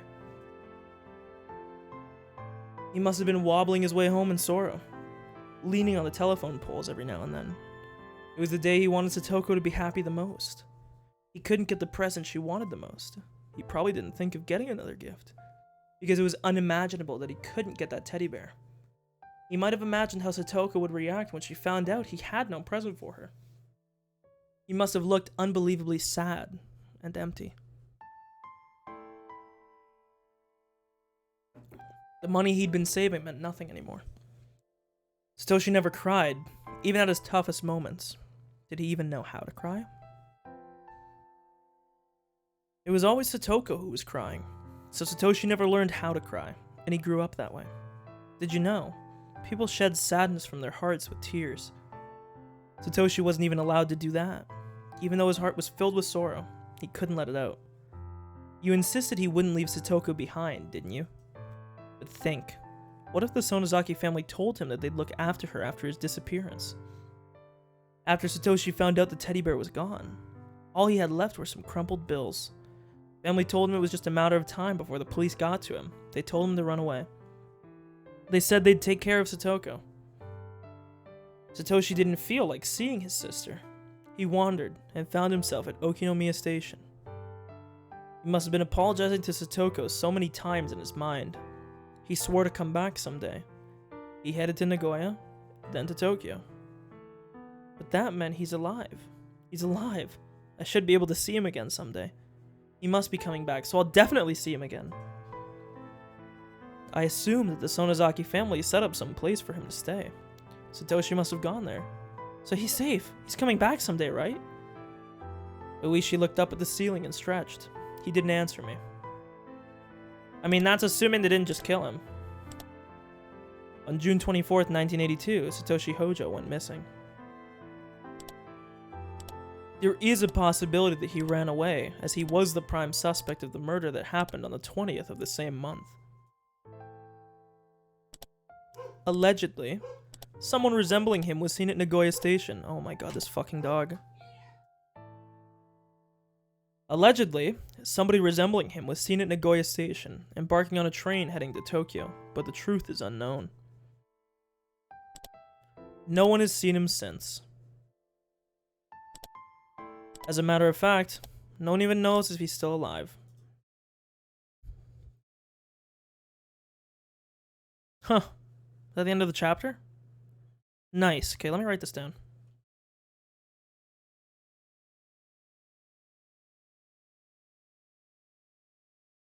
Huh.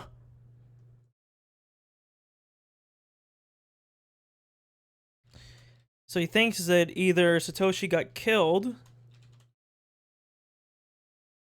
by the Sonozakis, since they wanted to remove him from... They wanted to remove the possibility of Shion contacting him, since she's stubborn,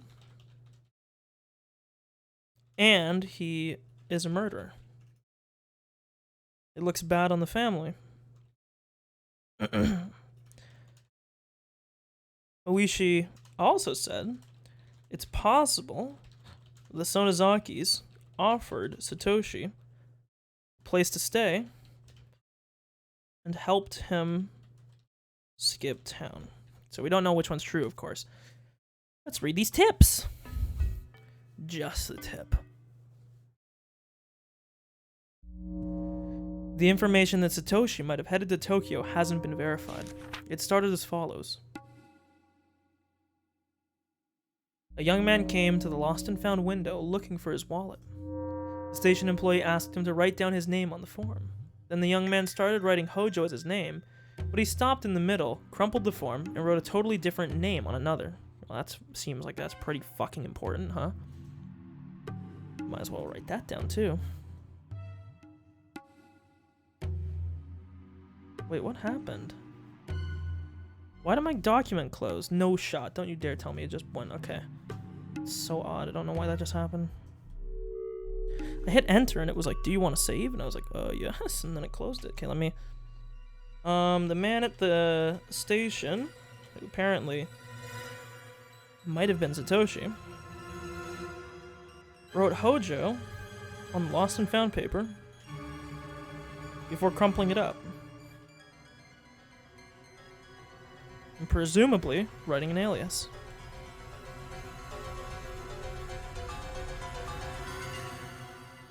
Another station employee witnessed a similar-looking young man rushing into the train heading into Tokyo.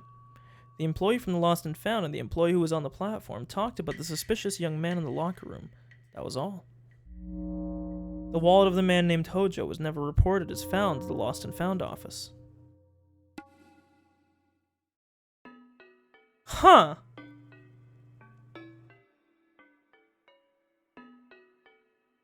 Okay, I'm throwing a flag on that. Satoshi's dead. No shot. No shot, bucko. No shot, bucko. Because why would he put his name in at the Lost and Found if he was fucking dead? Or, sorry, that's not what I meant. If he didn't actually lose his wallet, why would he put in a Lost and Found slip, right? To me, it seems more likely that if the Sonozakis wanted to make it seem as though he ran away, when in reality they killed him, what they would do is they would make somebody go there and write that.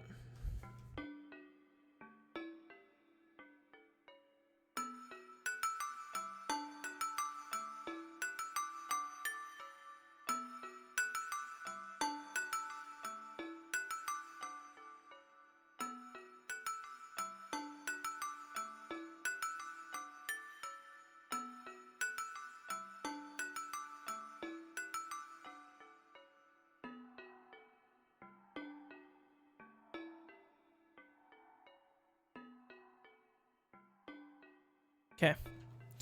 And tip number 2. At first, I thought Oishi's theory that the Sonozaki family banished Satoshi from Hinamizawa and looked after Satoko in return was bogus. But thinking about it now, it doesn't seem too far-fetched. After all, Satoko Hojo started living with Rika Furude after Satoshi's disappearance. Rika Furude isn't just a regular girl. She was the head of the Furude family, one of the 3 families. The head of the Kimiyoshi family is Rika Furude's guardian. The Sonozaki family probably couldn't step in due to having been officially opposed to the Hojo family. But Satoko Hojo is in the custody of the 3 families now. Even though the Hojo family was severely ostracized during the dam conflict, Satoko Hojo was now under protection. It seems as though only Satoko was exempted from blame.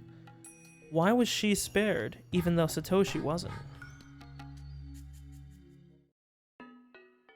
Huh. Shion thinks that, Oishi's theory might be right, and that Satoko living with Rika is a sign of the Sonozaki's theorized protection. The Sonozakis were known to dislike the Hojos, so they made Rika take her in her care instead. Okay. Did I save already? I don't think so. Okay, we're probably going to go 3 more chapters. So 8, 9, 10, we'll finish that. So we're probably going to go till like a little bit past 9 p.m. I'm going to try to increase my reading speed. No more chilling, okay? And then we will we'll stop for the day and we'll finish this thing tomorrow. Oops. What did you just say? This is information from a reliable source. It appears that they found the murderer of Satoshi's aunt. It's been a few weeks since the murder. Satoshi still hadn't been found. I had no new info on his whereabouts. Kasai's report came, as a result, completely out of the blue. Excuse me. Does that mean the police arrested the culprit? Seems that he confessed during his interrogation regarding another case. Sounded strange. If it was Satoshi they arrested, he wouldn't have worded it that way. It sounded as though Satoshi wasn't the culprit. Kasai, who's the culprit? So it wasn't Satoshi. I swallowed those final words. I was convinced that it was Satoshi. The police and Oishi must have thought the same way. The reason Oishi approached me is because he was convinced that Satoshi did it. Don't worry, it doesn't seem like it's Satoshi. I heard it was a lunatic who was aiming to continue the series of mysterious deaths. Yeah, so this is the Fall Guy, and not the game, but this is the Fall Guy that they made. I remember this. We basically theorized that whoever this guy is, I mean, we actually find out even later on that one of the guys that got arrested in another precinct was actually, oh god, what's the matter with me? That it was actually somebody entirely different, and that whoever was arrested in Hinamizawa was basically just arrested as a Fall Guy for the crime. Okay, so we're on the same page. I thought they were talking about the other guy. That's where it gets more interesting, is the second criminal who got arrested. And I was thinking that if they were talking about the second criminal, it could be very possible that maybe, and just maybe, that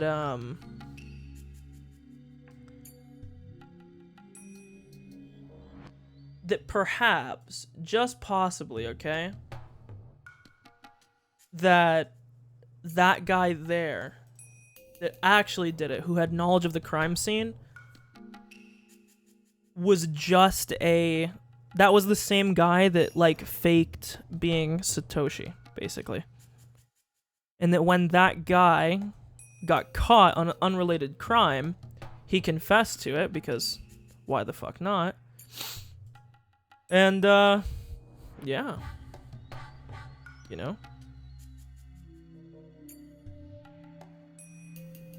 That's my thinking, right? Because that could explain why the person knew... why the person knew details. Because I remember they said that the second person that got arrested, excuse me, knew intimate details about the crime scene that only the killer could have known. And I think what it might have been is that if the Sonozakis did kill or capture Buddy, like if they did kill or capture Satoshi, obviously they would have figured out everything about the murder and shit. And then they just fed that other dude the info, you know? That's my thinking on it. I think the logic makes sense there. Seems to be pretty straightforward, you know? So...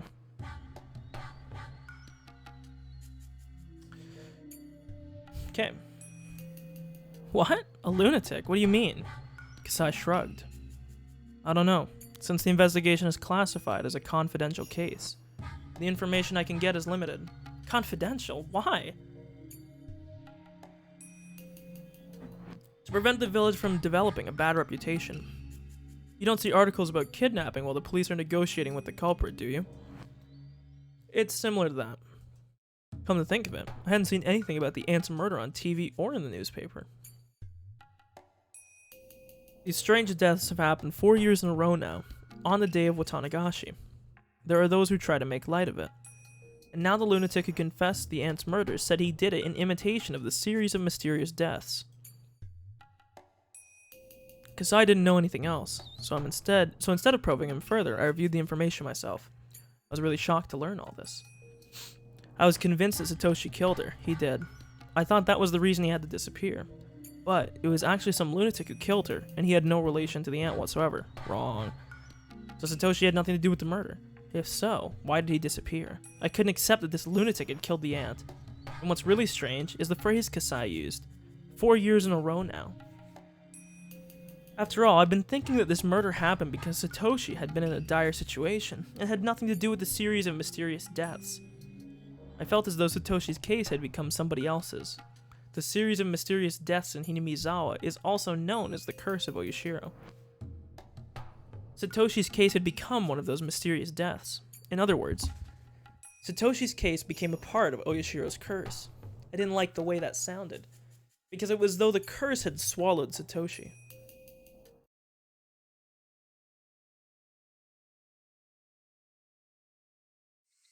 Unfortunately, we haven't been able to confirm the tip that Satoshi took a train to Tokyo. We don't even know whether or not he's in the prefecture, to be honest. Oishi broke the seal on a new can of instant coffee. That sounds terrible, dude. I thought you knew his whereabouts already, since you seemed very convinced he was the culprit. You got me. Oishi chuckled and poured a cup of coffee which looked far too hot. You have some good sources, huh? It's a highly classified case, but you already have this info. I wonder who leaked it. Looks like we need to review our security precautions. Oishi smirked. Seemed he knew why I was here today. I'm one of the Sonozakis after all, and my ears are open. I smirked back at him. It's all about bluffing. Anyway, since we're friends now, why don't we have a chat? Let me ask you first. Who's this real culprit? I heard he was a lunatic, but what does that mean? I don't know how to answer that question. I want to know the answer myself. Really, I was convinced Satoshi was the real culprit. It was rather surprising for me, too. Oishi threw himself on the sofa and crossed his hands behind his head. He looked up at the ceiling and smiled wryly. There it is again. I suddenly received a call from the prefectural police the other day. It said that one of the guys in detention confessed to the murder of the housewife. Who is it? He's a real... Now this is what I was talking about. He's a real piece of work who fell into a drug habit. He's been in and out of prison for drug abuse. His statement says that he was interested in the series of mysterious deaths and wanted to imitate them. Are you sure he's the real culprit? I didn't interrogate him myself, but the prefectural police tells me that he has information that only the real culprit would know. He seems to have thrown the murder weapon in the Ouiji, or Ouji, I don't know how you would say that, river. They're searching for it right now. If found, his statement will be solid. Even if the weapon wasn't found, would the case be closed? Probably. His statement clearly outlines the state of the crime scene and the body. This information, like I said, covers details that only the actual murderer would know. You don't seem quite convinced. Oishi, still looking up at the ceiling, went quiet. As a matter of fact, the moron was already dead by the time I got their call. Dead? You know those spoons that are forked at the tip? Huh, buddy. It's called a spork. They use those at the detention facility. I was told that he swallowed one and choked on it. They couldn't tell if it was a suicide or if it was caused by some mental disorder. I imagined somebody swallowing that spoon and gagged, so the investigation hadn't been done that thoroughly, although I'm not convinced my superiors are. I think with that, the case will be closed. Now, this is the weird thing. They're kind of treating these like these are the same thing, but we know they're not. They already said that these weren't the same people. Earlier. Oishi turned his eyes from the ceiling to me. He looked serious. This is just what I personally feel, okay? So please keep it between the two of us. I believe that this moron is some kind of mistake. It might be either a big misunderstanding caused by a chain of coincidences, or, you know. I have no idea what you're talking about. I still believe that the real culprit is Satoshi Hojo. You sound confident. Unfortunately, we couldn't find anything to prove he was at the crime scene. We obtained a warrant to search his house after he disappeared, but we still found nothing.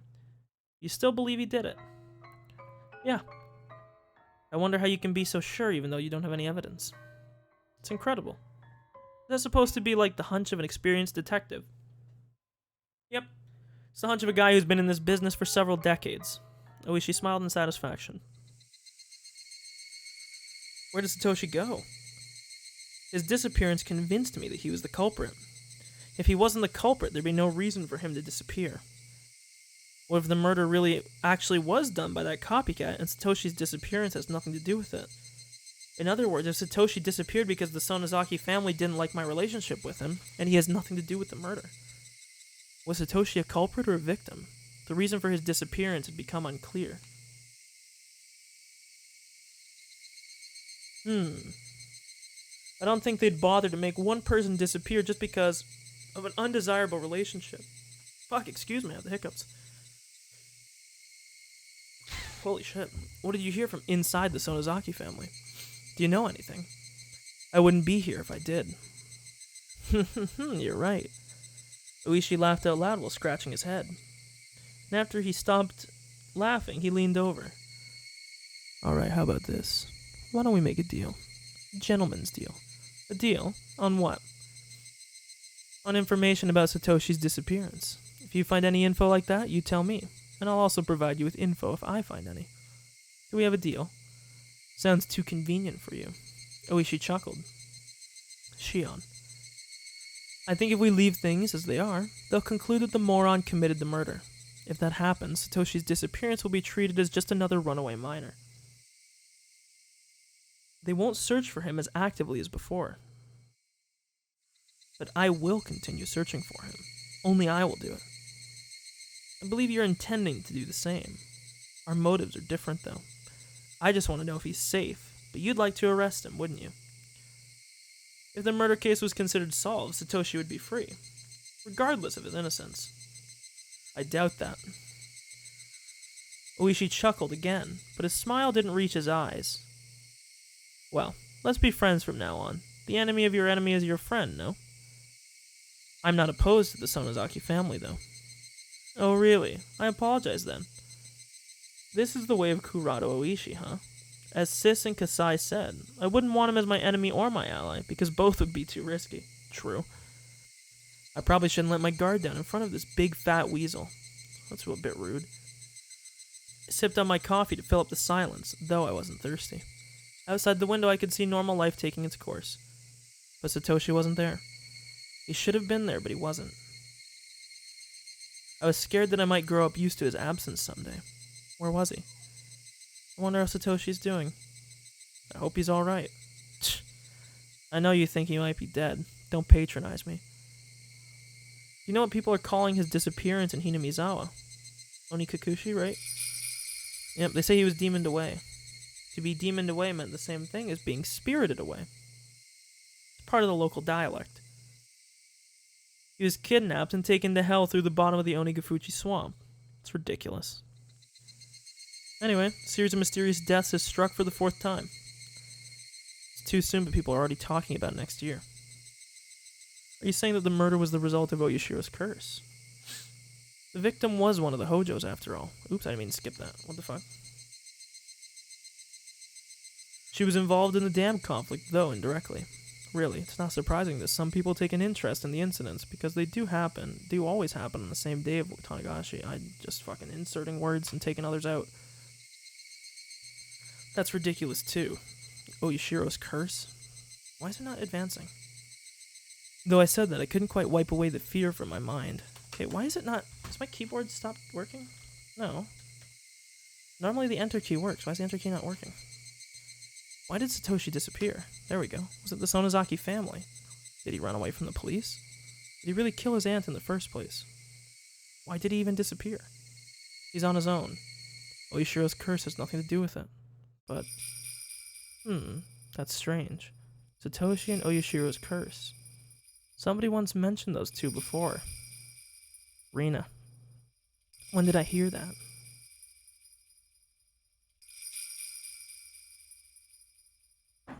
That's right. That rainy day. It was Rina Ryugu who told me that. When we were taking shelter in that shack. Ah. I remembered the creepy story she told me at the time. Satoshi wants to leave Hinamizawa and run far away, even if only unconsciously. That's what Rina Ryugu said. Rina had definitely pointed out that Satoshi wanted to leave Hinamizawa at that time. She also said, everything he's going through is a sign of Oyashiro's curse. She said that for sure. She had definitely mentioned Oyashiro's curse. A series of mysterious deaths had struck 4 times. Was Satoshi being controlled by the curse? Is that why he killed his aunt and was demoned away? No way. That can't be true. Satoshi's smile faded away in my mind. Satoshi disappeared. Not only that, the reason for his disappearance also disappeared. It must have been done by a human being. I can't accept that he was demoned away. It should be by human beings, or by a human being. It's not really English. It's bad grammar, but it's okay.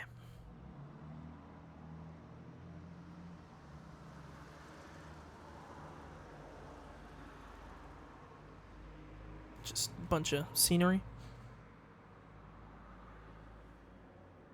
I moved from one chair to another because the air conditioning was too cold.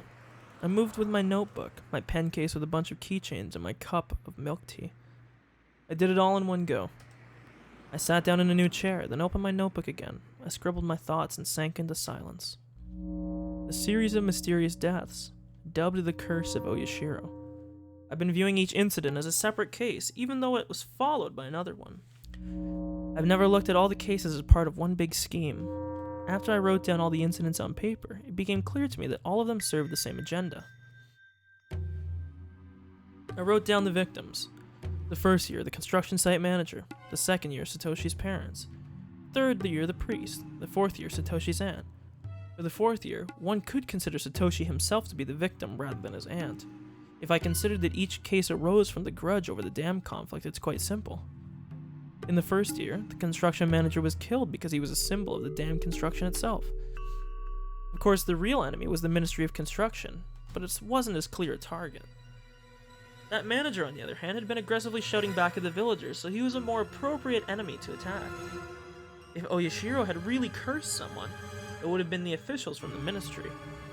It's apparent that the target was selected based on the villagers' preference. The second year, the accidental death of Satoshi's parents. It's said they fell from a cliff in some park, but it's doubtful that it was really an accident. His parents were labeled as traitors to the village because they sided with dam construction, even though they were also from Hinamizawa. The Hojo family was ostracized during the dam conflict in order to prevent further pro-dam activists from rising up. That meant that the Hojos were necessary during the conflict to play the role of the traitor, so when the conflict was over, they no longer served any purpose. The construction site manager was a symbol of the external enemy. The Hojos were a sign of the internal enemy. Those people fell victim to the curse, and it seemed that the grudge over the dam conflict had ended. Yet those incidents were followed by another one. The third year, the leader of one of the 3 families, the priest Furude, suddenly died of an illness with an unknown cause. His wife drowned herself on the same night. She seemed to have left a note that said she was sacrificing herself to pacify Oyashiro's anger. Whether it was a fatal disease or suicide, their deaths looked suspicious. Mion admitted that the Sonozaki family didn't like the priest's attitude. Yo, it's Brad! What's up? You're a Moonfire Beam sub? Yo! This guy's a fucking... Is this guy a Kyrian Gladiator 2.9k rated?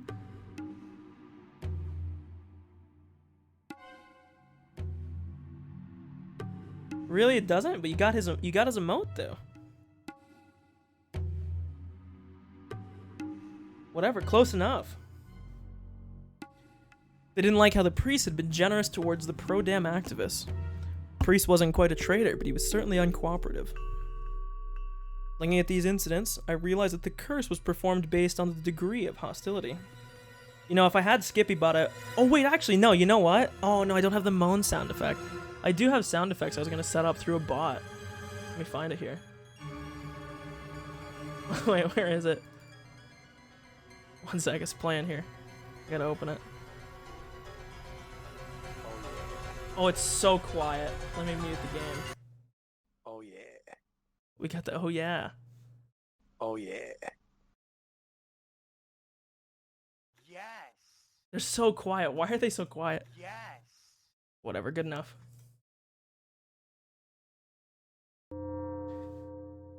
I don't know if I read this line or not. Looking at these incidents, I realized the curse was performed based on the degree of hostility, enemy, traitor, and dissident. This meant that the curse was actually payment. It was punishment for the criminals of war. Let's write this down.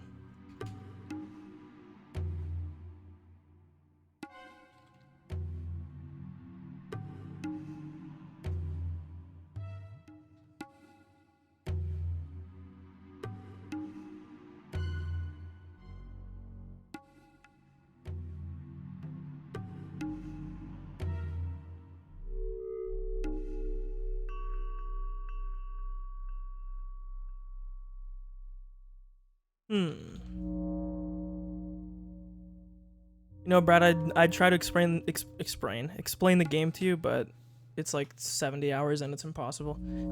It was a punishment for the criminals of war. In the 4th year, I didn't understand this case at first, to be honest. Yeah, that is close enough. Just, you know, round down, round up, close enough, rounding error. At first, I believed that this case was separate from the other ones, even though it occurred on the same day. I never thought there would be any relation to the other 3. When I wrote it down and looked at it objectively, the victim is a relative of a traitor. After enemy, traitor, and dissident, relative of a traitor doesn't sound too odd. Comes naturally as a 4th target. On the day the villagers worship Oyashiro, their guardian deity, the criminals of the dam conflict have been punished by the curse. Just like how I was forced to pay at the Sonozaki house, the criminals were made to pay as well. After writing these things out, I started thinking that the 4th incident might be in line with the series of mysterious deaths after all. Whether it was Satoshi or the dopehead, it seemed that they were forced to play the role of a murderer, as a part of a bigger scenario. Even if Satoshi was the real culprit, even if he did kill his aunt because of an ordinary grudge, the murder seemed synchronized with the grand scheme of the series of mysterious deaths in Hinamizawa, which is a payment plan for the war criminals. That murder was the result of his pain. But what if somebody planned that as part of a scenario? For instance, somebody might have suggested to him to kill his aunt on that day, that night, at that place. I had no doubt that Satoshi decided to kill her in order to protect Satoko. Did he really reach that conclusion on his own? Satoshi was optimistic and somewhat detached. As far as I know, would he really have considered murdering his aunt, even if it was to protect his sister?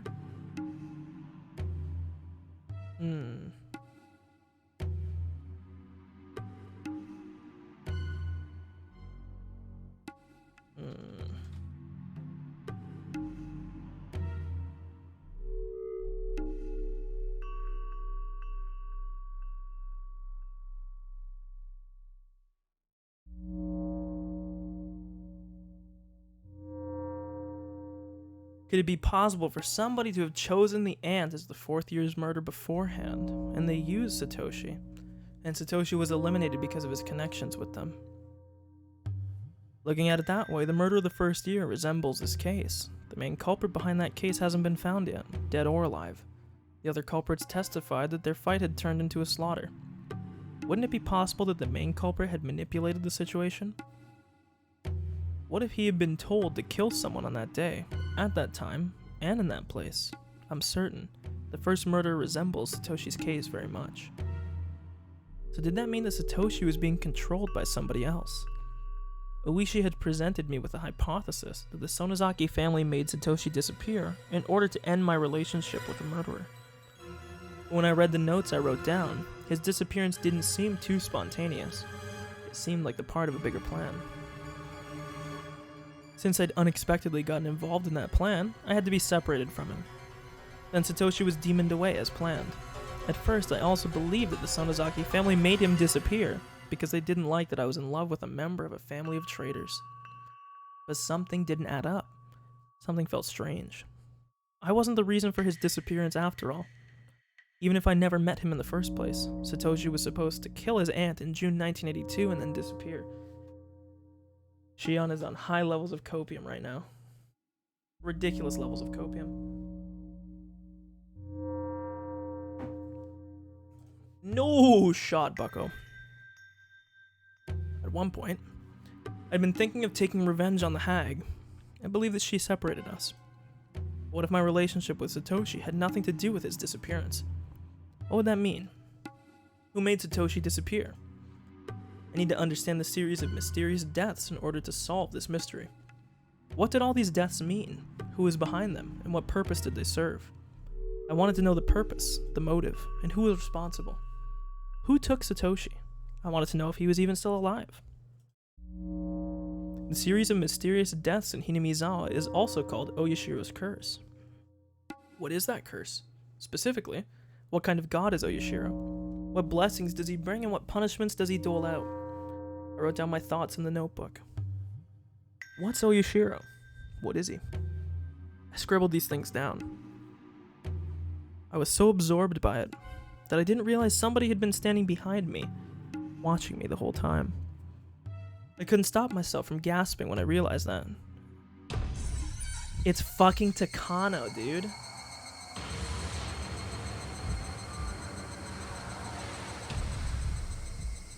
This fucking bitch.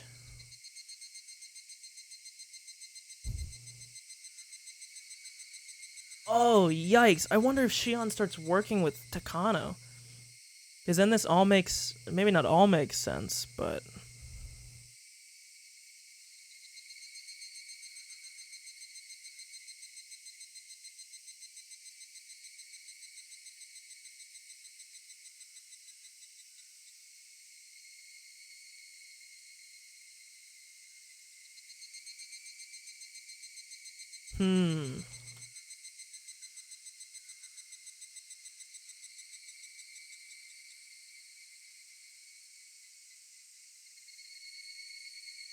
Okay, let's see here. Let's see what Takano's gonna do, because she's been kind of relatively evil the whole game. I'm sorry. Did I startle you? The intelligent-looking woman giggled. No, I was just a bit surprised. Sorry about that. She could have apologized a little better, too, since she'd been watching me from behind. But she just stared at my face instead. Are you Shion Sonozaki? You must know Sis, since you know my name, but I don't know who you are. Being twins is a pain sometimes. People you've never met before can tell exactly who you are. I'm sorry. The Sonozaki I know would never be seen in the library. I assumed that you were her twin sister. The woman giggled again. Well, you were right. I'm Shion. Nice to meet you. May I ask your name? Oh, I'm sorry. I should have introduced myself first. She seemed to love her own hair because she kept running her fingers through it boastfully. I'm Mio Takano. You can call me Mio, Shion. Nice to meet you, Takano. Her condescending attitude bugged me. I hate meeting people like that. I closed my notebook and got ready to leave the desk. Oh, are you upset? Thank you for your concern. I like to be alone when I'm thinking, so I'm moving to another spot. Excuse me. That's a shame. I thought we'd be good friends. Did you?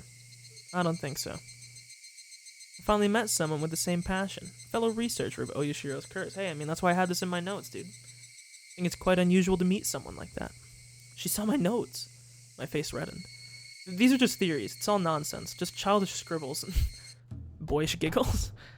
A series of mysterious deaths is known as Oyashiro's Curse. Yes, we know. Though each death is an independent incident, all of them clearly share the same purpose. Each year, someone dies of the curse and someone else is sacrificed and disappears. What? What are you saying all of a sudden? Someone dies and someone else what? I was taken aback by her weird spiel. But I realized right away that she'd said something extraordinary. Didn't you notice the number of victims is always even? Haven't you realized that yet? Number of victims is always even? I was confused, but I tried to figure out what that meant. The damn construction site manager died in the first year. There was only one victim.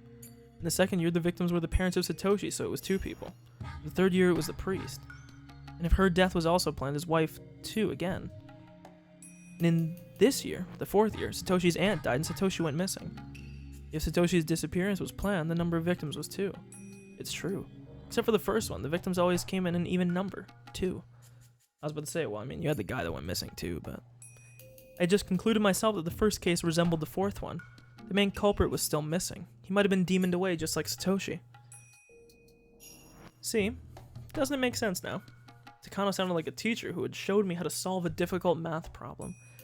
So like a fucking bitch. I wasn't quite convinced, but I couldn't deny what she'd said either. Did I give you enough hints? I really would have enjoyed a conversation with you, but I think you prefer being alone. Hee hee hee. I'm sorry I wasn't respectful, Mio. Please call me Shion.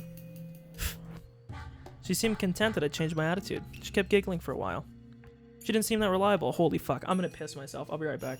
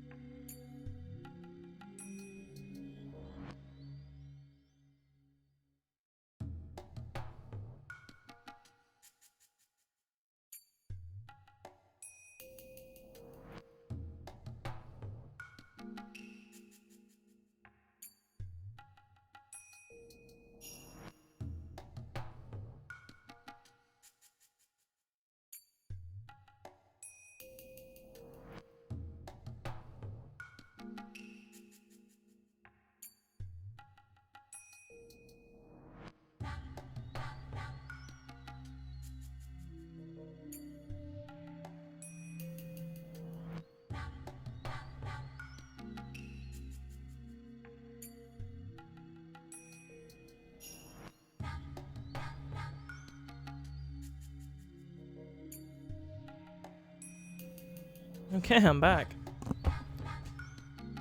She didn't seem that reliable.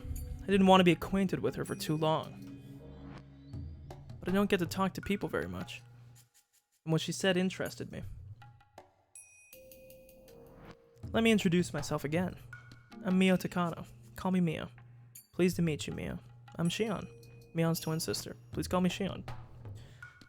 Holy fuck, do all Japanese people introduce themselves 8 times before they talk? I took the hand that Mio held out as a sign of reconciliation. Please tell me more. He said there are always 2 victims. One died due to the curse and the other one is a sacrifice? Shion, before we get into that, could you tell me why you became interested in this? She leaned over and looked into my eyes. It was kind of uncomfortable. Mio, how much do you know about me? I guess you have an idea if you know my name. I don't know much. Just that you recently returned from a boarding school. I see, so I think you can imagine. But I want to know about the series of mysterious deaths that happened while I was away. I'm just curious. I see, you're curious, huh? I got the impression that she knew about what happened to Satoshi and me, because she instantly recognized me as Shion, not Mion. I didn't know why I thought that way, as she shouldn't have access to sources like that, for instance. Or sources like, fuck. As she shouldn't have access to the sources that, for instance, Oishi does. It was just the look in her eyes that made me think that way. Let me ask you a question this time. You called me a fellow researcher of Oishiro's curse, didn't you? So why are you researching the curse? You also stated that there's always an even number of victims in the mysterious deaths. It's true that Hinamizawa's mysterious deaths are often called Oishiro's curse. But why would you delve into the mysterious deaths if you're researching the curse itself? Shion, you're asking too many questions at once. I can't tell you what you really want to know. Oh, I couldn't say anything in return. Maybe I'd been too inquisitive. I'll answer your questions, one by one. I'm not researching the curse as my subject is much broader than that. I'm researching the history of Onigafuchi Village. In plain terms, I'm researching the dark and ancient history of Hinamizawa. Onigafuchi Village? Isn't Onigafuchi the bottomless swamp some people believe is connected to hell? Then what dark history? I kept asking questions. Mio, however, looked pleased to hear them. Onigafuchi Village is the old name for Hinamizawa, as it was known back before the Meiji era. About the dark history.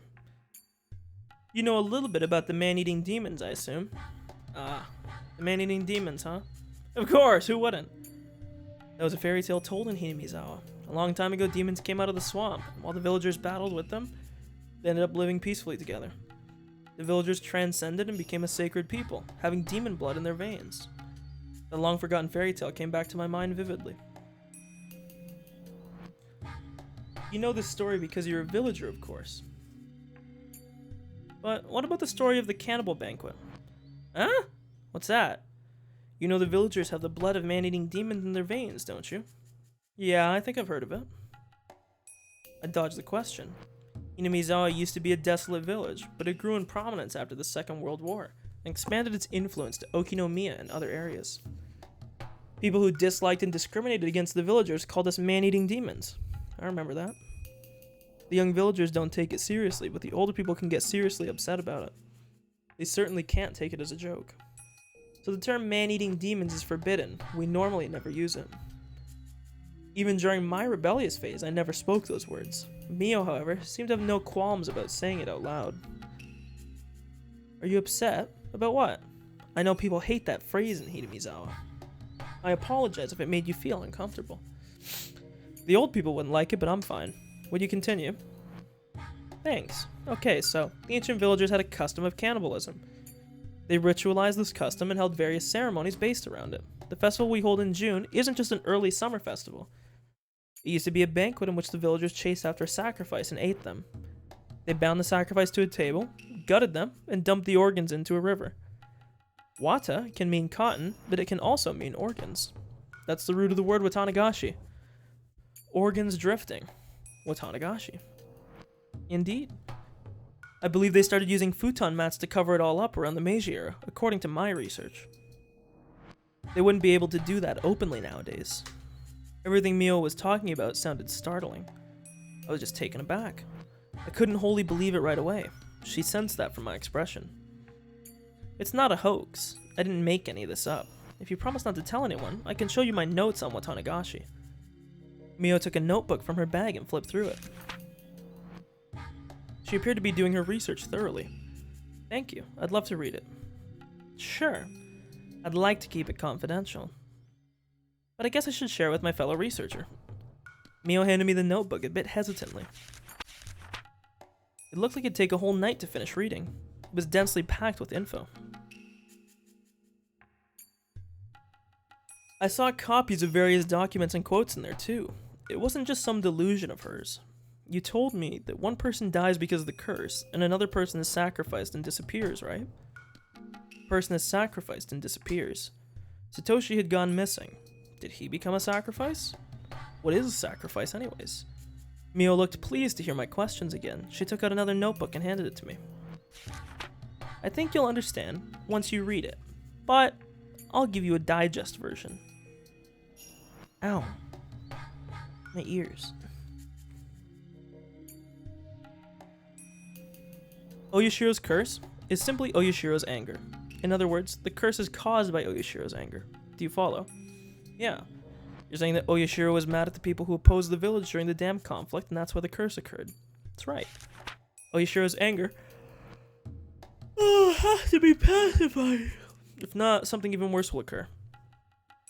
So all the successive priests at the Furude Shrine had to perform a sacrifice every time the curse struck, in order to pacify Oyashiro. It's called a sacrificial ritual. So, each year on the day of Watanagashi, one person dies because of the curse, and another one is sacrificed to pacify Oyashiro's anger. But only one person is actually murdered each time. I never heard of human sacrifices being made. Naturally, there's no body. The ritual of the sacrifice requires the offering be sunk into Onigafuchi Swamp. That swamp is bottomless, and no one would ever surface once they were thrown in there. No body would ever be found, of course. So one of the victims is always thrown into the swamp every year. Does that mean Satoshi is also at the bottom of that dark green swamp? I don't know. I'm not sure that they really throw them into the swamp, but those who make these incidents happen must be eliminating one person based on that legend. Each year a traitor to the village dies on the day of Watanagashi because of Oyashiro's curse, and another person is sacrificed in order to pacify Oyashiro's anger. That person will never be found because he or she is supposedly thrown into the bottomless swamp. This is all info we knew already, so Yeah, you get it. The series of mysterious deaths always involves both the curse and the sacrifice. It's a system that allows 2 traitors to die every year. What I'm telling you now probably isn't sufficient, so it might be hard to grasp. Instead, I want you to take the time to read my notes. You'll see what I'm telling you isn't that far from the truth at all. I heard a man's voice just then. A middle-aged man with a hat was waving at Mio from the entrance. It's our boy. It's Tomatake. Sorry, I think I have to go. I wanted to talk to you more, but I guess we'll have another chance to chat. I'll leave those notes to you. I'm looking forward to hearing your opinions. Mio wrapped up the conversation and headed to where the man was waiting for her. She left her old notebooks in my hand. Mio waved at me as she left the library with her companion. I took a seat again and opened what she'd given me. What bugged me was the series of the mysterious deaths, also known as the Curse of Oishiro. Maybe I'd be able to get closer to the truth by reading these notebooks. If I studied them carefully, I might be able to find out who was really behind the incidents. Why did Satoshi have to disappear? What was he involved in? How did that happen? Maybe Takano's notes would bring me the answer. Research notes, Mio Takano. I started flipping the pages, this time making sure that no one was watching over my shoulder.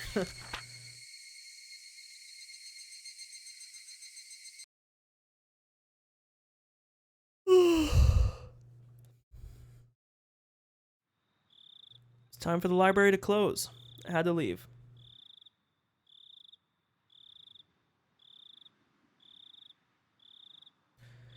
I bought some food on my way home. I shut my door and locked it right away. Then I heard the door of the neighboring apartment open. Kasai lived next door. Nobody else lived on this floor of the nearly empty apartment building anyway. So that was confirmed there that that is him. Because remember earlier they were saying that like there was only one guy that was... There's only one person in the apartment complex with Shion, so we got the answer of who it was. It was Kasai. We never really got the confirmation. It was assumed, but...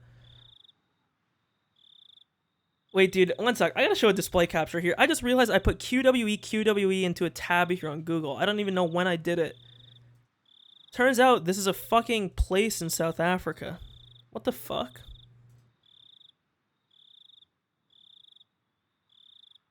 QWE. Quakeway? Of Jehovah's Witnesses?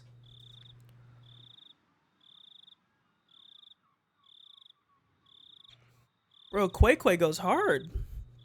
The fuck? Do they have a QWERTY somewhere close to this town? What the fuck? Quakeway, dude, what the fuck? I'm actually pretty pog.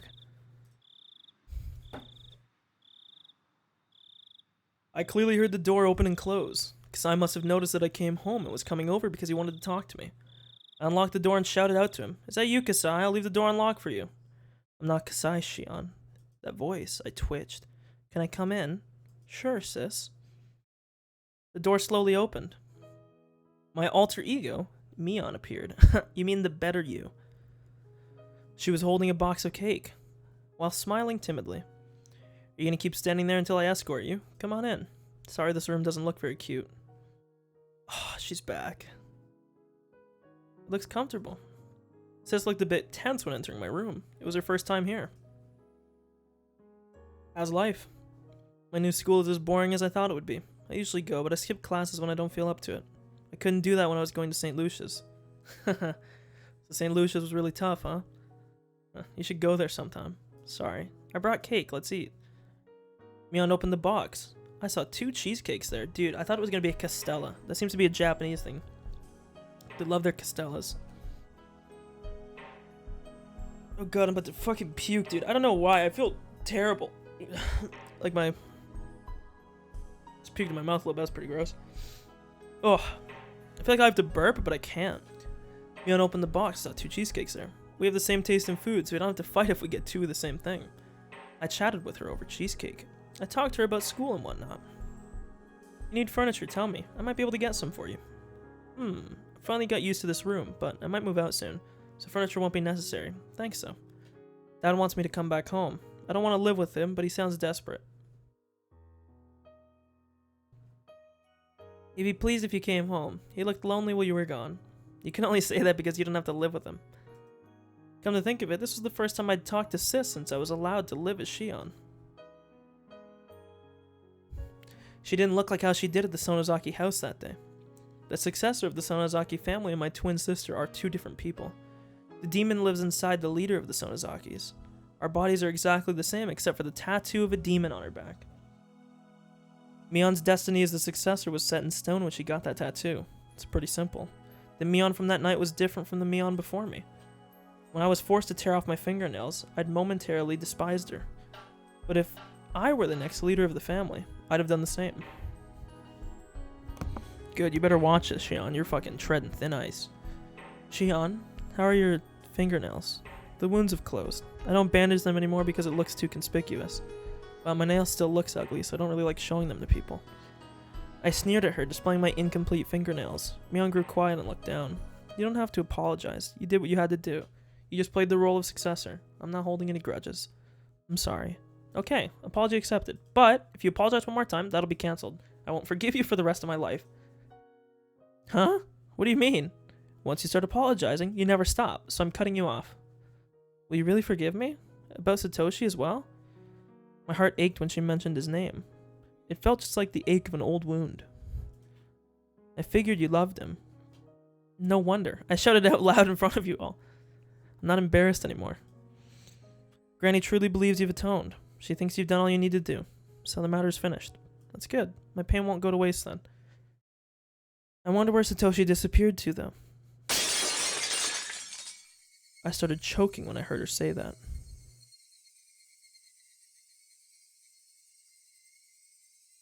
I'd just said it to her myself. I'd said that I'd forgiven her completely. But that promise instantly evaporated. Just because of what she said, I felt like I'd turned into a completely different person. What did you just say, Mion? Did you say, I wonder where Satoshi disappeared to? Who else could know other than you and your folks? What did you say? Where did he go? I felt my eyeballs reddening in anger. It felt as though they were about to pop. I choked on a burning sensation in my throat. Mion's expression rapidly changed. It looked like she noticed the devil's mask on my face. We were one and the same. We could understand each other's thoughts without voicing them.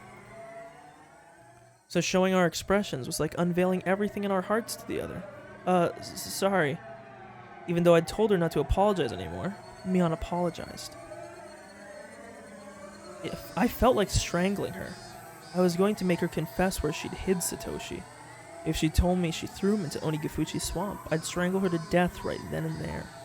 I really don't know what happened to Satoshi. That's a lie. It's true. Granny doesn't know anything either. Please believe me. It's a lie. Are you saying that Oyashiro's curse demon him away? There can't be a curse. There can't be. Words kept coming out of my mouth like I was chanting a spell. I wasn't speaking by my own will anymore. So I wonder if this is like Shion's demon form, you know? We were talking about that whole meme. I think that's happening right now. I feel like that's probably pretty likely, you know? It was the demon who was controlling me. The demon that had been sleeping deep inside me woke up and was speaking through my mouth. My hands, the demon's hand, grabbed Mion by the neck. You guys demon Satoshi away. You and the Sonozaki family. Give him back to me. My hand slowly but surely squeezed Mion's neck. Mion put her hands onto mine. I looked at her fingers. 3 of the fingernails on her left hand looked as ugly as mine. Mion, what's this? Tears rolled down her cheeks. She didn't have to answer. She had the same scars as I did. She atoned as well. The way those wounds were healing looked the same as mine. So did she get these wounds around the same time as I did? It was unfair that only you had to go through that. I felt so bad.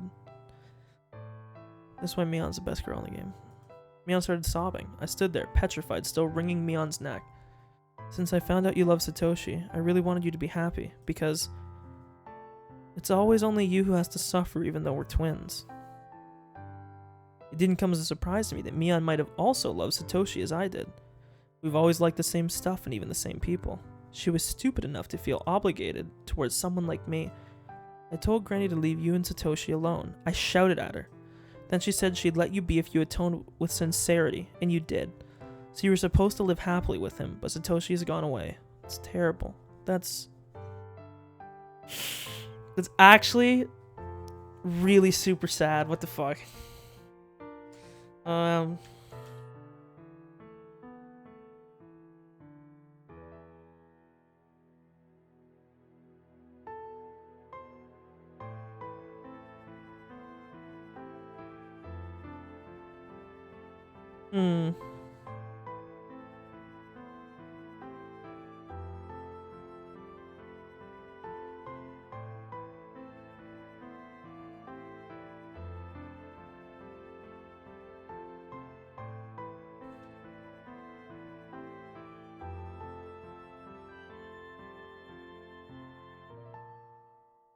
Hmm. Mion isn't smart enough to shed crocodile tears. Those tears were real. Her tears dissolved my demon's anger, like how the sun melts ice. Believe me, Shion, I really don't know why Satoshi disappeared. Neither Granny nor the Sonozaki family have anything to do with it. Granny forgave you, so she would never do anything to him. Mion, I'm so sorry. Did I hurt you? I took my hands off her neck and held her instead. I'm not hurt. You've been hurt a lot more than me, haven't you? I shouted at the demon in my mind. I believed in Mion. I had been convinced it was the Sonozaki family that made Satoshi disappear. But Mion denied it, while shedding tears. Between her and me, her tears are more convincing than any words. So I'd believe in her. It absolutely wasn't the Sonozaki family that made him disappear. So do you really think that Satoshi disappeared because of Oyashiro's curse? I don't believe in curses, and Mion didn't do it. If it wasn't the curse or the Sonozaki family, who demoned him away? I don't know. I just know it's not Mion. It's not the Sonozaki family because Mion says so. That's stupid, Shion. Are you going to ignore Satoshi's voice? I know. You don't have to remind me, demon. I can hear his voice. I know he's mumbling with an ambivalent expression like he always used to. Even though he knows help won't come. I'll help him no matter what. I'll save him if he's alive. I'll avenge him if he's dead. But Mion didn't do it. You just want to take it out on somebody. It doesn't matter who. But I'm Shion, not a demon. You're only a part of me. Don't try to take control. Fuck off. Don't ever show up again. Huh.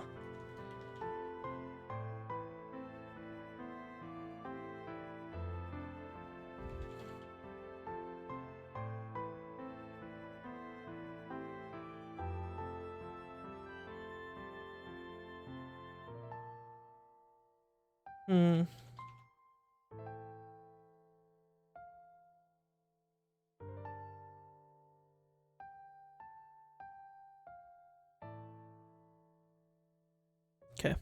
The demon faded away. My body went limp and I fell to the floor while holding Mion. Shion, are you alright? I'm alright now, Mion. Why are we two different individuals? Why can't we just be one? Stop it. We've asked ourselves that so many times, but there's no answer. I'm Shion and you're Mion. It's just how it is. I don't care if I'm Mion or Shion. I just want to be one and equal with you. There's nothing we can do. You have the demon on your back. You're destined to become the successor. And we can't change that. I don't want that. I don't need a demon. I don't want it. I'm not a demon. I'm not. I want to be a human like you.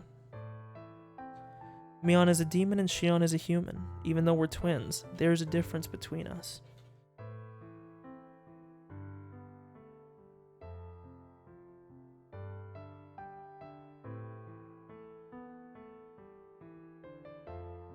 Was it impossible for humans to live with demons after all? It should be possible because they did it before. That's the legend of Hinamizawa. Humans and demons lived in harmony together as Oyashiro watched over them. Mion, Shion, Satoshi, demons, humans. Oyashiro's curse, the series of mysterious deaths, Satoshi's disappearance. We fell asleep while holding each other, while holding everything. Feels fucking bad, man. This further and further proves why Mion is the best girl. And there's not even a close second. We're not even talking like the same stratosphere. We're not even talking the same local neighborhood. We're not even talking the same motherfucking galaxy. It's just not even close. This is why I know there's no fucking shot. No shot, bucko. That Mion's guilty. I just refuse. Okay, more notes. So I think this purple notebook is supposed to be Shion's, and I think the red one is Takano's, if I remember. I saw Mio Takano a few times after that.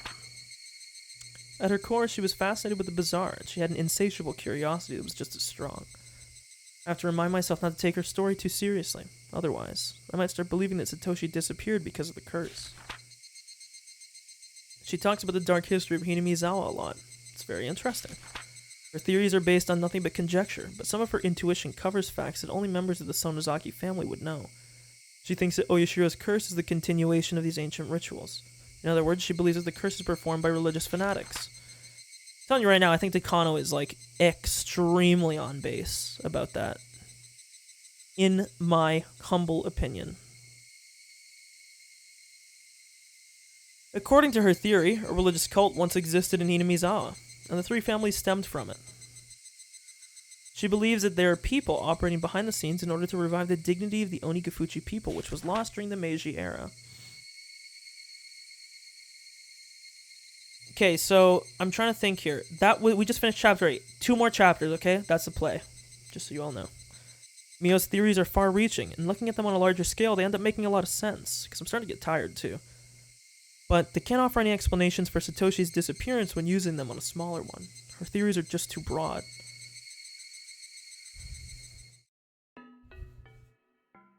Bum bum bum bum bum bum bum bum bum. I exchanged information with Oishi every now and then. We'd expect new leads from each other, but neither of us had any luck. I no longer believed the tip that Satoshi might have headed to Tokyo. It was clearly bogus anyways. Although I can't befriend Oishi, he's been fair about the deal. He, alone, has been serious about uncovering any new info. Oishi's sources are quite reliable, so whenever I found some dubious tip, I'd check with him to see if it was valid. My meetings with him have diminished in frequency since he's been assigned to new cases. Eventually, we stopped meeting entirely. Oishi stopped investigating, and I reached the limits of my sources of information. People now think that Satoshi's disappearance was a supernatural phenomenon called demoning away. In Hinamizawa, they refer to his disappearance as him having transferred, and nobody will talk about it otherwise. I don't like the way that phrase is used to erase him. Dun dun dun. During the upheaval surrounding Oyashiro's curse in 1982, I was pulled this way and that by new leads on Satoshi's disappearance. Every time I found information that looked promising, I kept changing my theory. Sorry, I gotta tilt my monitor up here. Much better. But that also became an incredible burden on me. It wore me down plenty on its own. The fatigue was harsh, but it also provided a very kind acceptance. Bit by bit, it soothed away the anger, sadness, and doubt that wore me down. I'll never forget Satoshi. I'll never try to forget him and move on. I constantly repeated those words to myself in my head. I repeated them to keep my memories of Satoshi from fading, too. Over and over, excuse me. For the sake of my fond memories of Satoshi, together with my fear and my sadness, I repeated them forever and ever. A lot of these tips in this game seem totally pointless, because it feels like they are just, like, repeating everything.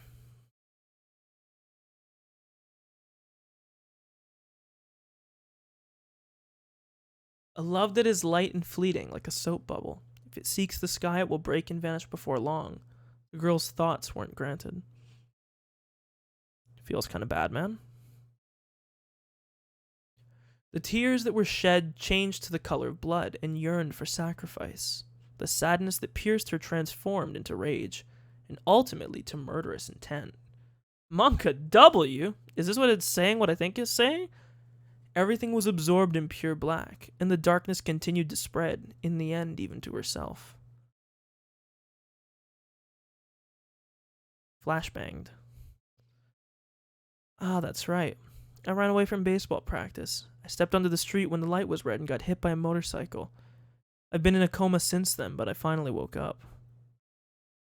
Oh, shit! The fourth year of the series of mysterious deaths in Hinamizawa, also known as Oyashiro's Curse, 1 year after Satoshi Hojo's... So we did get a time skip! Okay, now we're getting interesting. I hadn't been able to get used to my new school in Okinomiya, but I had some friends there now. Since I got a part-time job at my relative's store, I had some extra pocket money too. I ended up living with my parents after all, so I didn't have to pay for living expenses. It felt great to freely spend the money I earned from working. I still use the room Kasai set up for me from time to time. It was a convenient hideout for when I didn't want to see my parents. In fact, I was planning to spend a day there today. Damn that teacher. She told my parents I was skipping classes. My dad got upset, and that was why I didn't want to stay at home. I had been asking for it, though. My teacher should have known that my dad is a Yakuza, and that he gets really scary when he's mad. On the whole, my life had been going well so far, except that it was boring. Also, so I'm guessing that info is true? Okay,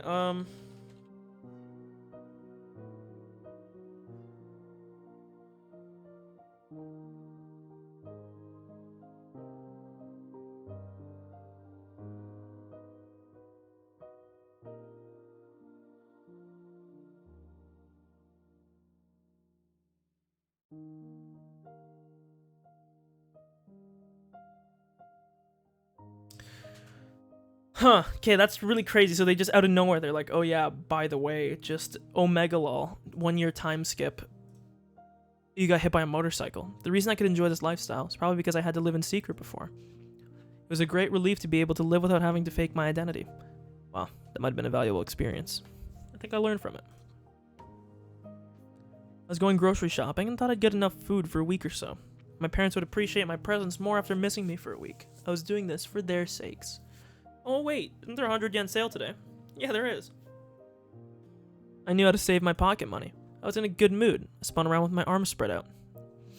Felt like I was inside a little whirlwind. My arm hit a motorcycle parked on the sidewalk.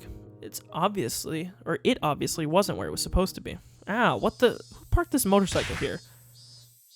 Are we just doing a rerun of this? I gave the motorcycle a kick with no hesitation. There were 3 motorcycles lined up in a row.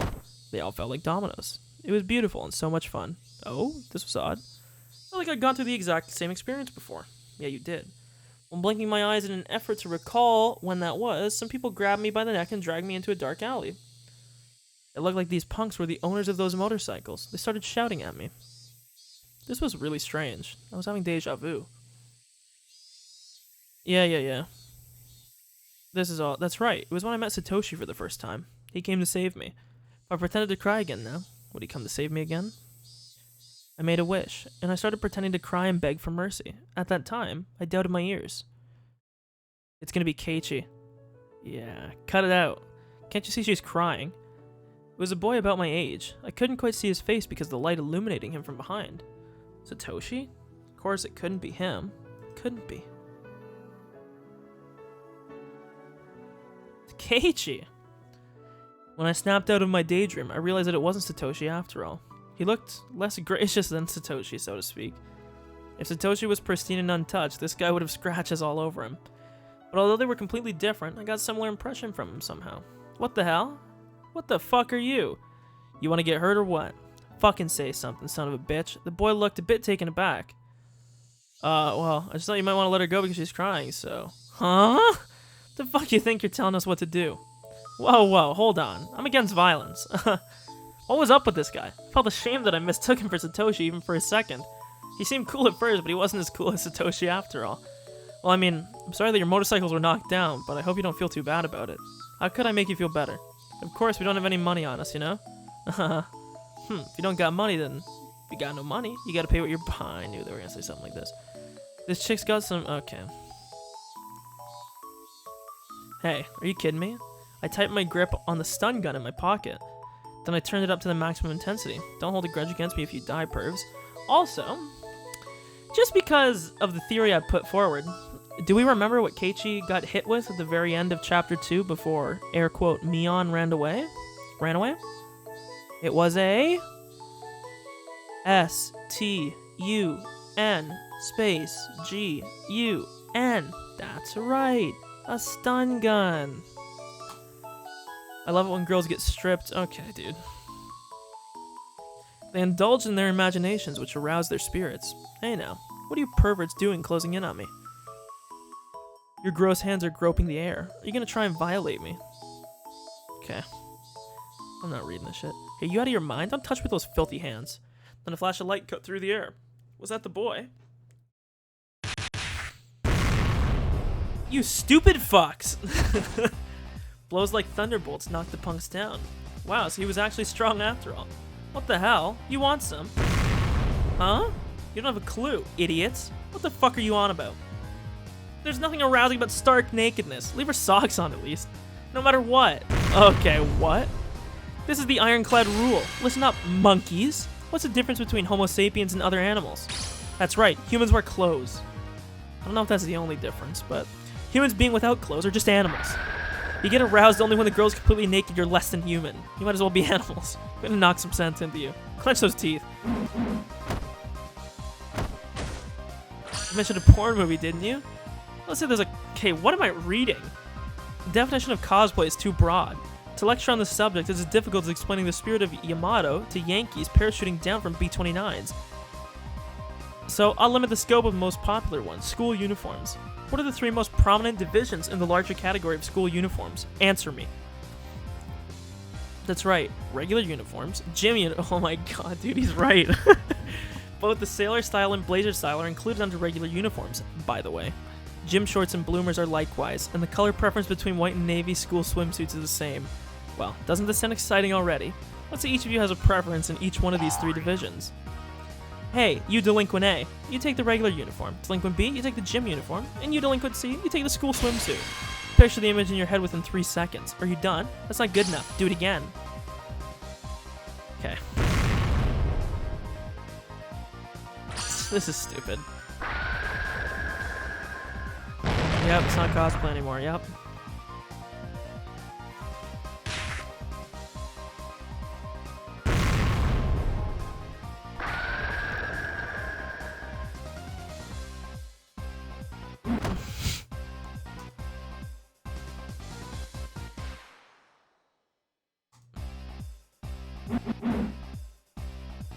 This might be the stupidest thing in this whole game.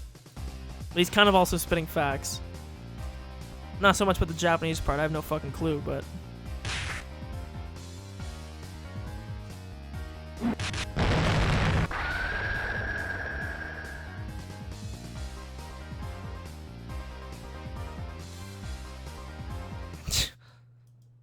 Three punks had just been standing there agape, and they started running away when they saw that many people.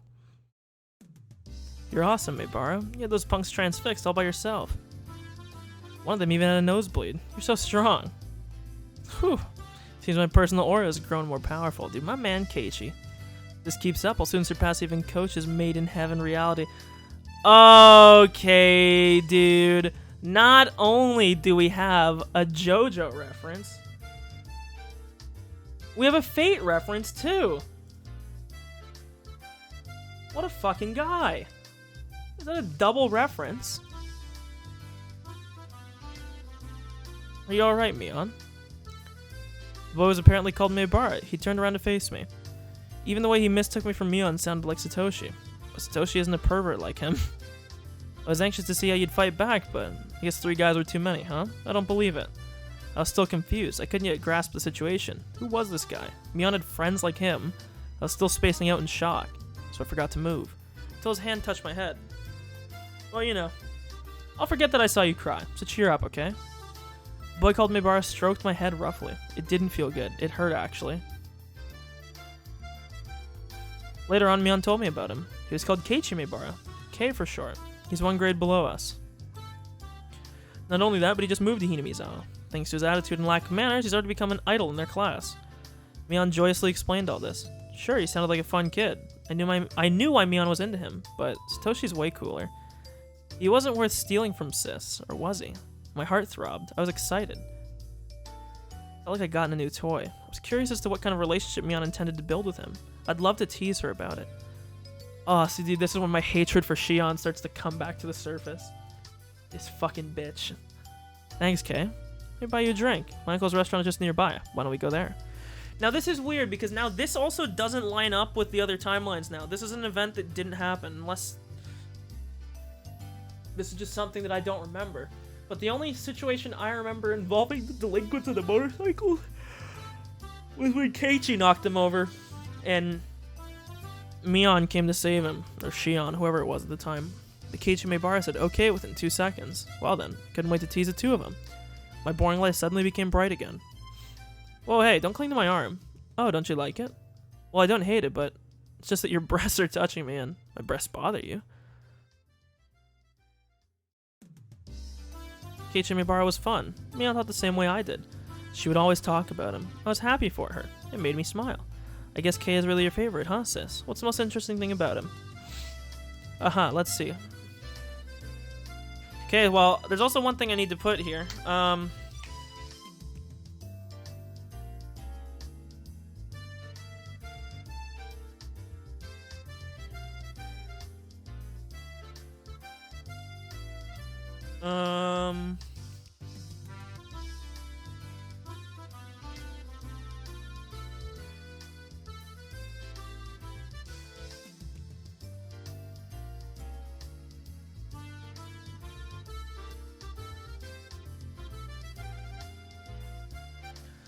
To put it plainly, he's just funny. For example, just a couple of days ago in the club, Mion really liked him, but didn't seem to think it was love yet. She's reserved in that area, so that was really like her. As for me, well, I didn't hate him, but my feelings weren't the same as Mion's. Kei was too childish compared to Satoshi.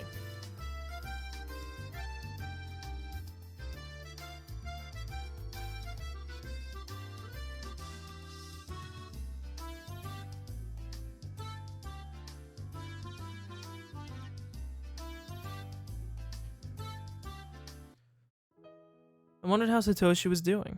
Was he waiting for things to cool down somewhere far away? The case had already been solved, though. The dope head was the murderer. There was no reason for him to wait anymore. I shook my head. Shouldn't think about it too much. Oh wait, I know. The case was confidential, so the arrest of the culprit hadn't been made public. So Satoshi hadn't realized that he could come back. I know he's a little thick-headed. Maybe he'd be waiting for things to calm down until the end of time. But if so, couldn't he give a call to Satoko at least? He should tell her he's living in a faraway place. That he'd be coming home soon. Ah, that stupid Satoko. She'd be living with Rika Furude since Satoshi went away. So nobody would pick up the phone even if he called. Pick up the phone, baby. Stupid girl. Don't you want your big brother to come home? Given Satoshi's personality, he wouldn't remember any phone numbers other than his home number, so he wouldn't be able to contact anybody in Hinamizawa. Maybe he's been calling Satoko every night. He keeps ringing, but nobody picks up. Then he'd assume Satoko might be taking a bath, or be in the restroom. He'd put on a puzzled smile while mumbling, like always. Imitated his voice without realizing it. After that, What? What's up? Didn't you say something, Shion? I laughed it off and urged Mion to continue. I realized then that her tone had changed. I hadn't been listening to her because I was thinking about Satoshi. I thought she was still happily talking about Kei, but Mion sounded grim now. Her faint smile looked pitiful. It was too late to ask what was going on, so instead I concentrated on our story instead. After all that, Uncle gave everybody a doll's... Okay. This sounds like it's in Chapter 2.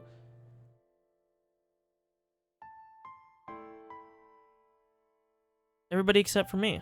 Okay, except for you. I wanted one too, but I couldn't say it in front of everybody. You still can't express your needs, huh? And then, Mion sniffled. I realized that she was on the verge of tears. The cutest doll was in Kei's bag, and you wanted that doll. It didn't matter which one, but although Kei knew only I didn't get one, he didn't give it to me. He said the doll wouldn't fit me, and that I should be born as a boy in my next life. That's what he said. That was Keiichi's weak point. He might be fun and popular, but he wasn't mature, not like Satoshi. I want to start all over. I want to go back to when I just met him and start all over. I want him to treat me like a girl from the beginning. Don't take it too seriously. It'll be okay because it's just you who wants to start over while he didn't even notice anything wrong. It'd be harder if you guys fought over it or something. Can I start over? You didn't cry in front of him, it's not too late. You can cry as much as you want now, and if you show him a different side of you from tomorrow on, you can still fix it. Okay. I'm amazed how insensitive he is, but part of that is just the impression you've been giving him so far. If you can change your attitude from tomorrow on, you can still change his mind. How do I change my attitude? How? If I tell you how to act cute, you'd start going to school in frilly clothes, so don't think and just be natural. But without overdoing it, pay attention to how you behave around him. And don't forget to be cautious of Rina. She's a bit ahead of you so far. Kei might prefer Rina at this point. Oh, it's true. Rina's really girly. She's cute and caring. It means you can't slack off for even a moment, sis, because you've got a rival. Tears can attract men, but they don't anchor them. You should always be smiling, but cry when it really counts. That's how you typically do it. Maybe I should try that on Kei myself. No, don't. He's the boy you like, so I guess it's natural that I like him too. How can I attract him? Hey sis, how don't we have a competition about him? Okay, so seems maybe Shion wasn't doing it so much mean-spirited.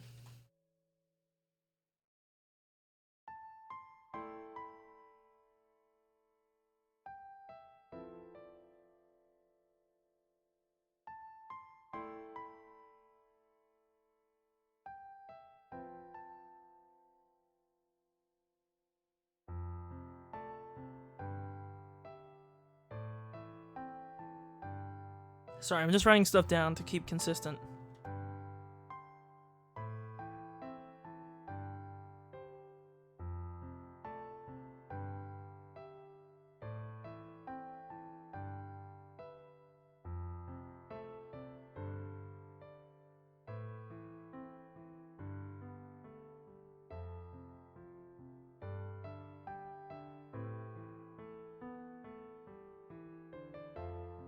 No, never. I'll kick you into orbit if you come near Hinamizawa. I'm happy for you, sis. It's not too late at all. It's important to know the distance between the boy you love and yourself and shift the way you appeal to him to compensate. The boy I love is missing, you know. I don't even know where he is, or when he's coming back. Compared to that, you're very lucky. Mion was saying she'd do her best from tomorrow on with red, tearful eyes, but I sensed a deeply negative feeling emerging inside me. Nobody was blaming Mion for being happy when Keiichi is. Or for being happy with Keiichi. I wasn't envious. I wasn't jealous. I didn't want her to be blamed the same way I was blamed. It was just that there was no space for Satoshi in Mion's mind anymore, filled as it was with Kei and her other friends now. It didn't matter to her if Satoshi came back or not, just like how she didn't care if it was sunny or rainy tomorrow. What about me then? Had I been thinking about Satoshi all the time for the past year? I wasn't proud of my own answer. I'd become used to life without Satoshi. His absence didn't hurt me anymore. I was getting used to life with Keiichi. And if I let my guard down, he might just fill up the space I'd been saving for Satoshi. If Shion had prayed harder for Satoshi to return, he might have come home already. Where did Satoshi go? Last year, right after his disappearance, I'd paid close attention to the information circulating in the Sonozaki family and its underground connections, and I frequently went to the police station to check with Oishi for new information.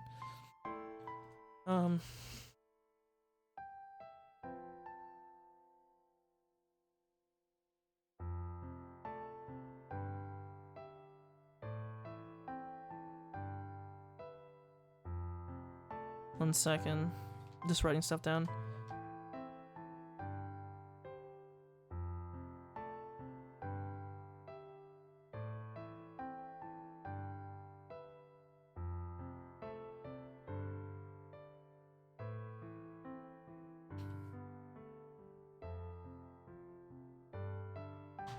Yeah, so, I mean, I think my reasoning might have been a little bit off, but my prescription, I think, is 100% correct so far, right?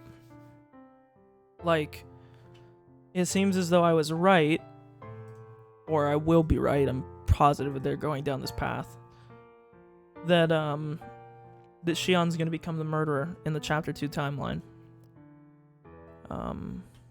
Which makes sense, right? However, on the flip side,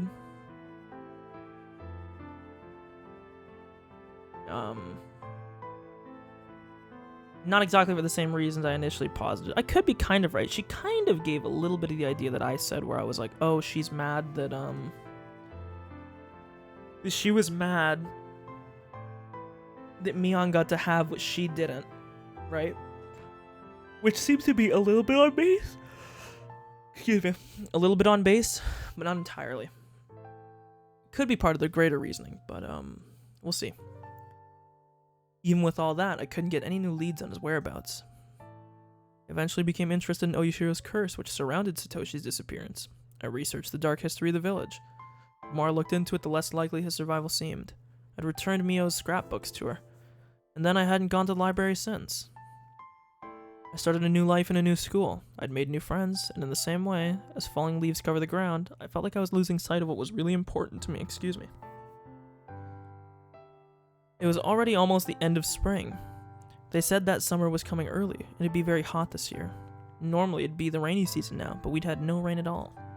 The Otanagashi festival was right around the corner. It'd been almost a year since Satoshi went missing. In Hinamizawa, they don't allow you to talk openly about Oyashiro's curse, or the series of the mysterious deaths. So everybody acts like the murder of Satoshi's aunt never happened. That's because Satoshi Hojo was a member of the family of traders. He fell victim to Oyashiro's curse on the 4th year running. He was demoned away. Everybody was trying to forget about his existence and erase their memories of him. Don't make him disappear because of the curse. Don't erase his existence. Satoshi was living in Hinamizawa just a year ago.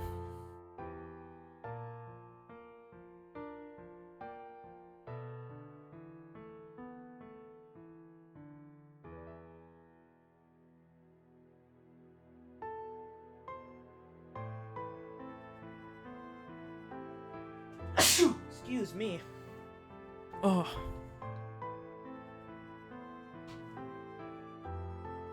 Satoshi was living in Hinamizawa just a year ago. He went to school. He was an A student. He was a member of the Hinamizawa Fighters. He could never hit the ball when it really mattered. He was unreliable but pure. He was warm. Because of the curse, people made him disappear. They stopped mentioning his name and acted like he never existed. A new resident like Keiichi Maebara wouldn't even know him. He seriously believed that Satoshi had transferred out. I miss you, Satoshi. I want to go shopping with you again. I want to be in a baseball game with you again, and get a cold drink afterwards. I want to tease you, and I want you to stroke my head again. Hey, yo. Your hand was so warm. It felt as if my whole body was being caressed. Satoshi. Flashbang, holy fuck. I haven't opened this notebook in a while. My feelings have been written down for over 150 pages. This notebook is the key to my heart. The other me who's been sleeping since last year is slowly waking up. Uh-oh.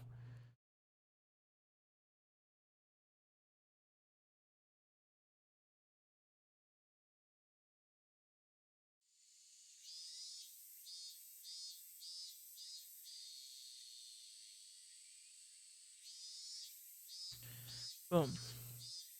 Humph, I'm quite amazed by your dirty deeds, Keiichi. He is a boy after all. Me, she, Keiichi looks confused. Did you hear that, sis? We're not playing tug of war here. Are you trying to tear Kei apart? I'm not playing tug of war, you're the one who's stretching him. Go back to Okinomiya, Shion. Okay, I will. Oops. I let go of Keiichi suddenly, so he and sis flew off like a rubber band. Yeah, so, I mean, it's kind of fucked up, but it seems like she's sort of just ribbing me on about this because she knows that she likes him. You know? I don't think this is necessarily the greatest way to go about it, but... Keiichi rolled on the ground while Sis was stuck in a bush head first. What lively people. See you, Kei? Sis might assault me if I stick around any longer, so I'll get going. Oh, Shion. Thanks for today. Forget it. I didn't do much. See you, Shion. His hand landed on my head. Yup. We know. Excuse me, I'm going. See you, sis. Don't ever come here again. Rina, keep your eyes on her. Satoko said Trows. Rika, purify this area with salt. That's supposed to be like a meme to ward off demons? The warmth remained on top of my head. It felt ticklish and sore. I had to stop. I got off my moped and pushed that aching spot against the telephone pole. I'm sorry, Satoshi. I'm sorry. I never forgot about you. I still remember you. I'm worthless without you. I can't stand life without you because it's gray and cold and boring. It's true, it's true. I can never smile because you aren't here. I can't. See you, Shion. Keiichi's face appeared in my mind. I recalled the touch of his hand stroking my head. It wasn't warm. I wasn't happy. It was rough and painful. I hate that insensitive guy. He's too childish, rude, and cold. He's like a stray dog. I wasn't happy. It wasn't warm. No. She's crying. Satoshi mumbled. He didn't know what to say in a situation like this, but he knew that he had better say something. He wanted to say something, but he didn't know what to say, so he just mumbled. I'm sorry, Shion. Why are you apologizing, Satoshi? I'm the one who should apologize. Even though I said I'd wait for you, even though I believed in my heart. Even though I believed my heart wouldn't change, my heart is full of holes. You're leaking out from the small cracks in my heart little by little. And you suffering because I'm here. Why? You're so precious to me, so don't say that. I've been here with you all this time, but I think I'm hurting you by continuing to exist. I don't want that. That's not true. No. Where have you been, Satoshi? You weren't with me. Tell me where you are. What's the address? What's the postal code? What's the name of the city? What's the street number? Tell me. There isn't an address. I knew it. Tell me you've always been with me, always by my side. That's such a cliche. Which do you prefer, Shion? If I can give you strength, I'll stay by your side forever, but if you're suffering because of me, I'll disappear right away. Don't say that. I wanted to be with you always. I want to be with you forever. Okay, I'll stay with you then. A car passed by. The noise snapped me out of my reverie. The sky was turning orange. I should get home before it gets cold. I should go home to Okinomiya. You're with me, right? Are you with me right now, Satoshi? I walked back to my moped. My feet sank into the grass. I stopped when I reached my bike, but then I heard an extra footstep. I gasped. I could feel somebody else's presence. I'm not stupid. No one else was around here. Nobody had suddenly appeared behind me. So I wasn't surprised to find nobody when I turned around, but he was definitely still there. Okay,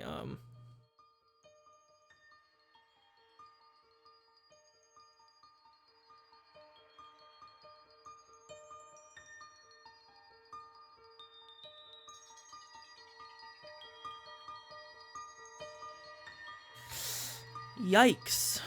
Satoshi. I couldn't see him, but he was there. He was there for me. Satoshi never lies. He said he'd be with me all the time. I'd just been too insensitive to feel his existence until now. Satoshi. A breeze tickled my hair. It felt cold, but to me it was nothing but the warmth of his hand. It took me a while to notice that my cheeks were wet with tears.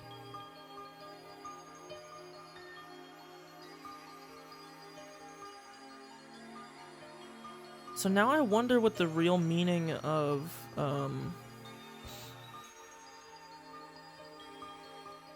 the footsteps is.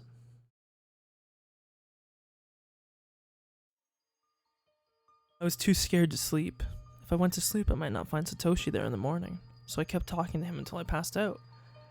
I told him about what happened while he was missing. I told him that I realized how much I loved him after he went away. I'd searched for him, looking into various different things. I'd gathered underground information through Kasai and bargained for police information with Oishi. But I couldn't find any leads. A long time passed, but I kept thinking about him. Etc., etc. I told him all the small details from my daily life. The places I wanted to go with him. The things I wanted to do with him. The food I wanted to share with him. And I told him a lot of things. I was sitting up at first, but I got so tired, so I lay down. I got tired of moving my mouth too, so I started talking to him in my mind. It was the happiest night I'd ever had.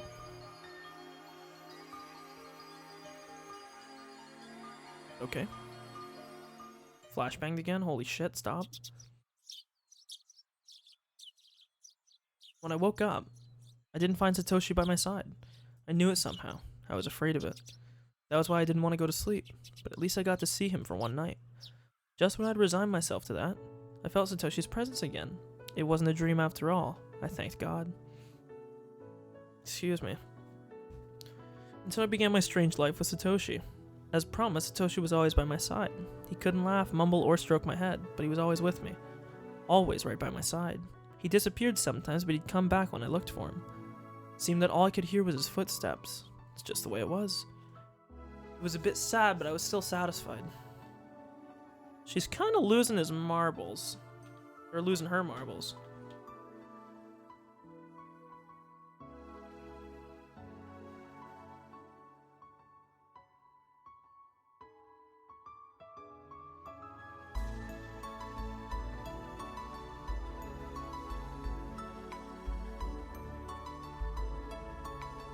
His presence was really faint, so it was hard to sense him in a crowd.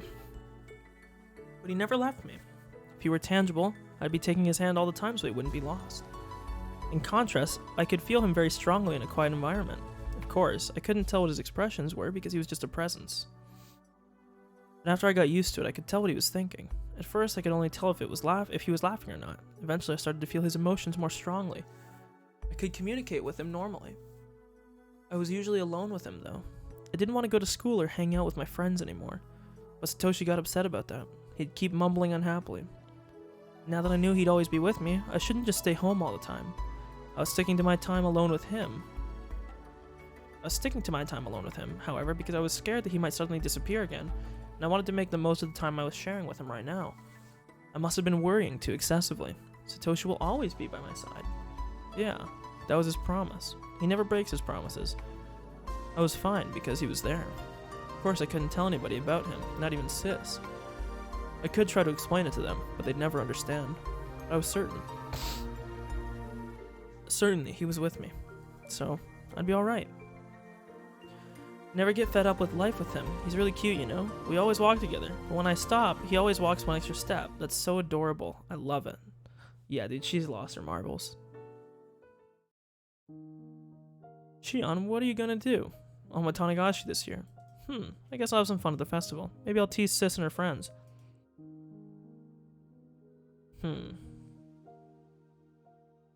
I wanted to go to the festival with Satoshi. I knew he liked to see me having fun with everybody. He might get jealous if I play with Kei. But Satoshi isn't very sensitive in that way. Satoshi loved to see me and my friends have fun, so I should have a lot of fun for his sake. Then I'd talk about the date with him later. How are you going to Hinamizawa?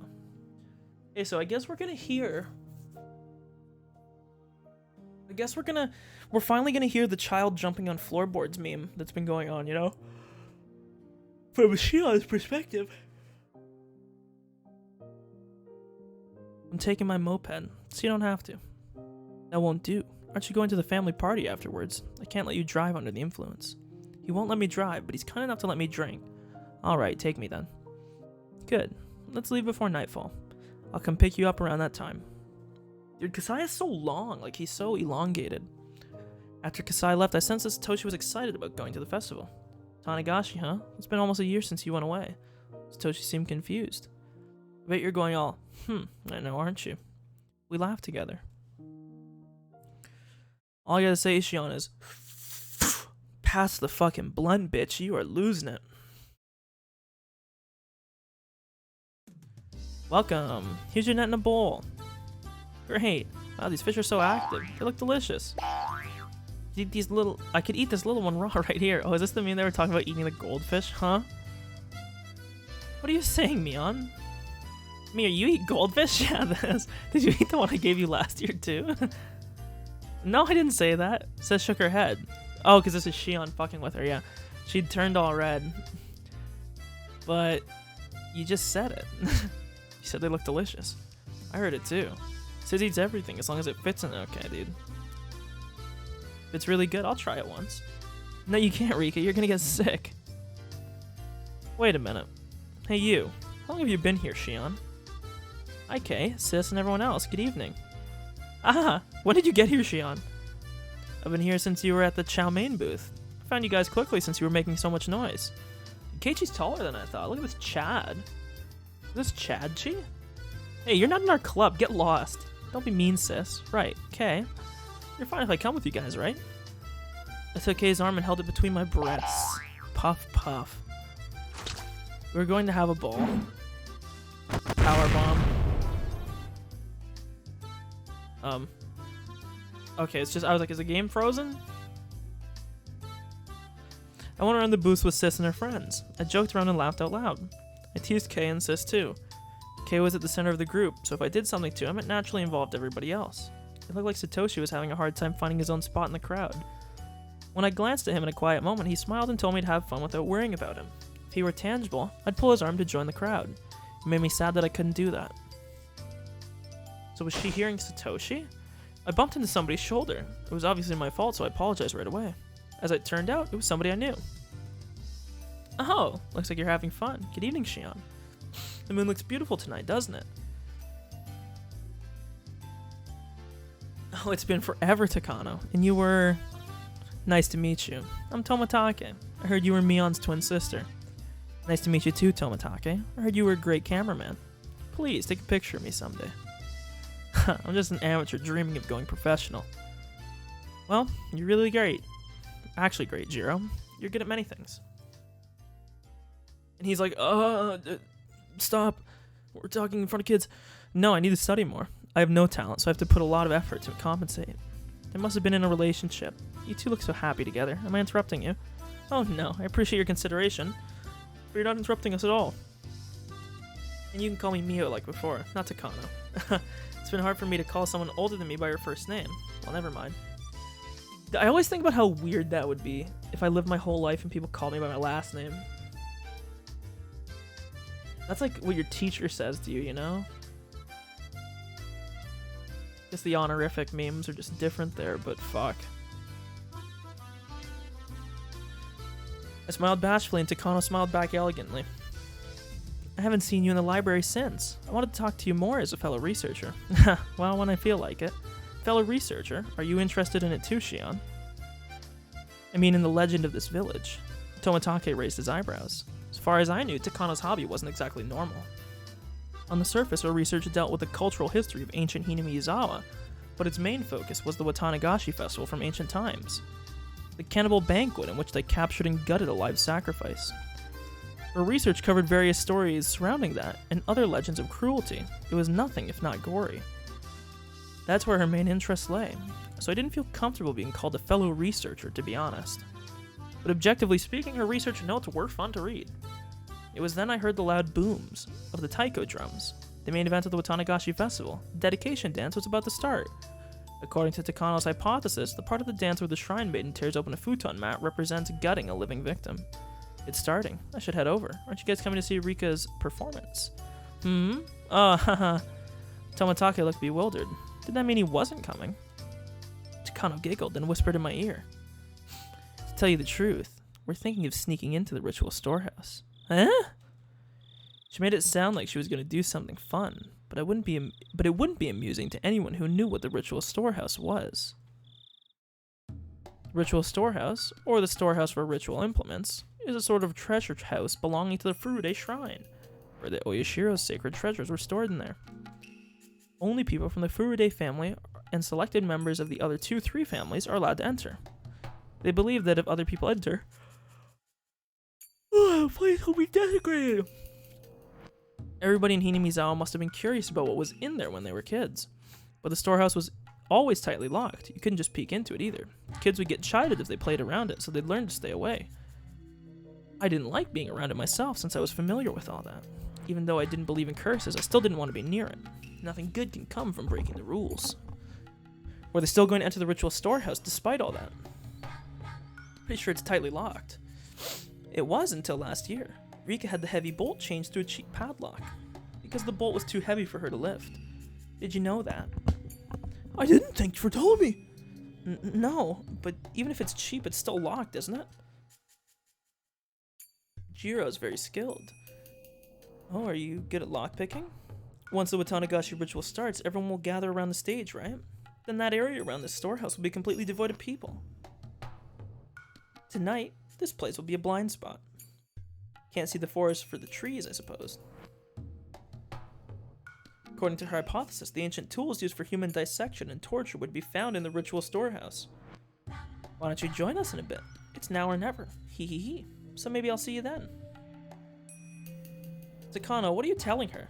Just girl talk. Let's go to some dark place for a quick date. Takano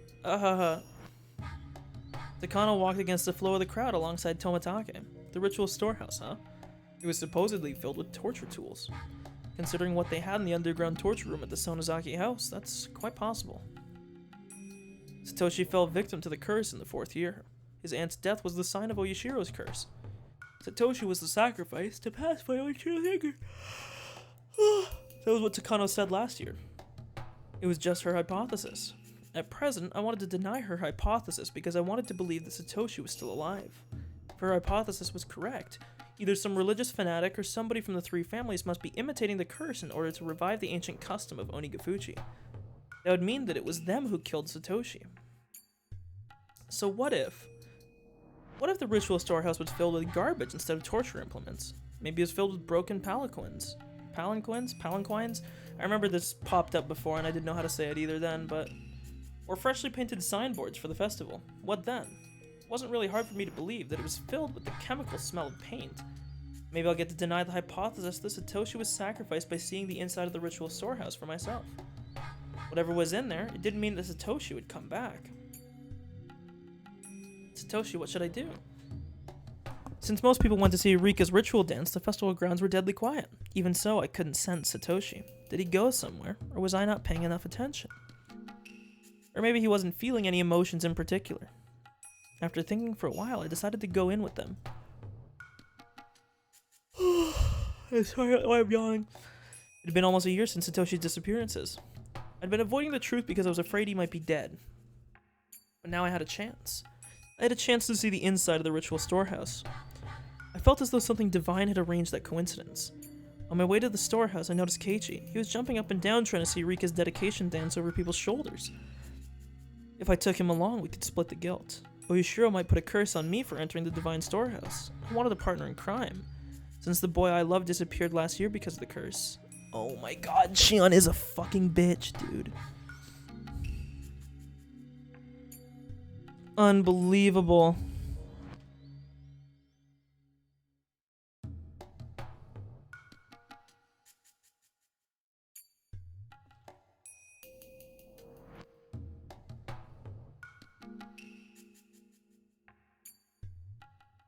Unbelievable, dude. Shion did cuck me. I knew it. I hate this bitch.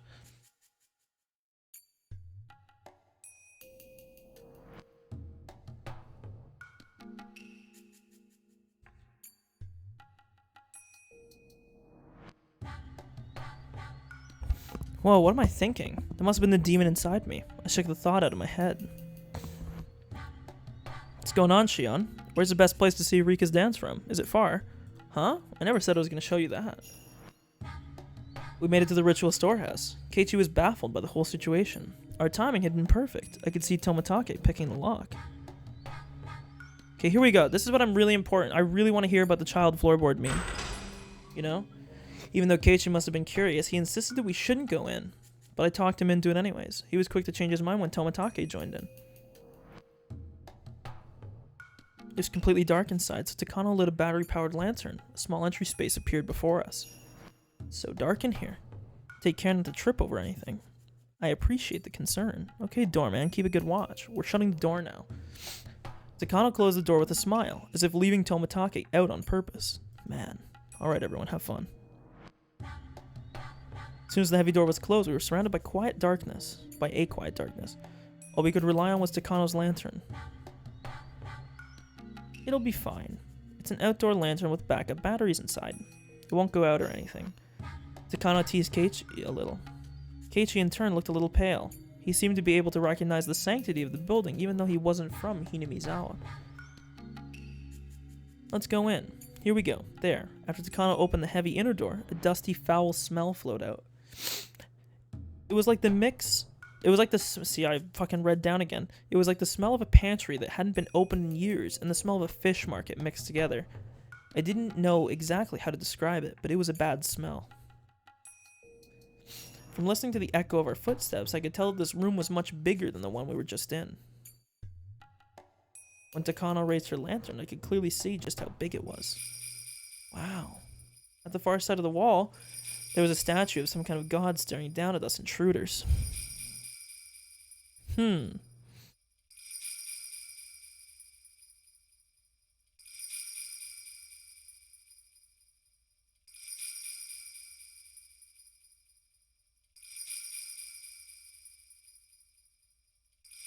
Okay. The way it was lit by the lantern gave it a powerful appearance, and it scared me. That's the guardian god of Hinamizawa, Oyashiro. I looked up at the statue, which was holding its religious ornaments. If Satoshi's disappearance really was a curse, I couldn't forgive this god. I found myself irritated by the way the statue looked down at me. Damn you, Oyashiro. If you really made Satoshi disappear, I'll never forgive you. Never. Keiichi didn't seem to understand the significance of the storehouse. He looked bored. Takano noticed that and took out her scrapbooks to show him the brutal history of ancient Hinamizawa. I heard that story already, so I decided to walk around by myself.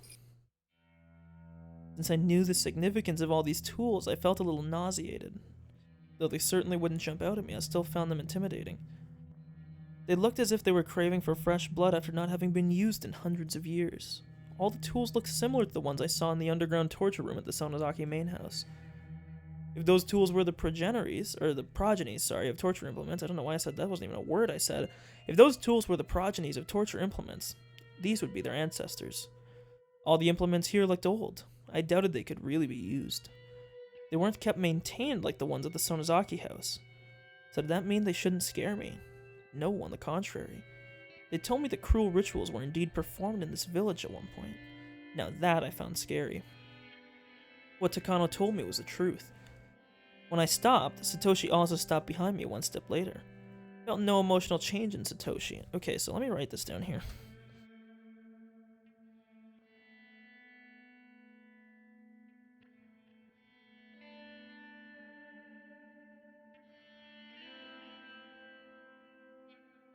I couldn't tell if he was feeling something or not. I knew he was there, but I had no idea how he was feeling. I felt scared of him for the first time. If he could answer me, I'd want to ask him, who demoned you away? Hey Satoshi, are you listening? Couldn't tell if he heard me or not. He left as if he didn't hear anything. I could tell that he'd been sulky ever since we got here. I suddenly felt lonely, so I looked for him while walking around. I realized that there was an altar in front of the statue. He might be there. It was a clean altar. An altar ornamented with religious artifacts. It was kept well maintained. I saw no dust. That would mean, well, the flowers in the vase weren't wilting. I saw a pretty handkerchief under the vase. It looked out of place amongst everything else. I was fairly certain it was Rika Furude's handkerchief. That would mean that the storehouse is maintained daily. It wasn't a forgotten ruin buried in dust. So the brutality that dwelled in this ritual storehouse is still alive and well in Hinamizawa. That's right. Something as ambiguous as Oyashiro's curse is nothing more than a simple delusion of the villagers. As Takano said, everything that happens in this world is done by humans. I'd accused Oyashiro of demoning away Satoshi, but Oyashiro is just a statue made of bronze or wood. It's nothing but an icon. There are, however, human beings who would try to make that icon seem real. The series of mysterious deaths in Hinamizawa is the result of human action. It shouldn't be called Oyashiro's curse. If Satoshi was the fourth year's victim, then he was victimized by a human being who was just acting the part of the curse. The person who demoned away Satoshi must not be very far from me. Okay, I don't like the way when they use words like this, so we're gonna put a big sussy on Takano. I already had a big sussy on her, but when you say this, like, literally like this is just so... This is so fucking, like... It's almost too on the nose, you know? Because we know Keiichi had nothing to do with it. I mean, it could be Tomitake, but... You know? Like... Is Shion behind Takano's death? Like, we don't know. The truth behind Satoshi's disappearance was not so far from my grasp. Thump. I was startled by the sound. It sounded like somebody had dropped something. I looked over at Takano and Keiichi. Takano was still lecturing him. Did she drop her scrapbook or something? Thump, thump, thump. The sound came from right behind me, not from them. I'd never heard Satoshi do that. It sounded like somebody was stomping on the floor in frustration. What is it? The sound continued, ignoring my question. Though I heard it right nearby, it sounded as though a child was hopping on a wooden floor somewhere distant.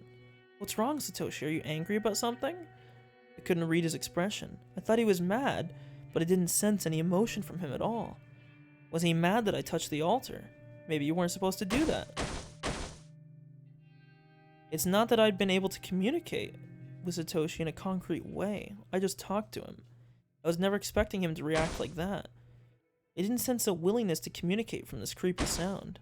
Then a chill ran up my spine. Felt as if all my pores were opening. I'd been thinking that it was Satoshi stomping on the floor. Hey, you. You're Satoshi, aren't you? The sound stopped when I asked that. It wasn't a yes or a no, just silence. Satoshi wouldn't scare me like that. I realized suddenly the sound hadn't come from Satoshi. A cold shiver shot through my feet and I sprung a step backwards. The sound had come from right there. Even though I'd jumped back, it was still a few meters away. Satoshi would sometimes let me hear his footsteps when I walked. But if it wasn't Satoshi, there was no guarantee I'd hear its footsteps. That invisible being could already be right in front of my eyes, and I just wouldn't see it. Forgot everything and ran, straining my ears as much as possible for any sound, listening for any footsteps pursuing me. I ran right into Keiichi and clung to him, timidly turning back to look. The dimly lit area before the altar was quiet, like nothing had happened. But seeing that chilling dark stillness, realizing I was just in that space made me even more frightened now. What's up, Shion? Did you get scared?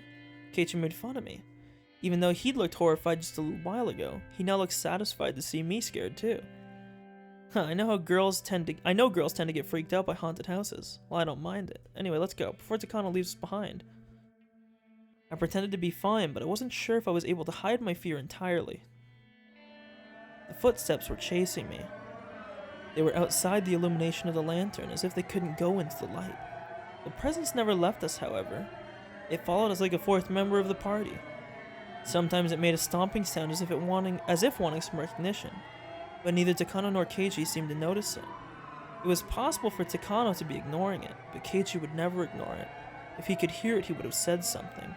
So just like with Satoshi, only I could hear it. What was this thing that was making me so scared? Was it Satoshi in a bad mood? Was it possible that the presence I believed to be Satoshi might not have been him at all? Thump. Thump.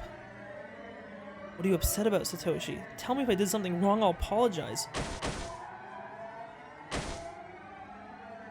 If you aren't Satoshi, then where did he go? When did you take his place?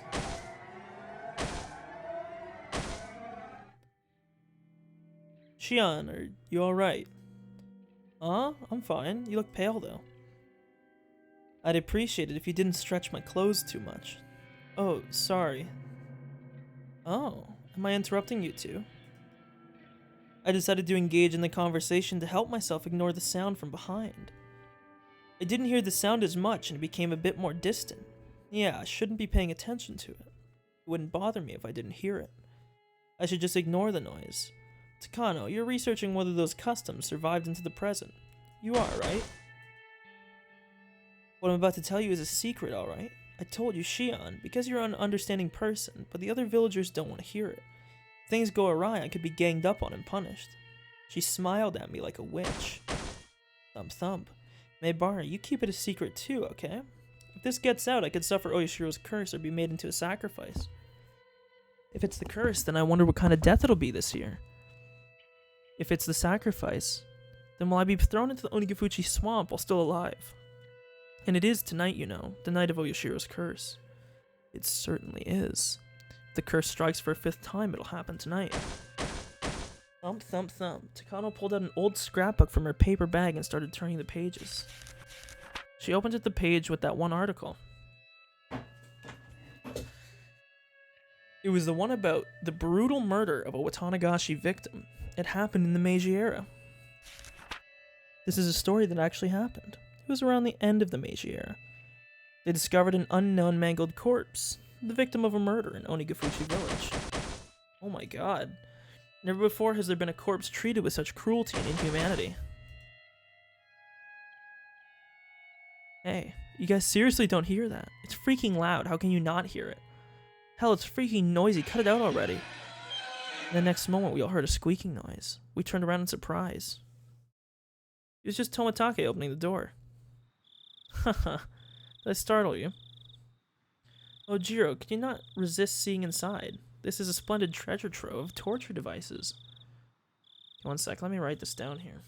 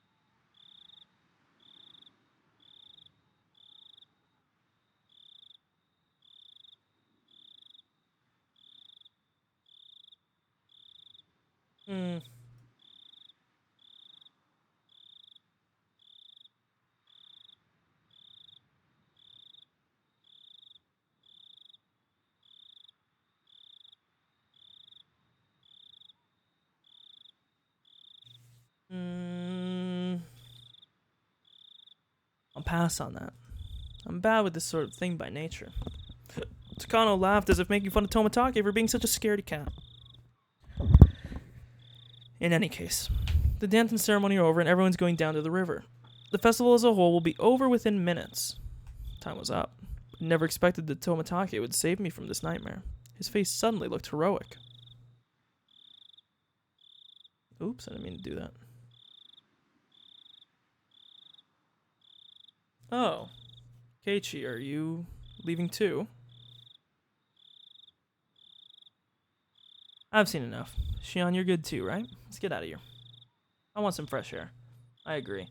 Let's leave. I went into the entry room and turned around. Takano was taking photos in a mad rush, though our time was up. I didn't hear the sound anymore. I didn't feel the presence. I didn't feel Satoshi either. But somehow I wasn't too sad about that. Even if he followed me out here, I wouldn't be able to tell if it was really him or somebody else.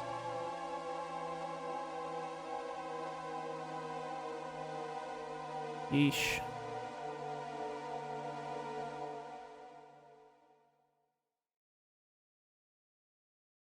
Huh. Okay, folks. Whether it's good news or bad news, I think we're going to stop here because I think this is when the shit's going to get crazy. Plus, I'm getting really tired. We'll read the tips here and we're done for the day.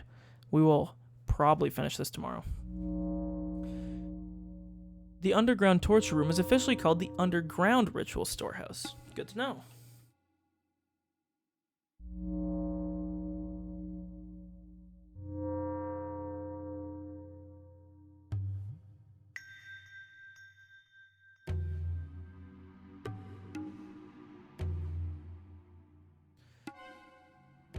So do torture room and ritual storehouse mean the same thing? According to Takano's theory, bloody rituals, including Watanagashi, have been passed down among the three families even after the Meiji era. The rituals are always ready to be performed. Their form of worship always revolved around torture, so Hinamizawa's history involved a great deal of human slaughter. Takano's theory is correct. The underground storehouse at the Sonozaki house looks well maintained. Takano was right about that too. Since the Sonozaki family and the Furude family both have ritual storehouses, the Kimiyoshi family must have one too.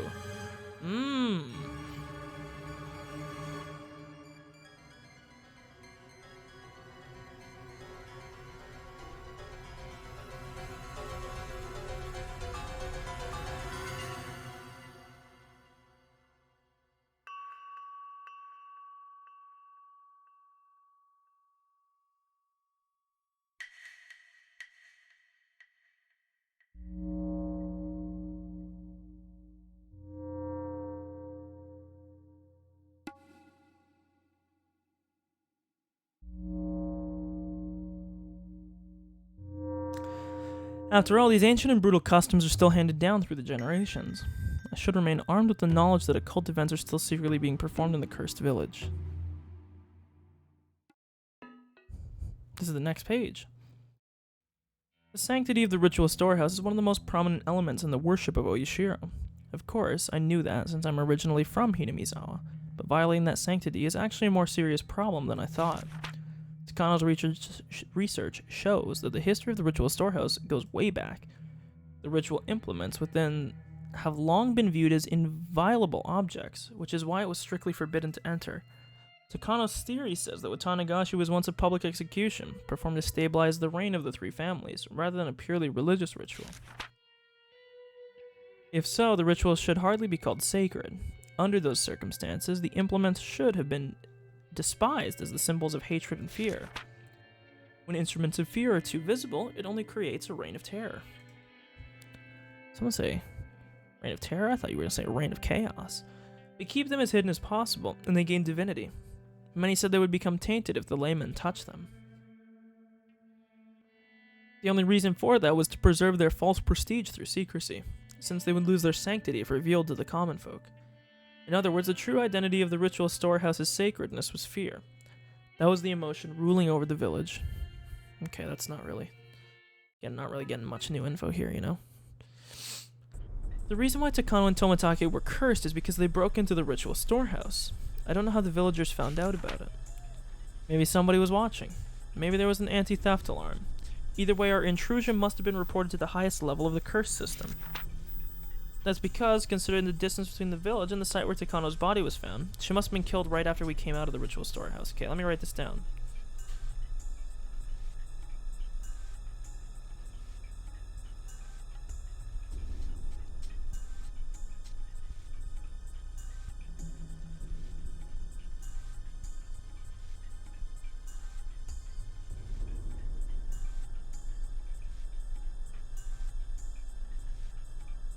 It was done very quickly. It was possible that a special assassination team exists for this purpose, or that the plan had been set up a long time ago. There might have been secret agents of the Sonozaki family, but the latter sounds more valid.